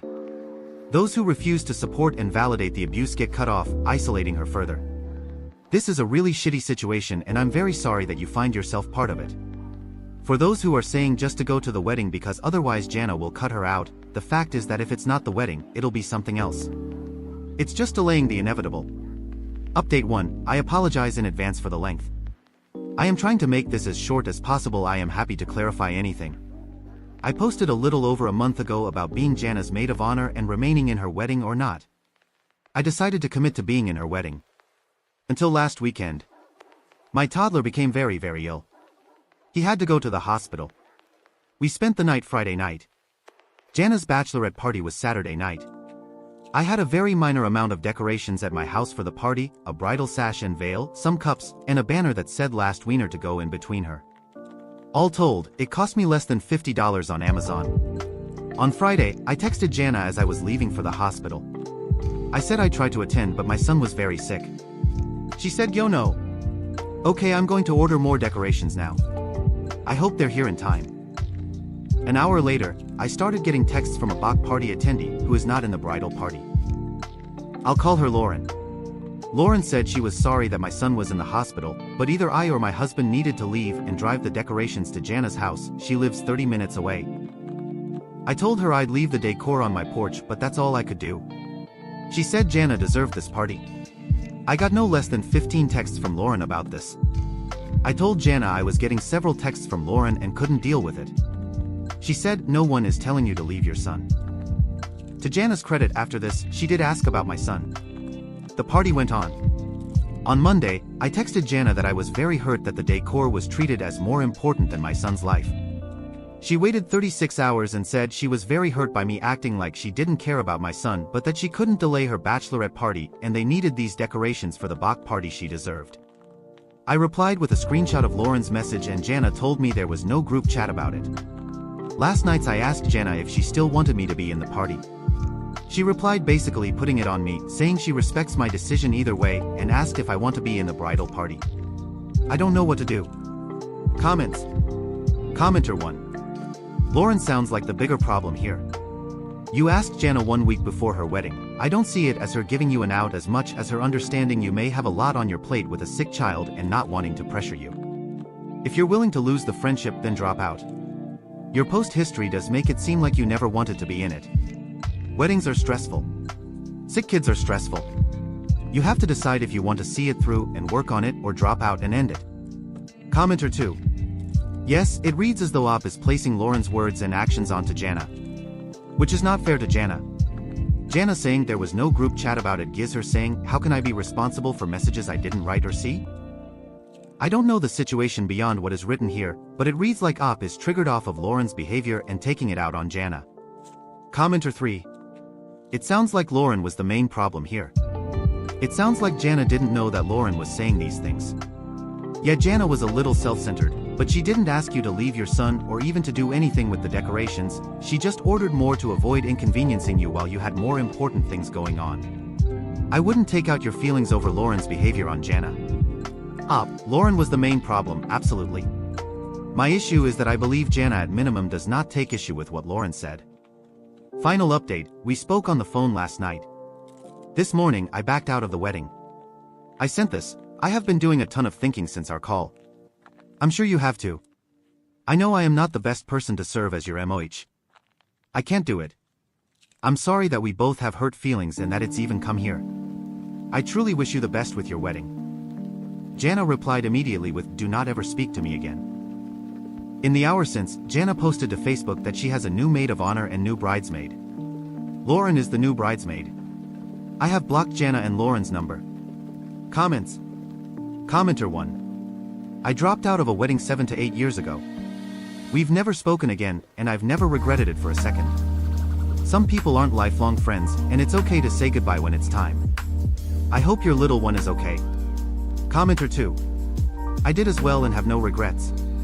And I'm glad I'm not in any of her pictures so she can look at that event back on with fondness and not as the final straw in the dissolution of our friendship. I have a close friend who had a falling out with a bridesmaid some months after her wedding.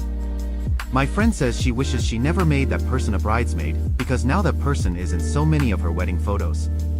My close friend brought this up to me when I was trying to decide if I should remain in the wedding. Commenter 3. Exactly. You want their wedding to be about them and not your failing friendship. Absence is better than the stress of potential drama. I'm sure my posts haven't conveyed it, but I do care for Jana. And she deserves a maid of honor who is there enthusiastically. My husband passed away and his ex-girlfriend wants me to adopt their kids. This is sort of a long story, but I need to share because I'm feeling so overwhelmed. Everyone in my life has opinion, some very strong opinion, and I just want a place to vent and to get some unbiased opinions. My husband died 1 week before Thanksgiving. We were unofficially separated at the time. We were not living together. I still loved him, but I had chosen to distance myself due to his drug addiction, in hopes that he would seek treatment and get clean. He was seeking help, but it was not enough and he overdosed. He had trouble with drugs when he was younger, like college age, but he got clean and I believe he stayed clean for many years. He had a girlfriend back then who also became addicted to drugs and they had 2 kids. Ultimately, he got clean, had a good job, had his life in order and was doing everything he was supposed to, and he was awarded custody of their 2 kids.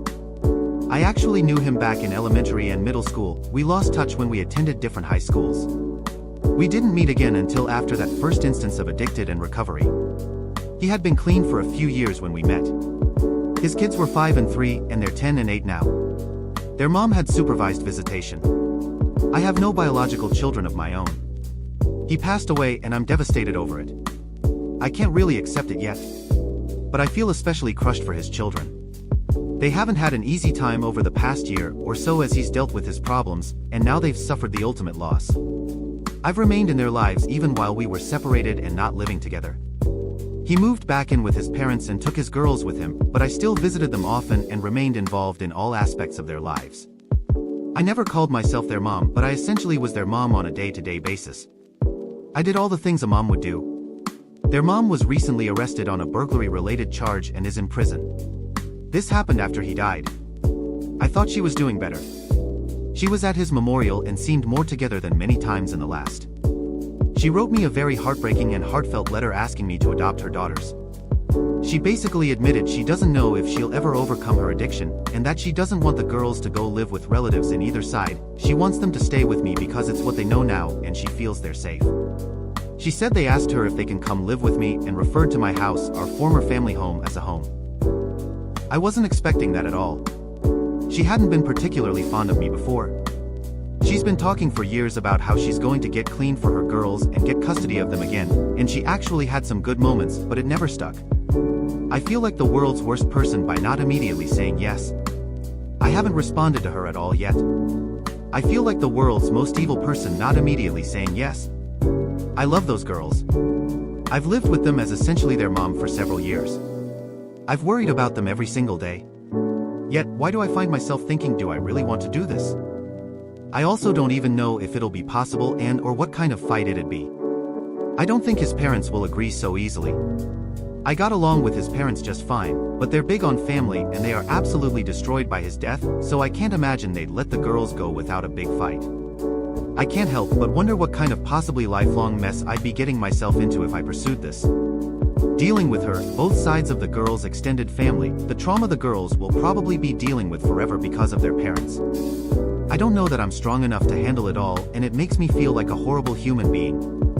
Comments. Commenter 1. A responsible person should spend some time thinking about it before answering. You are not a terrible person for needing to think through the logistics and carefully consider the impact on your life. Keep doing so until you arrive at a decision, and then commit to whatever you decide and don't look back. I say don't look back because whatever you decide will not be on a whim. You're going about this the right way? Trust yourself. Commenter 2. I wholeheartedly agree. If she wasn't taking this very, very seriously and stopping to think, that would be irresponsible. Look before you leap. One thing I'm wondering about is the expense this would inflict on op kids are not cheap, and given the situation I'm wondering if she can even afford it? From a practical standpoint it might be better to foster because then op would probably get $$ every month. And the kids would probably get $$ in financial aid for secondary and higher education once they're old enough. However, that's giving up the legal protections of adoption. And because I'm cynical, I hope the $$ the grandparents receive for raising them doesn't interfere with their decisions as to what is best for those kids. Commenter 3. Talk to the grandparents privately. Not with the girls around. Share the mother's letter. They are probably the girl's legal guardian. You don't have to adopt if you don't want to, but you could continue to be present in their lives to provide additional stability. But if you want to adopt them and the grandparents are supportive, it shouldn't be hard to accomplish. The mom would have to terminate parental rights, which might not be an issue with her in prison, and the grandparents could willingly allow you to adopt. The rest is legal paperwork. The cost to perform it will be minimal compared to regular agency adoptions and whatnot. You just need to decide if you want to do this and can do it. You need the grandparents to agree. So, talk to them, but know what you are willing to do before that conversation. And let the mom know too. She could always be allowed to see the girls in the future if it would be safe to do so. Commenter 4. You're not a horrible human being, that's a huge task. I've taken on a somewhat similar task, and it's not easy by any means. My task was elderly in-laws. Super sweet people, but it felt like we were living on top of each other. as well as the father-in-law, literally would come out of his room as soon as he heard me make a noise in the kitchen and just immediately chat me up. I was injured in combat and deal with chronic pain, PTSD, anxiety, depression, etc., and I'm not one of those people that can always be in a host mode. Sometimes I'm in pain and am down and out and can't put on a front that everything's just peachy and that I'm totally into whatever nonsense he wanted to bring up. Again, not exactly the same scenario, but still a daunting task. I can't tell you what to do in this situation, but I will say give yourself some grace and give yourself some time to think about it. One possibility is that you can assure the girls that you're always just a phone call away and that they're always more than welcome to come get away for a weekend, etc. at your place. You can transition to an aunt from a distance role and be there on basis that doesn't feel like it wears and tears on you, so that you don't build any resentment, kind of like how I did, not that you would either though. Regardless, just from reading this I can tell that you have a great heart. Hope you get the advice that you're looking for here. Update: I posted this under a different username, but I can't get into that account now. My husband died from a drug overdose in November 2024. He had drug issues when he was in his late teens/early 20s, got clean, and remained clean for many years. He had full custody of his two daughters, who are now 8 and 10. He relapsed sometime in 2024. He and I were separated and living apart at the time of his death. I had hoped that he'd get things back on track and we could be together again. The mother of his daughters is also a drug addict. She never managed to get and stay clean for any significant stretches. She's been arrested multiple times. She was at his memorial service and seemed to be in good shape for her, but she was arrested soon after that. She's still in jail now. When she first entered jail this last time, she wrote me a letter telling me she wanted me to adopt her daughters.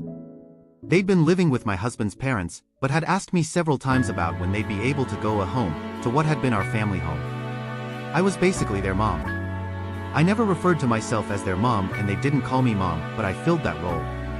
They had sporadic contact with their actual mother. In the letter she wrote me, she even told me they told her they wanted to live with me. I posted about all of this 3 months ago. Since then, I've decided to pursue custody of them. It was a huge decision and one that, while I spent a lot of time thinking about, I didn't have the luxury of taking too long. What finally tipped me over the edge was my former in-laws saying they didn't believe the girls should go to therapy to help them deal with their father's death and their virtually absent, drug-addicted mother. It was shocking because what person in their right mind wouldn't think these girls should have all of the help they can get? At the same time, it wasn't surprising coming from them, they lived in denial of their son's problems too. They were the biggest enablers I ever met as well. They're extremely focused on image and achievement, just being the best, sports, competition. I believe they have good intentions, but they doesn't change how their actions affected their son, other children, or grandchildren. I never thought I'd be teaming up with my husband's ex-GF, but here we are. This isn't easy for her. No, she's not been a present or good mom, but I know she wishes she was. I know it's hard for her to admit she can't be their mom. Despite her problems and her track record of extreme selfishness, I can't imagine what it takes to give up custody of your children, and I'm glad she's finally putting her own wants aside to do what she thinks is best for her kids. I'm also sorry for her that despite still having parental rights over the girls, she's not being granted the authority to allow them to be adopted by somebody she designates. I understand there needs to be safety measures in place to ensure children are placed with safe people, but I'm willing to do any sort of evaluations needed to prove I can provide a safe and stable home for them. You'd think it'd be as simple as her terminating her parental rights and indicating that she wants me to adopt the children, and while that is part of the process, it's not actually that cut and dry. His parents, who again are obsessed with winning everything, have already tried to block this with the courts.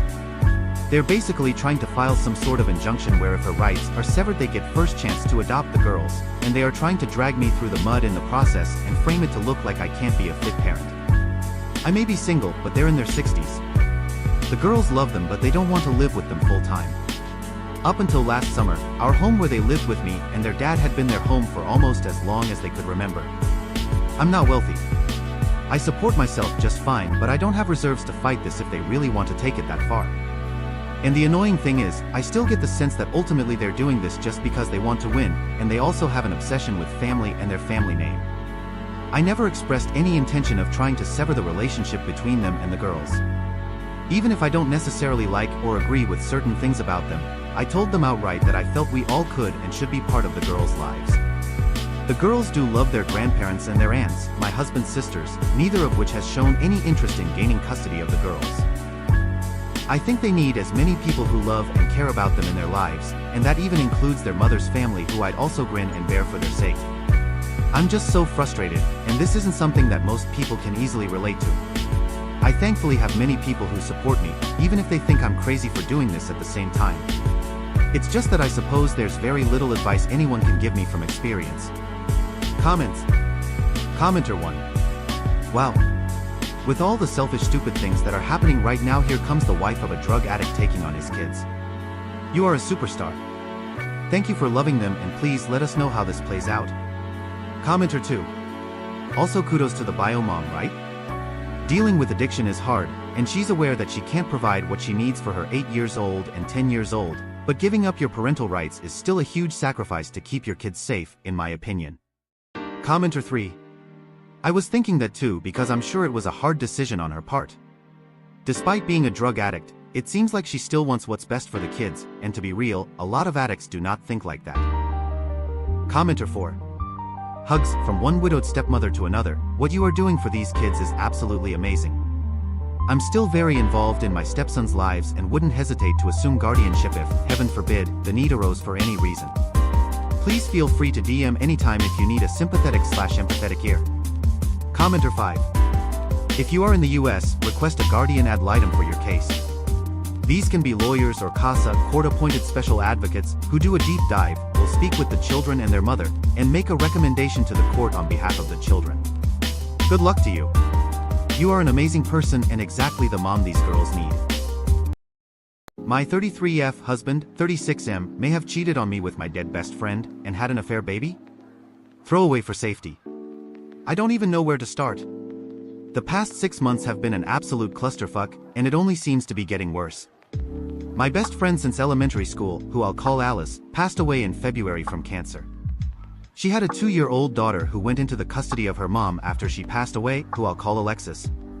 Last month Alexis showed up on our doorstep unannounced, telling my husband he needs to take responsibility for his child and either take custody or start finally paying child support.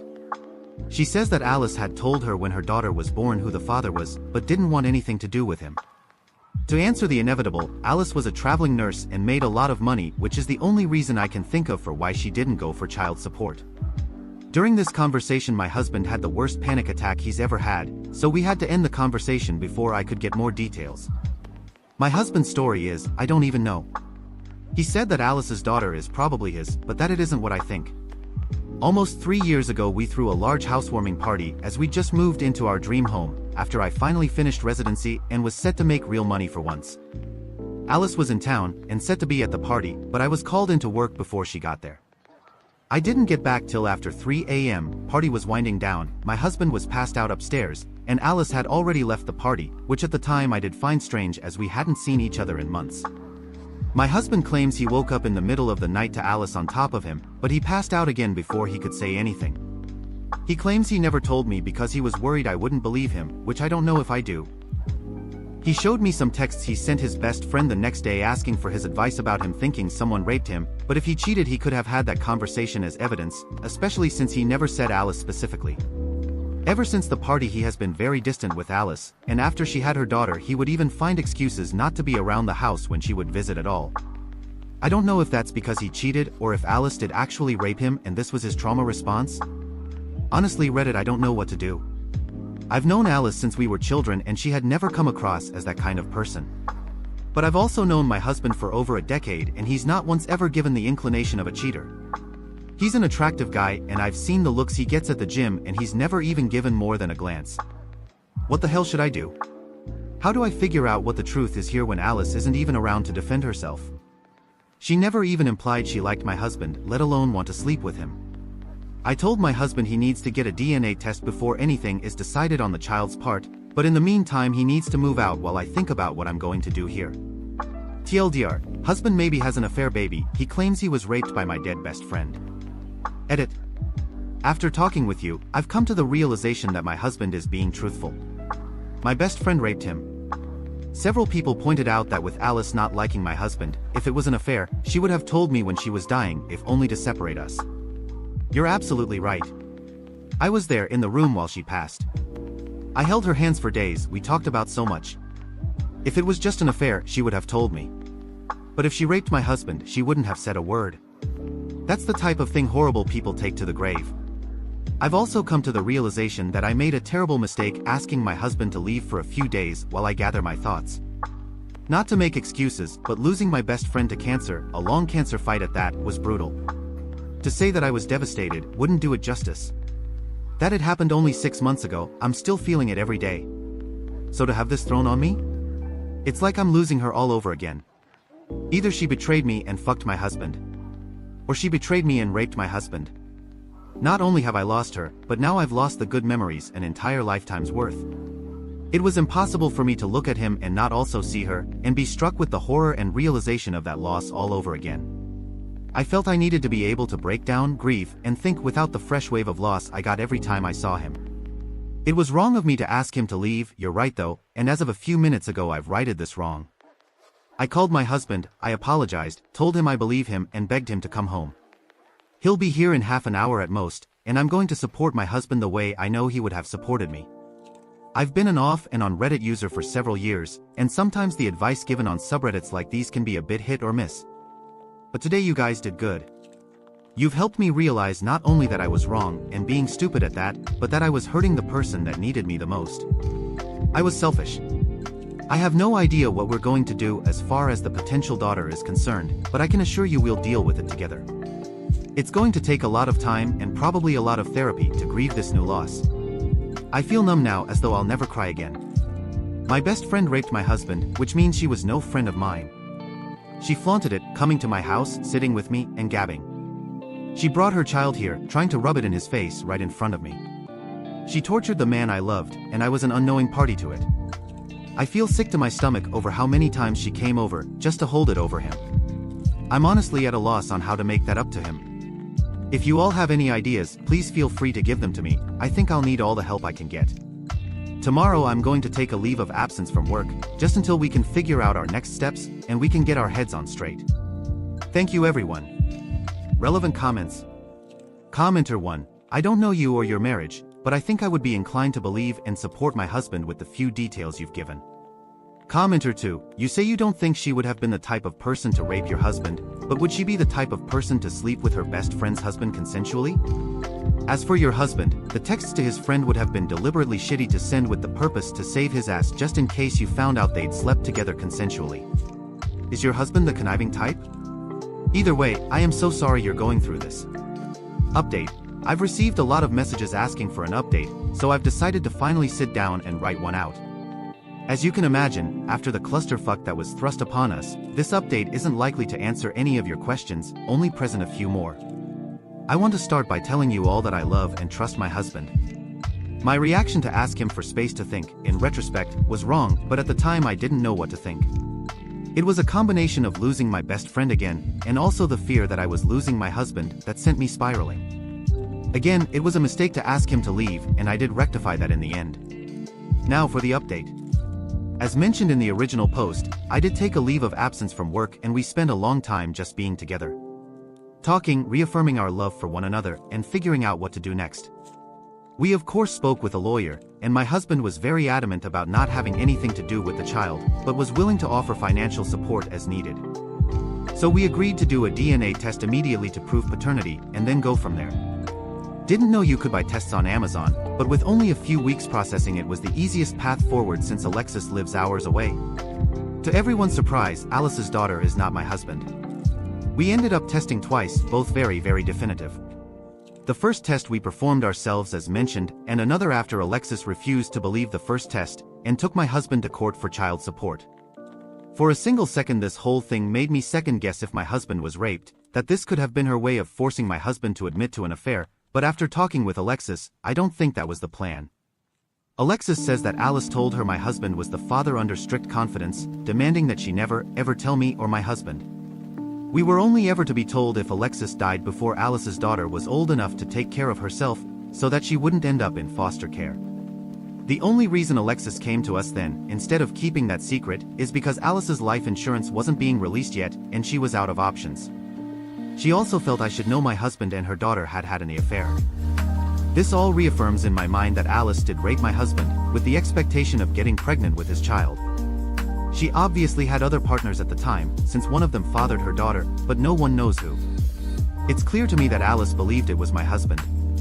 I did suggest Alexis upload a sample to Ancestry, see if any matches pop up, but as Alice traveled all over for work, I don't know that anything will ever come of that. In truth, I've washed my hands of the situation. Alice did enough damage, and I don't particularly plan to be around for any more. My husband and I have gone through a lot of counseling and will likely continue for a while. This whole situation damaged us both, my husband more obviously, and I don't think we'll fully heal for a very long while. To answer a few questions. No, sadly there isn't a hidden diary or texts to explain what the fuck was going on. My husband and I are not getting divorced.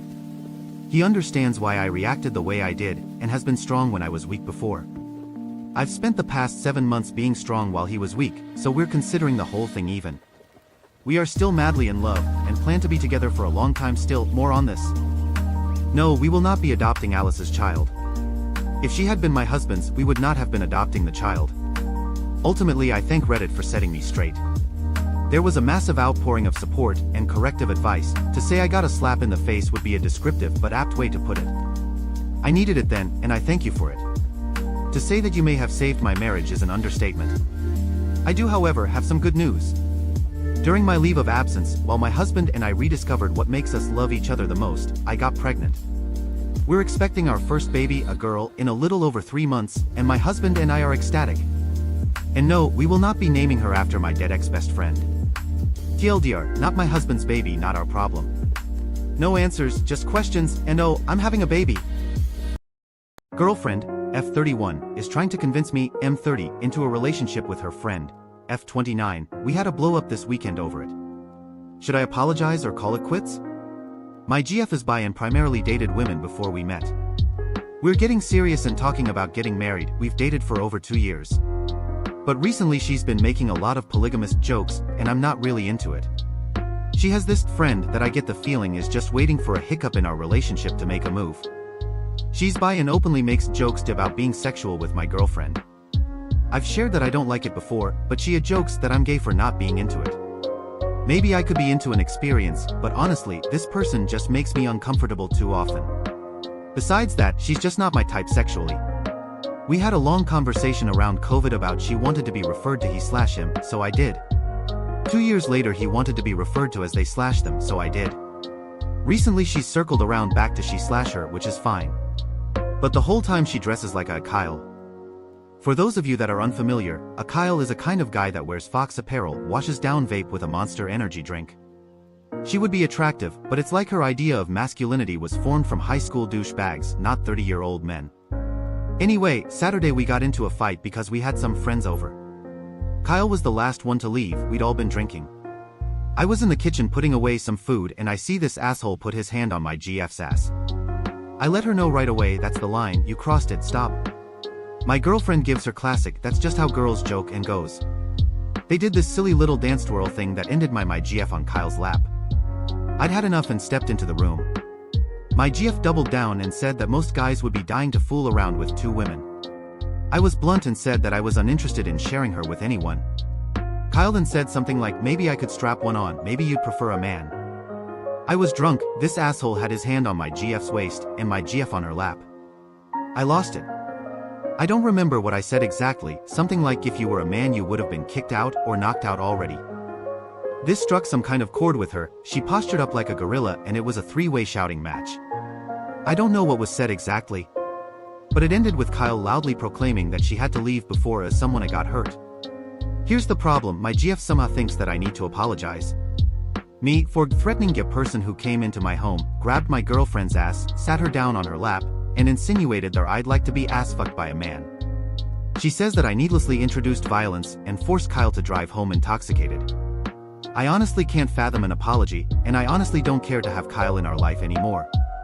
I'm not typically the one to die on a hill, but I feel like anything short of digging my heels in is unacceptable.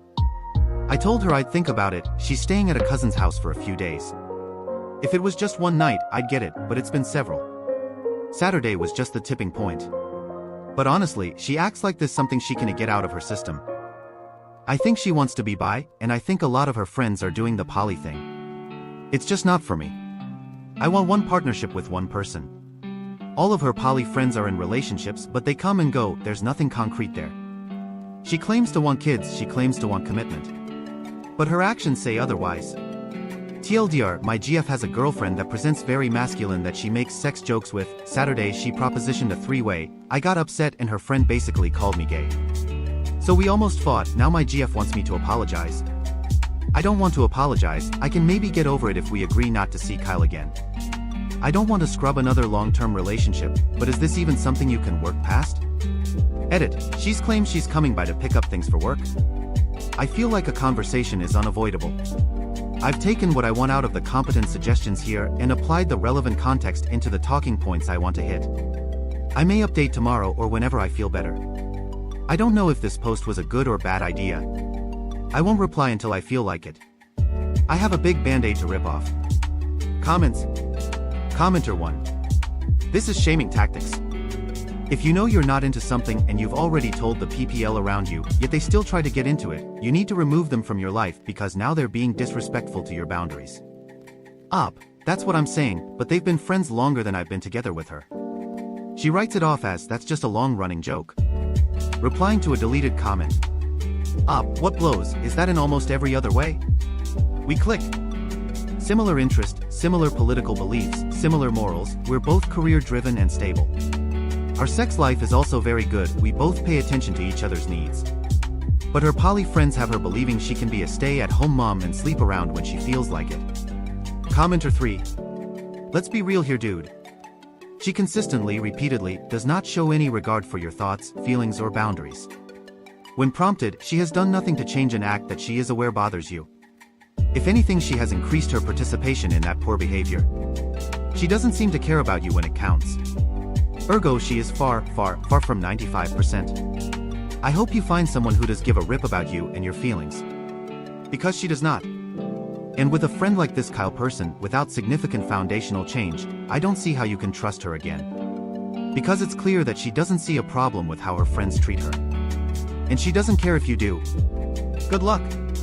Update 1. I'm just going to go off the bullet points of the conversation, because I'm over it. She arrived yesterday with a peace offering from our favorite ice cream shop and wanted to set things aside so we could settle down and catch up on the new episode of House of the Dragon. I told her that I was uncomfortable just eating ice cream and watching TV with the elephant in the room. I think that she could sense that I was in a different mood than she expected. The talking points were as follows. I mentioned that I felt no need to apologize and referenced that Kyle had never apologized for disrespecting me in my home on other occasions. And that the average person would display hostility towards someone who acted the way Kyle acted. Her response was that she felt it was a first-time offense and that she had no idea I felt so strongly towards the jokes in the past. I cut her off and told her that she wasn't listening to me if that was how she felt. She stated that I introduced violence, and that's what I should be apologizing for. I stood my ground and said that any person who touches another person's spouse sexually in front of them, without their consent, should understand that they're going to provoke a reaction. Given that I actually have boxing experience, I showed restraint. She made this weird point that, because I have boxing experience, I should somehow be more careful about provoking violent situations because I know that a fight between Kyle and I is a mismatch. Which I easily countered with the fact that I didn't provoke this situation, Kyle did, and my girlfriend not seeing that as a problem. As she mentioned that it was reckless for me to kick out an intoxicated guest. I easily retorted with goober fucking exists. There's no reason to drunk drive in 2024. If she dies in DUI, it's because she was too cheap/stupid to pay the $15 to get a ride there. I'd looked it up yesterday. Her stupidity is not my responsibility. I asked her if she'd slept with Kyle in the past. She said no. Maybe I'm biased and not to be trusted, but I believe her. I told her that it makes me super uncomfortable that she keeps pressuring me into having sex with someone I'm unattracted to. This is compounded by the fact that I've had to jump through hoops to make sure that Kyle was comfortable with her sexuality over the years. This is the curveball I didn't expect. She claimed that Kyle actually likes me for that reason. That Kyle shows her affection like a schoolyard idiot. That Kyle feels comfortable with the both of us, my girlfriend feels comfortable with Kyle, so their intention was to gauge my comfort level and proceed. Obviously, I brought up that I wasn't sexually attracted to Kyle in any way. And that she hadn't helped her cause by treating me the way she has that night or the nights prior. My girlfriend reinstated that she was unaware that my feelings before were as strong as they are because I didn't display emphasis or something. Essentially, she thought I shrugged it off in good humor. I stated that I'd like to start talking about what a breakup looks like. She was obviously so far from the idea that we were talking about a breakup. Immediate waterworks, immediately incoherent and apologetic. I brought up that I'm unsure if she actually believes in our shared goals of marriage, parenthood, and monogamy. She was in hysterics but essentially couldn't believe that I would come to that conclusion based off one night. I reminded her that it was a pattern of behavior. Not one night. She then backpedaled and said that her polygamous behavior was a part of her life she wanted to share with me before we were married. And she believed that she was presenting it in a way that she thought would be appealing to me. I think she thinks I have porn brain. But I reminded her that I'd showed a lack of interest before, and that in my opinion this wasn't the first time she'd pitched fooling around with Kyle. She circled back to insisting the other times were jokes. I told her that if she believes that, she either wasn't listening to me or not taking me seriously. I brought up that it wasn't okay that they called me gay because I didn't want to engage with their ideas. I brought up the hypocritical nature of her friend group being so inclusive. But making fun of my sexuality when I didn't want to participate in their games. She was hyper-apologetic and didn't understand that it was a problem until I framed it in a had the shoe been on the other foot, it would never be acceptable. TLDR, well, there's the talking points. GF went to work, I said I did too, but actually cashed in on a sick day to research changed locks and breakup logistics. We ended by agreeing to talk more tonight. But I don't know how I trust what she says. I'm worried that our past relationship will poison my judgment, so I'm trying to get as much ready to rip off the band-aid as I can. She sits firmly in the camp of not wanting to break up, which means she leaves it to me to do it. What do you all think? Stay or nay? Comments. Commenter 1. Run. She is the kind that only regrets her actions when the consequences hit her in the face. Commenter 2. She is the type of girl that is gaslighting op, and since he doesn't want a poly relationship, she will start cheating on him if she hasn't already. She seems like the type of girl that doesn't see having sex with other girls while in a relationship as cheating just because the sex was with another woman and not a guy. Op should get tested for STDs ASAP and not waste more years of his life with someone that doesn't respect his boundaries. Commenter 3. The old, but it's a girl, it doesn't count routine that so many a bisexual women have been trying to peddle for decades. It was bullshit then and it's bullshit now. Cheating is what it is regardless of gender. Update 2. I am 30 broke up with my girlfriend, F31, and now she won't move out till the school year starts. Do any of you have experience evicting MX? It's been a rough couple of weeks, but I did it. I broke up with my girlfriend after she tried to throuple me with her friend. Initially she was happy to move into her cousin's house. But there's been some drama because the story she tells her friends and family leaves out key components. Some of them reached out angrily to me, when I set them straight they then gave my ex an earful. Now she's mad at me for disclosing sensitive information. I'm guessing that her cousin isn't allowing her back because she doesn't agree with her decisions. I don't know for sure because we're not in contact. I only know what my ex says and she's unreliable. She's become hot and cold, either bitter and cold shoulder, or bringing up reconciling and coming on to me. I've made a point to resist her advances, she's been trying to guilt me. A few months ago she made the decision to go after her master's degree. She was supposed to be starting very soon, but now I've compromised her living situation. She's upset that rent everywhere else is double what she contributes here. I tell her that it's no longer my problem, I guess she has a subscription service that has delivered here. She produced that last night when I told her I needed her completely out by the 15th. Now she's saying she has a right to be here? Does anyone have experience evicting an ex? TLDR, broke up with my ex, she keeps trying to patch things up, but when I gave her a date to leave she's now initiated a squat. Update 3, a woman, F34, that I, M31, have been seeing has an OF. Can a relationship realistically be salvaged? I got out of a nasty breakup a little under a year ago. I avoided the dating sites but ended up meeting this lady through mutual friends. She ticks off all the boxes, she seems very kind, she's stable financially and emotionally. She's very funny, we have great chemistry, and the physical relationship is great. But, like 15% of her income comes from a small OF account. Which is fine, her content supposedly is just photos of her solo work. Now she's talking about becoming exclusive, I'm only realistically talking to one other person. And that relationship hasn't become physical yet. But I'm ready for marriage, kids, I want to settle down. And in my opinion, a woman with an OF isn't looking to settle down. She disagrees, we got into a big argument over it, what she heard was you're not wife material. Which isn't entirely true, she totally is, without the OF account. She has a good job, her account is small enough that it wouldn't affect her finances too much. Especially if we moved in sometime within the next 2 years. I made my boundary clear, but she keeps calling, texting, insisting that I'm the only guy that she's seeing. I know OF isn't prostitution, but it is sex work.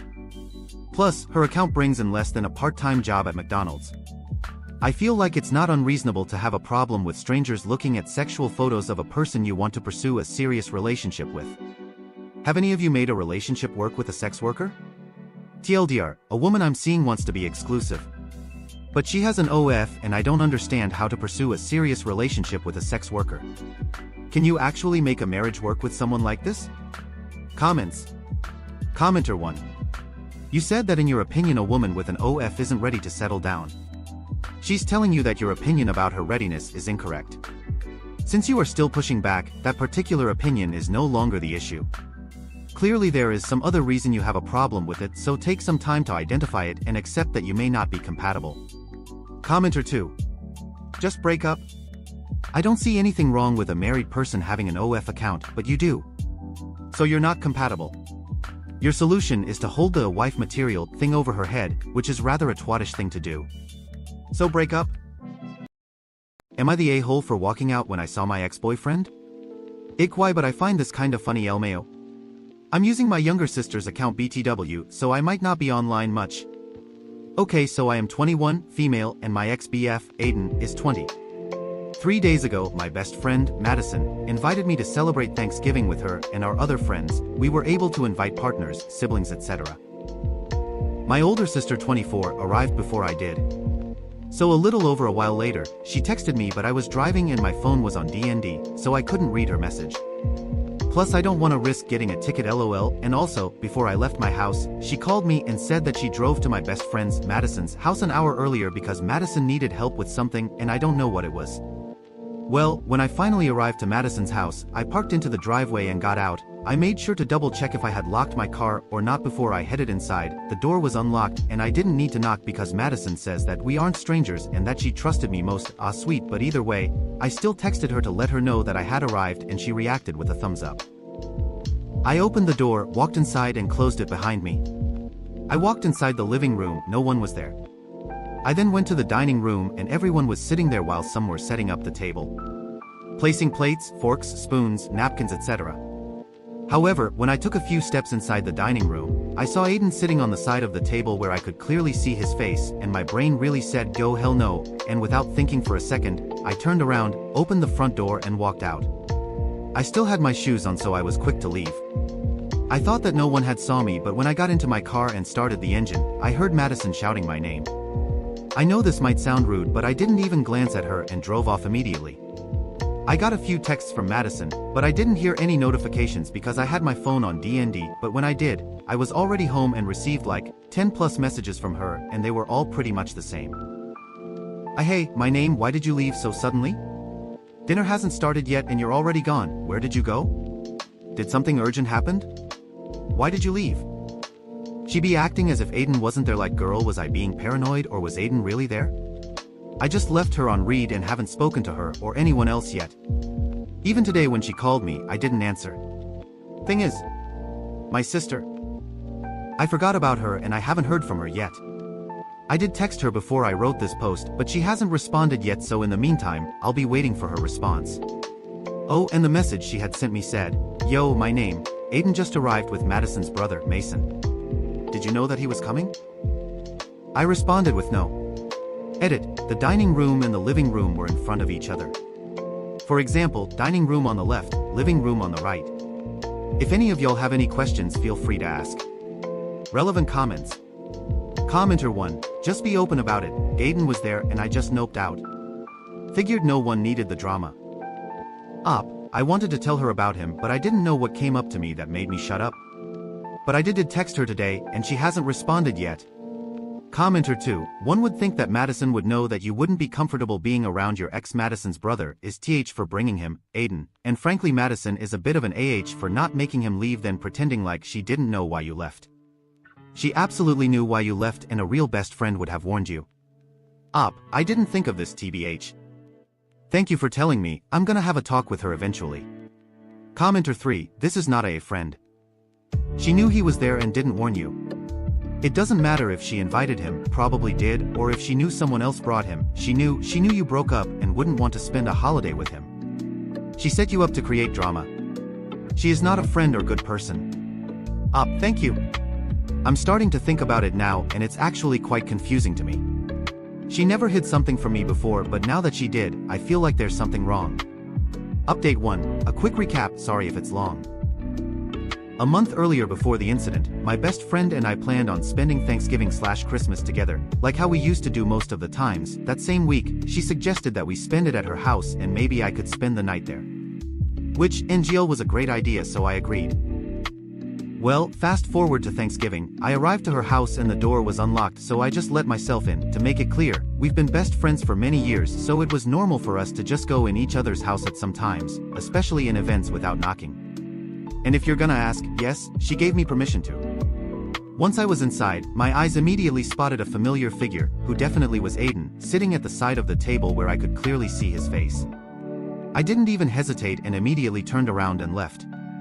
My best friend then tried to chase me down by yelling for me, but I was already gone by then. I definitely didn't ignore her, and like everybody else who went through the same situation, as soon as I drove back to my house, I had over 10 plus messages from her, basically asking why I left so early even though I had just arrived and that dinner was gonna start soon.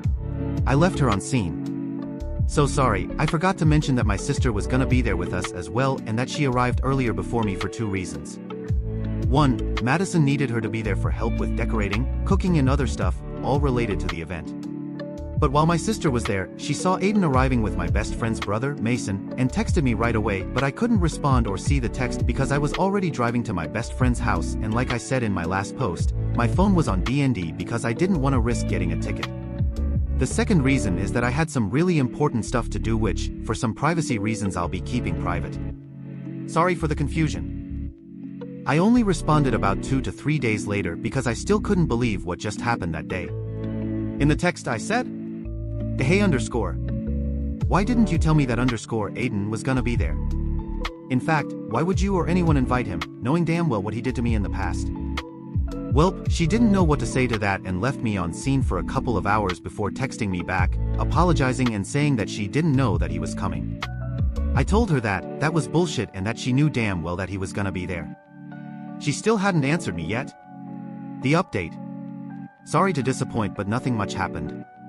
After I sent that text, she never bothered to reply. Before I even knew it, she blocked me. Why? Ick. Maybe she's hiding something from me. I know I shouldn't be saying that and suspecting her, considering us still being best friends, but I can't help it. I've never heard from her or seen her again. I tried asking our other mutual friends about her, and they all said that they didn't hear anything from her ever since that day. Yes, I told them what happened and how it ended. Some girls even said that she had blocked them the same day she blocked me. Now, the only one who possibly knows where she's at and or why she isn't responding to anyone is her brother. But I don't feel comfortable texting him, and I don't think that I have the courage to.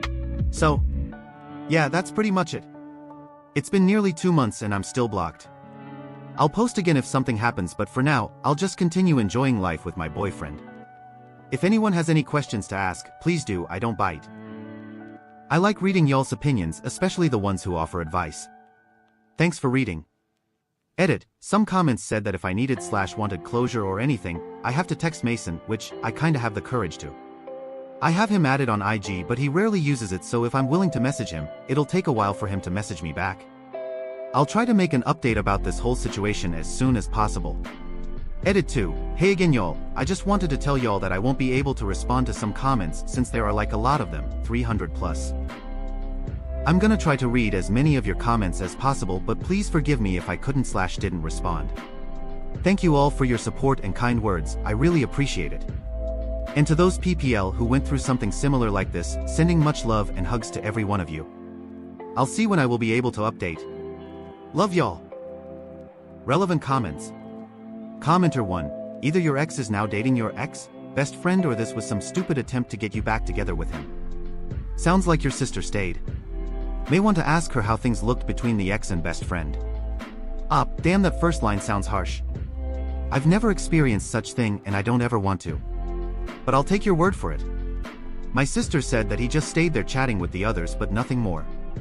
Commenter 2, that's fucked up really. To me, it seems like she wasn't really your best friend if she could block you so easily. Maybe she was hiding something or just didn't care enough to make things right. Either way, you're better off without her. Op, I agree.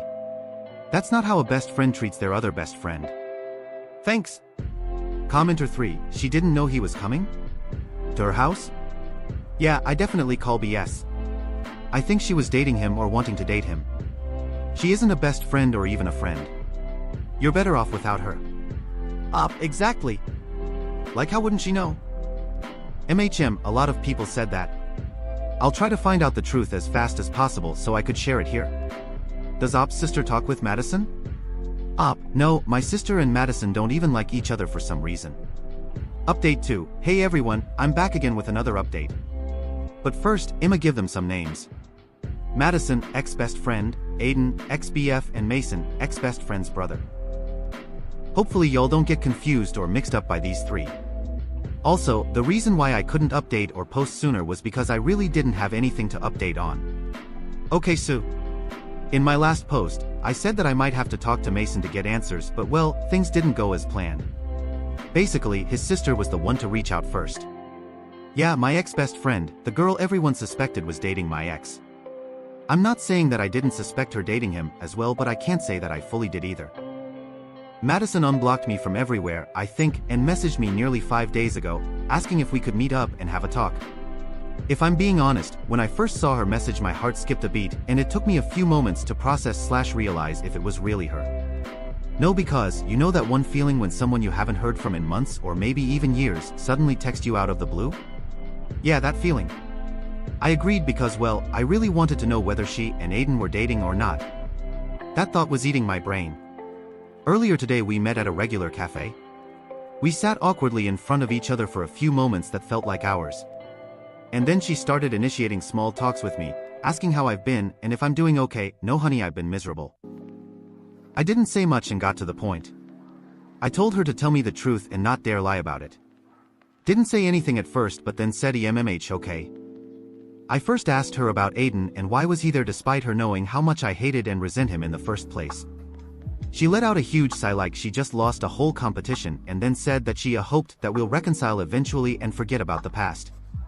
No way. I just nodded, looked her in the eyes and then said, "Are you and Aiden dating?" She just stared at me. Like deep in my soul. I didn't know what to do, so I asked again. She tried avoiding that question by looking away and staying silent. It didn't stop me though. I told her, if you don't answer me, consider this the last time you'll ever talk to me. Let alone see me. I would have left either way. Dear Redditors. After some back and forth, she admitted to it. They're dating. Continuing on, she looked at me and I could hear the hesitation in her voice. She confirmed it. I asked for how long and she legit said a little over a year. Girl? No, I was for real shocked and speechless. I was like, what the fuck? And on top of that, she just casually said it. I decided to leave because I couldn't do it no more. I was disgusted and disappointed in her and I told her that. Her eyes started welling up with tears and then she started begging me to hear her out first, but I couldn't even look at her. Then, she started full on crying, so I just left her there. Home, I blocked her and her brother on everything. I know I didn't share why me and my ex broke up or what happened between us, and I don't think that I'll ever will, because for me, I want to keep it private and it's still traumatic. I might share some details about it in the future. Maybe, maybe not. But I reassure you that it was really, really bad. This may not be the update y'all hoped for, but hopefully it is in the next one. If something else happened, I'll keep you updated. One last thing, if I didn't answer some of y'all's comments, I'm either busy, sleeping, or at work. Thank you so much for the support. Edit, sorry everyone for the spelling mistakes and typos. Hopefully it won't happen again. Relevant comments. Commenter 1, well, you got it, why she blocked you. Also the BS of she wanting you to are with him. How cynical of her after she dating him for almost a year. That is absurd, and you are doing right by cutting her from your life. You truly didn't need her for the last months. I doubt you need her from here on out. She can screw the ex and receive the same treatment you received from him, and when she came crawling back for your forgiveness, just shut the door on her face. She doesn't deserve any from you. Also, I would advise to expose her to the rest of the friends and your sister. For them to know why she blocked you in the first place and maybe others. This is not for revenge, this is... A. For you to keep out of her reach the control of the narrative. B. To find out who or which others of the friends group knew and didn't tell you, so you know they're who you can count on. Good luck. Op. I'd like to take your advice and thank you. Commenter 2. Wait, when you say traumatic, are you talking about something the police should have been called about or something super fucked up? I don't want you to go into details that you don't want to. I just wanted to understand the rest of your story. I'm still on your side though, and fuck your stupid fucking friend. I hope she gets everything she deserves. Op. I'd say both. It was something about abuse, if you know what I mean. Commenter 3. Not the a-hole. What best friend thinks it's appropriate to date their best friend's ex? This is like family members dating other family members' exes. Why would you do this? There are millions of other people in the world. There are billions of other people you could have chosen from. Why did she have to choose the person she knew would hurt someone close to her the most? At this point I almost feels like it's some type of weird competition or obsession she has with you, that she's dating your ex and she's been doing it for a year secretly without you knowing. The fact that they were dating for a year before she told you was also incredibly scummy. For that year, every time you met and spoke with her, you were thinking, this is my best friend, when in reality it wasn't your best friend, it was a backstabbing bitch. Op. This is what upsets me the most. Imagine finding out that that person who you trusted the most ended up being nothing but a backstabber. It feels unreal but real at the same time. What did Op's sister say, and if she knew about the dating couple?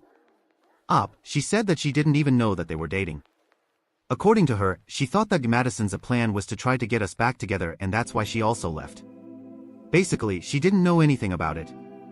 However, I told her about my convo with Madison and she was grossed out. Update 3. Hey everybody, this is just a quick update about the whole situation. To the people who commented on my last post and told me to tell my friends and close ones about my ex-best friend and her relationship with my ex, just in case she tries to spin the story, you were right. Nearly 4 days ago, she made a post on FB about me. Recently, a close friend of mine had found it and forwarded it to me. I rarely use FB and she's still blocked on everything. That's why I didn't know anything. I'll just paste what she said, because if I explained it myself and put details, this'll be very long. She said, my best friend of 16 years had left me.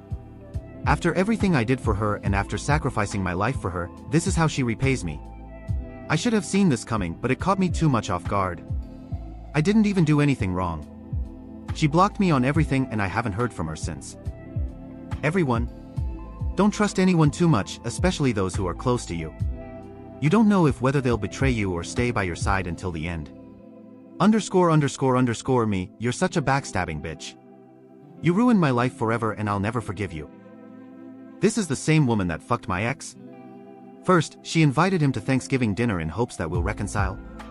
Then, I found out that she has been with him for a whole year. And now this? What level of delusional is she on? No, and she even had the audacity and confidence to call me a backstabber and say that I was the one who betrayed her. The worst part is that people seem to believe her in her comments section without even knowing the full story. Most of them were her friends. I know them, but they aren't my friends. The others were people I don't know. They spoke bad about me and wish that something bad will happen to me. She's playing the victim card, spreading lies while I'm here, still processing everything. I really hate that woman so much. I don't know what to do now, but I'm thinking of responding to her. I've never in my entire life made a post about someone, let alone respond to their posts. So if anyone has any advice of what do I say or do, I'm open to hear it. Update 4. Okay, so no more talking too much. I'll just get straight to the point. Y'all, she's pregnant. Madison, fake name aka my ex-BSF, is pregnant. So basically, first, I don't know how long afar she is or when did this happen, but here's how I knew. She texted me from probably one of her friends' phone and texted me from it. This is what she said, copy-pasted from the chat. This is what you're missing on our end. My baby will unfortunately grow up without an auntie, referring to me. BC, we grew up together and treated each other like real sisters, who'll love him dearly and shower him with gifts. Not to sound rude, but I really wanted you to be a part of this journey with me, but your stubbornness and selfishness ruined it. Even though you completely shattered my heart and destroyed my confidence, I still want you in my baby's life. For now, we'll put the past behind and move on until baby is born. Me and ___ my ex are happy to welcome you back into our lives with open arms. Love you lots.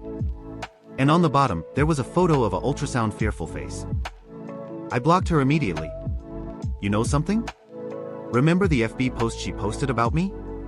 That message she sent up there up arrow was after I responded to her. Sorry to disappoint y'all with my response, but I thought that it was the only suitable one. I only responded with a link to my Reddit posts, like how some of y'all suggested, and threatened that if she continued spreading false info/lies about me, I'll make sure to sue her for defamation. What happened after? The post was gone, but the evidence is still with me.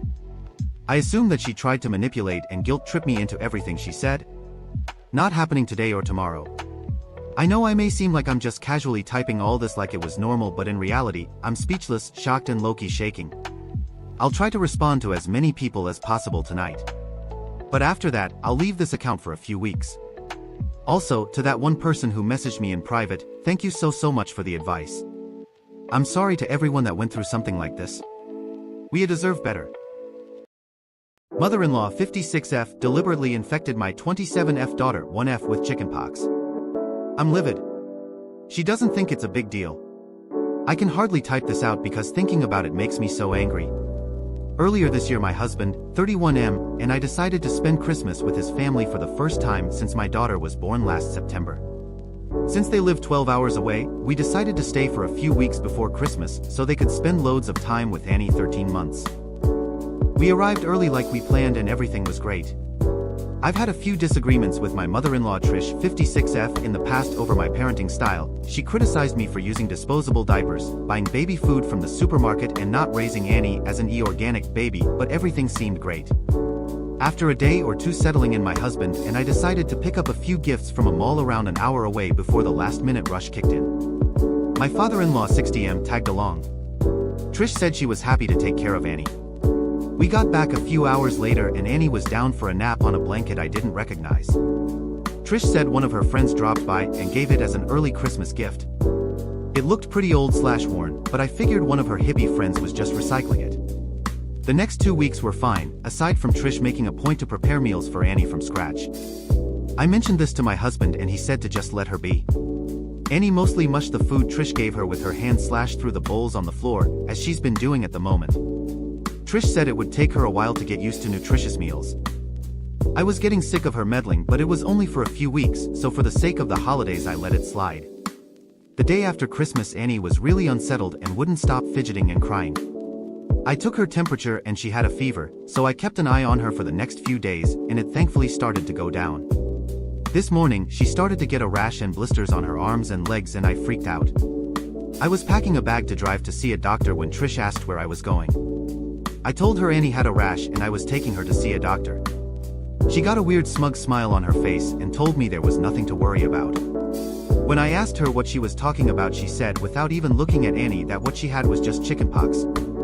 I asked her how she could possibly know that, and she casually admitted one of her friend's grandkids had chickenpox a few weeks ago, so she asked them to wipe a blanket over the child's arms, legs and face and bring it to her house. At this point I couldn't believe what I was hearing, so I asked if that blanket was the gift Annie was sleeping on. She said it was. I lost my shit. To be honest, I don't really remember what I said because I was up most of the night for 2 days checking on Annie. I just unleashed on Trish asking what the fuck was wrong with her. My husband and father-in-law came to try to calm things down and Trish dug in her heels and said chickenpox was the best and most natural thing for Annie to build up her immunity. I already have a vaccination schedule in place with my pediatrician and she was booked in to get immunized for chickenpox at 18 months. We drove to see the doctor and he confirmed she had it. He said I'll have to cut Annie's nails short and might have to tape socks on her hands while she sleeps because kids so young can scratch until they bleed and that will leave scars. On the drive back my husband started making excuses for Trish, that she was only doing what she thought was best. I couldn't believe he was defending her and we fought most of the way home until I told him to stop talking to me. Annie's been scratching like crazy and I just had to tape socks over her hands. Trish tried to talk to me when we got back and I told her to get out of my sight. We were meant to stay until Wednesday, but I just finished packing up our stuff so we can leave first thing in the morning. I'm so angry I can't even think. Whenever I hear Trish moving around in the kitchen my heart starts beating faster and I feel like going out there and grabbing her by the hair. I don't ever want to see her again or let my daughter see her again. What can I say to make her and my husband realize the enormity of what she's done? I don't think I can speak coherently to their faces until Annie gets better. TLDR, mother-in-law deliberately infected my daughter with chickenpox. I'm so angry I feel like physically harming her. I need advice on what to say to make her realize what she's done. Relevant comments. When asked why her daughter wasn't vaccinated for chickenpox. She's up to date on her vaccination schedule. She was vaccinated for measles a month ago and booked in to get the chickenpox vaccine at 18 months old, as normal. Top comments. Commenter 1. If someone did this to my child, deliberately infecting them with a disease without discussing it with me, with the malicious intent of undermining my parenting to teach me a lesson, they'd never see my child for extended periods or unsupervised again. Commenter 2. Your husband better step up and act like a father and stop acting like a son. Update. Thank you to everyone for your comments, inbox messages and advice after my original post. I read all the comments and messages, and they genuinely helped, especially the home remedies on how to stop itching. Thank you to everyone for your comments, inbox messages and advice after my original post. I read all the comments and messages, and they genuinely helped, especially the home remedies on how to stop itching. Since my first post was locked and deleted, I hope it's okay to briefly summarize here. Over the holidays, my mother-in-law Trish, 56F, deliberately infected my daughter Annie, 1F, with chickenpox by wrapping her in an infected blanket while she was left alone with her for several hours. Trish didn't tell anyone what she had done until Annie came down with a horrible fever and rash. Annie was booked in for her chickenpox vaccination at 18 months, but Trish thought what she did is 100% normal, despite the fact it's caused Annie significant pain and distress, and now scarring to her face and arms. When I found out what she did, I was livid and had a shouting match with her and packed up our things to leave the very next morning. It soon came out my husband Jack didn't think Trish had done anything wrong. On to the update. I didn't think it would be possible, but things got worse. I got up first thing the next morning and started packing our stuff into the car. Once I opened it up, I kept the keys in my pocket since I was going in and out. Usually we use Jack's set and leave mine in my bag. While I was packing, he sat in the kitchen with Trish and my father-in-law 60M and chatted and had coffee like nothing was wrong. Annie was mercifully still asleep, so I just gently belted her in and closed her door when Jack came out and asked if I had everything. I said we were good to go as soon as he was. He said okay and calmly took out his key set and centrally locked the car, locking Annie in. I asked him what the hell he was doing, and he said we wouldn't be leaving until I apologized to Trish. I think I was stunned into silence because he then took the chance to rehash what he said the previous day, that Trish thought she was doing what was best, that chickenpox doesn't kill you, and that I was making a bigger deal out of this than I needed to and making Trish feel bad. Yes, making her feel bad. All the comments from my last post were swirling around in my head, and I told him he needs to stop being a son and start being a father. He screwed up his face and said he would always be Trish's son, and that was the point, that nobody should speak to his mother the way I had the day before, and I needed to apologize to clear the air. I felt like I had entered some kind of weird twilight zone where I had accidentally married a 9-year-old instead of an adult man, so I just asked him to open the car so we could leave.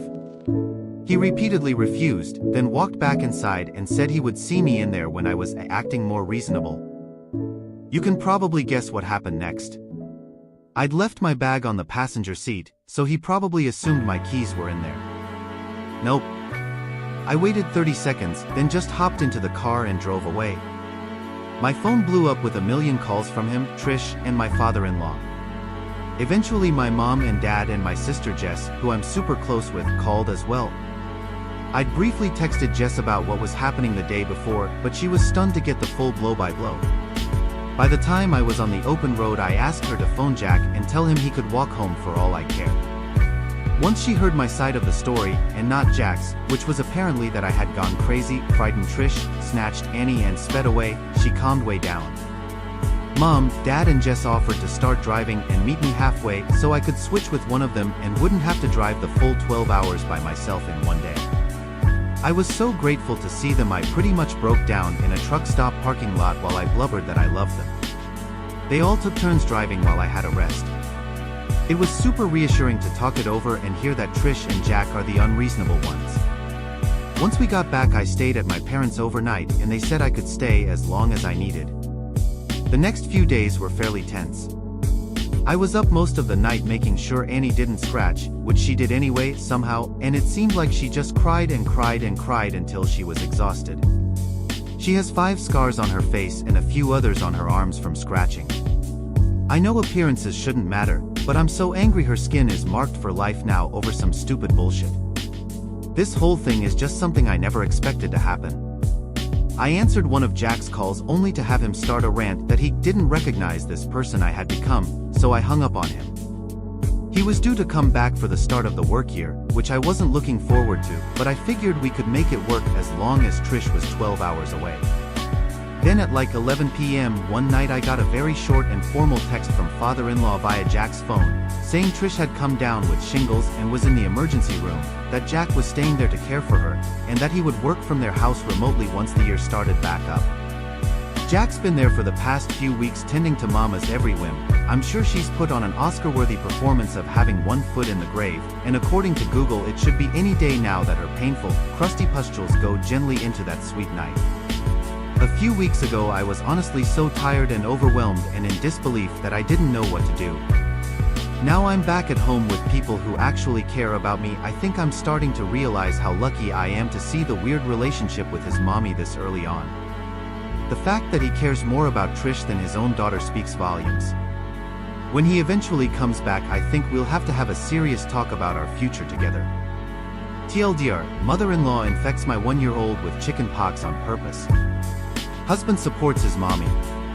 He tries to force me to apologize to her by locking our daughter in the car, but I peace out with a spare set of keys.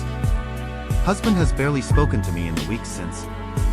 Mother-in-law came down with shingles, so he's staying with her to nurse her back to health. I don't think any amount of TLC can do the same for our relationship now I've seen the real him. Phew. Top comments. Commenter 1. He locked your daughter in the car, holy shit. And assumed you wouldn't be able to get her out. I mean, that was why he locked her in, to threaten you. Holy shit. Good on you for dipping out of there after that. Whatever happens with your marriage moving forward, you seem to have your parenting priorities straight. Good luck, and I hope Annie feels better soon. Commenter 2. Yeah, this? He locked a sick baby in the car. Kudos to OP for handling that with a cool head because I would have lost my shit. Commenter 3. That is fucking terrifying behavior out of him. That poor baby is going to grow up with that as a father. Commenter 4. You only get shingles if you've had chickenpox, the new vaccine prevents it. Rather ironic. I'd get divorce papers served before Mummy Dearest decides your daughter should become a breatharian or join Scientology. Am I the a-hole for not allowing my mother to bring her boyfriend I don't know or want to know to my wedding? I 33 non-binary, am not close with my mother, 55F at all. She divorced my dad, 60, when I was 7 and almost immediately married my stepfather Mark, whom despite everything, I was close with. They remained married until I was 16. I was upset when she divorced him and went to live with my dad and stepmom. In my adult life, I've chosen to remain close to my stepdad and even attended his wedding to his current wife, who is a very nice woman.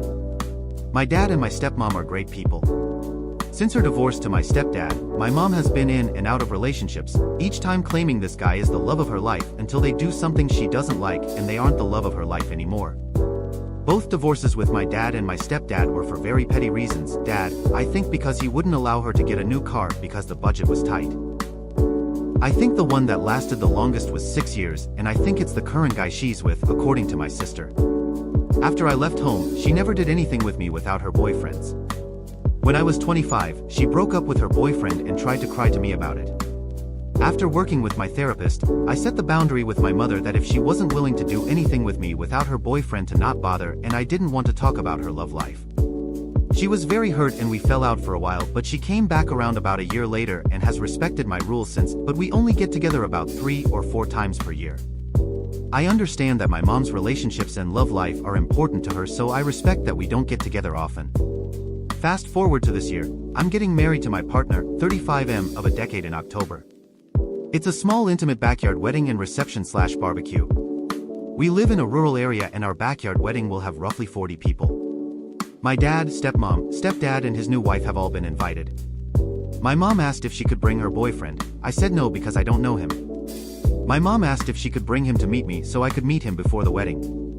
I said no and that I still had no interest in meeting her boyfriends. She said she understood, but she felt it was unfair that I wasn't allowing her a +1 to my wedding when my dad and my stepdad were allowed to bring their spouses. I told her that the difference was that I knew their spouses. She wanted to know why I was so adamant about refusing to get to know her boyfriend. I explained to her that I saw no need since she'd just break up with them and move on to someone else eventually, as she has always done before. She started to cry and told me I was being unreasonable and treating her as if she's a WH***. Both my fiancé and my sister feel like I should suck it up for one day and let her bring her boyfriend so she can be comfortable there. I'm seriously considering it, but I wanted to know if I'm the a-hole here for sticking to my boundary at my wedding and what your thoughts are. Op provided additional information on their mother's background in the comments from their original post. Op explained their mother is a gold digger, an alcoholic, and slept with their brother's best friend when they were 21. The mother complained that if both of her ex-husbands gave her what she wanted, they would still be together. She got a DUI years ago when crashing into another car while being drunk, having 3 bottles of wines per day. Brother did not forgive the mother for sleeping with his best friend who he knew since preschool. Her current boyfriend, not the best friend, is only 10 years younger than she is. She believes that it's okay to sleep with younger men. After reading comments and receiving advice, Op decides that they are not going to deal with their mother anymore. They thought if having the mother in their life would keep the peace with the extended family members. Decided to follow younger brother's advice and only speak with their mother at family functions and nothing else. Update 1. After reading everything here, I've decided to email my mother and invite him. I was already leaning towards telling her that he can come when I posted. I decided to set some ground rules for my mother. 1. He is there as a +1 to my mother only. I made it clear to her that he is not my family and he is not my stepfather, so I will appreciate her not telling other people at the wedding he is my stepfather. Mark is my stepfather and he will be there. 2. He is not to be in any family photos. In fairness, my stepdad Mark won't be in any family photos either, only my mom, dad, stepmom, and my siblings. 3. He is not to approach me at any point during the wedding and reception. 4. This does not change my previous boundaries. I'm only allowing him to come for her own comfort and to create a sense of fairness. I respect the fact she is in a relationship, but that her love life has nothing to do with me, and I wish to keep it that way. 5. I told my mother that these are my terms for him being at my wedding and my terms are final, and that I hope she can respect the fact that I'm trying to be reasonable. I used this opportunity to remind her the reasons I put the boundary up in the first place. These reasons included forcing me to do activities with her shorter-term boyfriends in the past, forcing me to only discuss her love life while showing no interest in my life, and putting her relationships above her own children. If she responds, I'll let everyone know. Update 2. My mom called me within 10 minutes of getting the email. She thanked me for allowing him to come and said they would abide by my terms. She said she felt really hurt that during her actions during her midlife crisis are why I'm refusing to meet her current boyfriend, who she says she's been with for 7.5 years, and that she thought things would eventually calm down enough where I would be comfortable meeting him. She said she now realizes that it will never happen. I told her that I'm firm on my stance. I think she started to cry, but she said she understood and only wants him there because being around my dad and stepdad and their new wives, my dad has been married for 23 years and my stepdad for 12, makes her anxious and he helps keep her calm. She said she respects my stance and said it's her own fault I feel this way. I felt this may be the start of a guilt trip, so I politely ended the call. Update 3. I've decided to estrange myself from my mother. We haven't gotten along since I was 16 and the last several years have been really bad. We only get together about 2 to 4 times per year and it always ends with us fighting. I'm tired of it. I'll be honest. I've considered many times cutting contact with her, but the one thing that's preventing me from fully severing ties is her parents, my grandparents. I love them very much and they are still hurting from my brother choosing to sever ties with her and keeping in low contact with that side of the family. My brother had valid reasons for doing this to her and he will get together with my grandparents if my mother isn't there, but it's hard because they want to see him at the holidays and during special moments. I'm getting married in October and this will be the first event where my mom and brother are in the same area. I've told both of them to stay away from each other, but I'm anticipating there will be drama because my mom doesn't like to hear she can't do something. I want to make it so we can see each other and be cordial at family events but not hang out otherwise. My youngest brother does something similar. I don't want to write her a letter because I fear that will cause more drama, but I expect she'll eventually call and want to do something with me, but I want to say no unless it's at a larger family function. Update 4. My fiancé, 35M, and I, 33, non-binary, are getting married in 2 weeks in our backyard. We will be having a catering speed for our reception afterwards. We decided to have a dry wedding for 2 reasons. My mom is an alcoholic who is known for making a scene when she gets drunk, and my fiance has a brother who binge drinks and has had alcohol poisoning on more than one occasion. He doesn't drink all the time, but if he starts he can't stop until he either passes out or someone physically restrains him from getting more. I also have an uncle, mom's brother, and a stepdad who are in recovery and don't need the temptation. Neither fiance and I are big drinkers, so we decided to just avoid any problems and just have a dry wedding. We will have a less dry reception party / honeymoon with some our friends later on. All of our families have been supportive. My uncle was especially grateful to us for doing this since he takes his recovery very seriously and has been 7 years sober. I sent out wedding invitations 4 months ago and said it would be a dry wedding and asked people not to bring alcohol. Now today I get this call from my mom, who I also sent an invitation to 4 months ago. Mom, is it true you're not having alcohol at your wedding? Me, yes. Fiance and I decided we didn't want alcohol during our special time. Mom, that's so silly. It's going to make your wedding boring. Me, well, I'm sorry you feel that way, but fiance and I have made our decision. We want everyone to feel comfortable at our wedding. Mom, clearly you don't care about my comfort. What if I want to have a little drink to pass the time? Me, like you did at a different uncle's wedding where you got so drunk and made a horrible scene calling Uncle's wife a gold digger? Mom, it wasn't my fault. They made the drinks they're too strong. Me, right, I really wish you would address this need to have alcohol wherever you go. Mom, I don't need to have alcohol. I just think your wedding will be boring without it. You want to have a fun wedding, don't you? Me, it will be a fun wedding. We don't need alcohol to have fun. Mom, this is so stupid. Why should everyone else be punished just to make it comfortable for a few people? It seems like you care more about uncle and stepdad than anyone else. Me, or maybe I just want to avoid any scenes. Mom, I just told you that wasn't my fault. Me, just like your DUI isn't your fault. Mom, how dare you bring up the difficult time in my life? I was going through a lot emotionally. What the hell is wrong with you kids? You need to mind your own business. If I want to drink, that's my business. Me, well, my wedding is my business. We do not want alcohol there. That's final. I can't stop you if you decide to pregame my wedding, but I've already made it clear to uncles and brothers that if you cause a scene, that you are to be made to leave. Mom starts crying. Why do you kids hate me so much? What did I ever do to deserve to be treated like this by my children? Me, are you really ready for me to go down that list? Mom, none of you understand. None of you will ever understand. I'm the mother of the bride, I should be treated better than this. Me, I think I've treated you pretty well during this process. I've acquiesced to your boyfriend whom I don't even know coming to my wedding. I've even given in to some of your other demands. So please tell me how you've been mistreated? Mom, you didn't invite me to go dress shopping. The mother of the bride always goes dress shopping with her daughter. I barely know fiance because you never bring him around me. How do I know that you're marrying the right person? Me, that's because Aunt made my dress. Mom, sarcastically, well, isn't that just special? Me, sighing, as for the rest, I think you know why. We aren't really close enough for you to have any say in who my significant other is. Honestly, Mom, I'm done with this conversation. If you really feel that strongly about this, I'll understand if you don't want to attend my wedding. Mom, I bet you'd like that, wouldn't you? One way or another you will respect me as your mother. Me, sure, Mom. I'm hanging up now. Bye.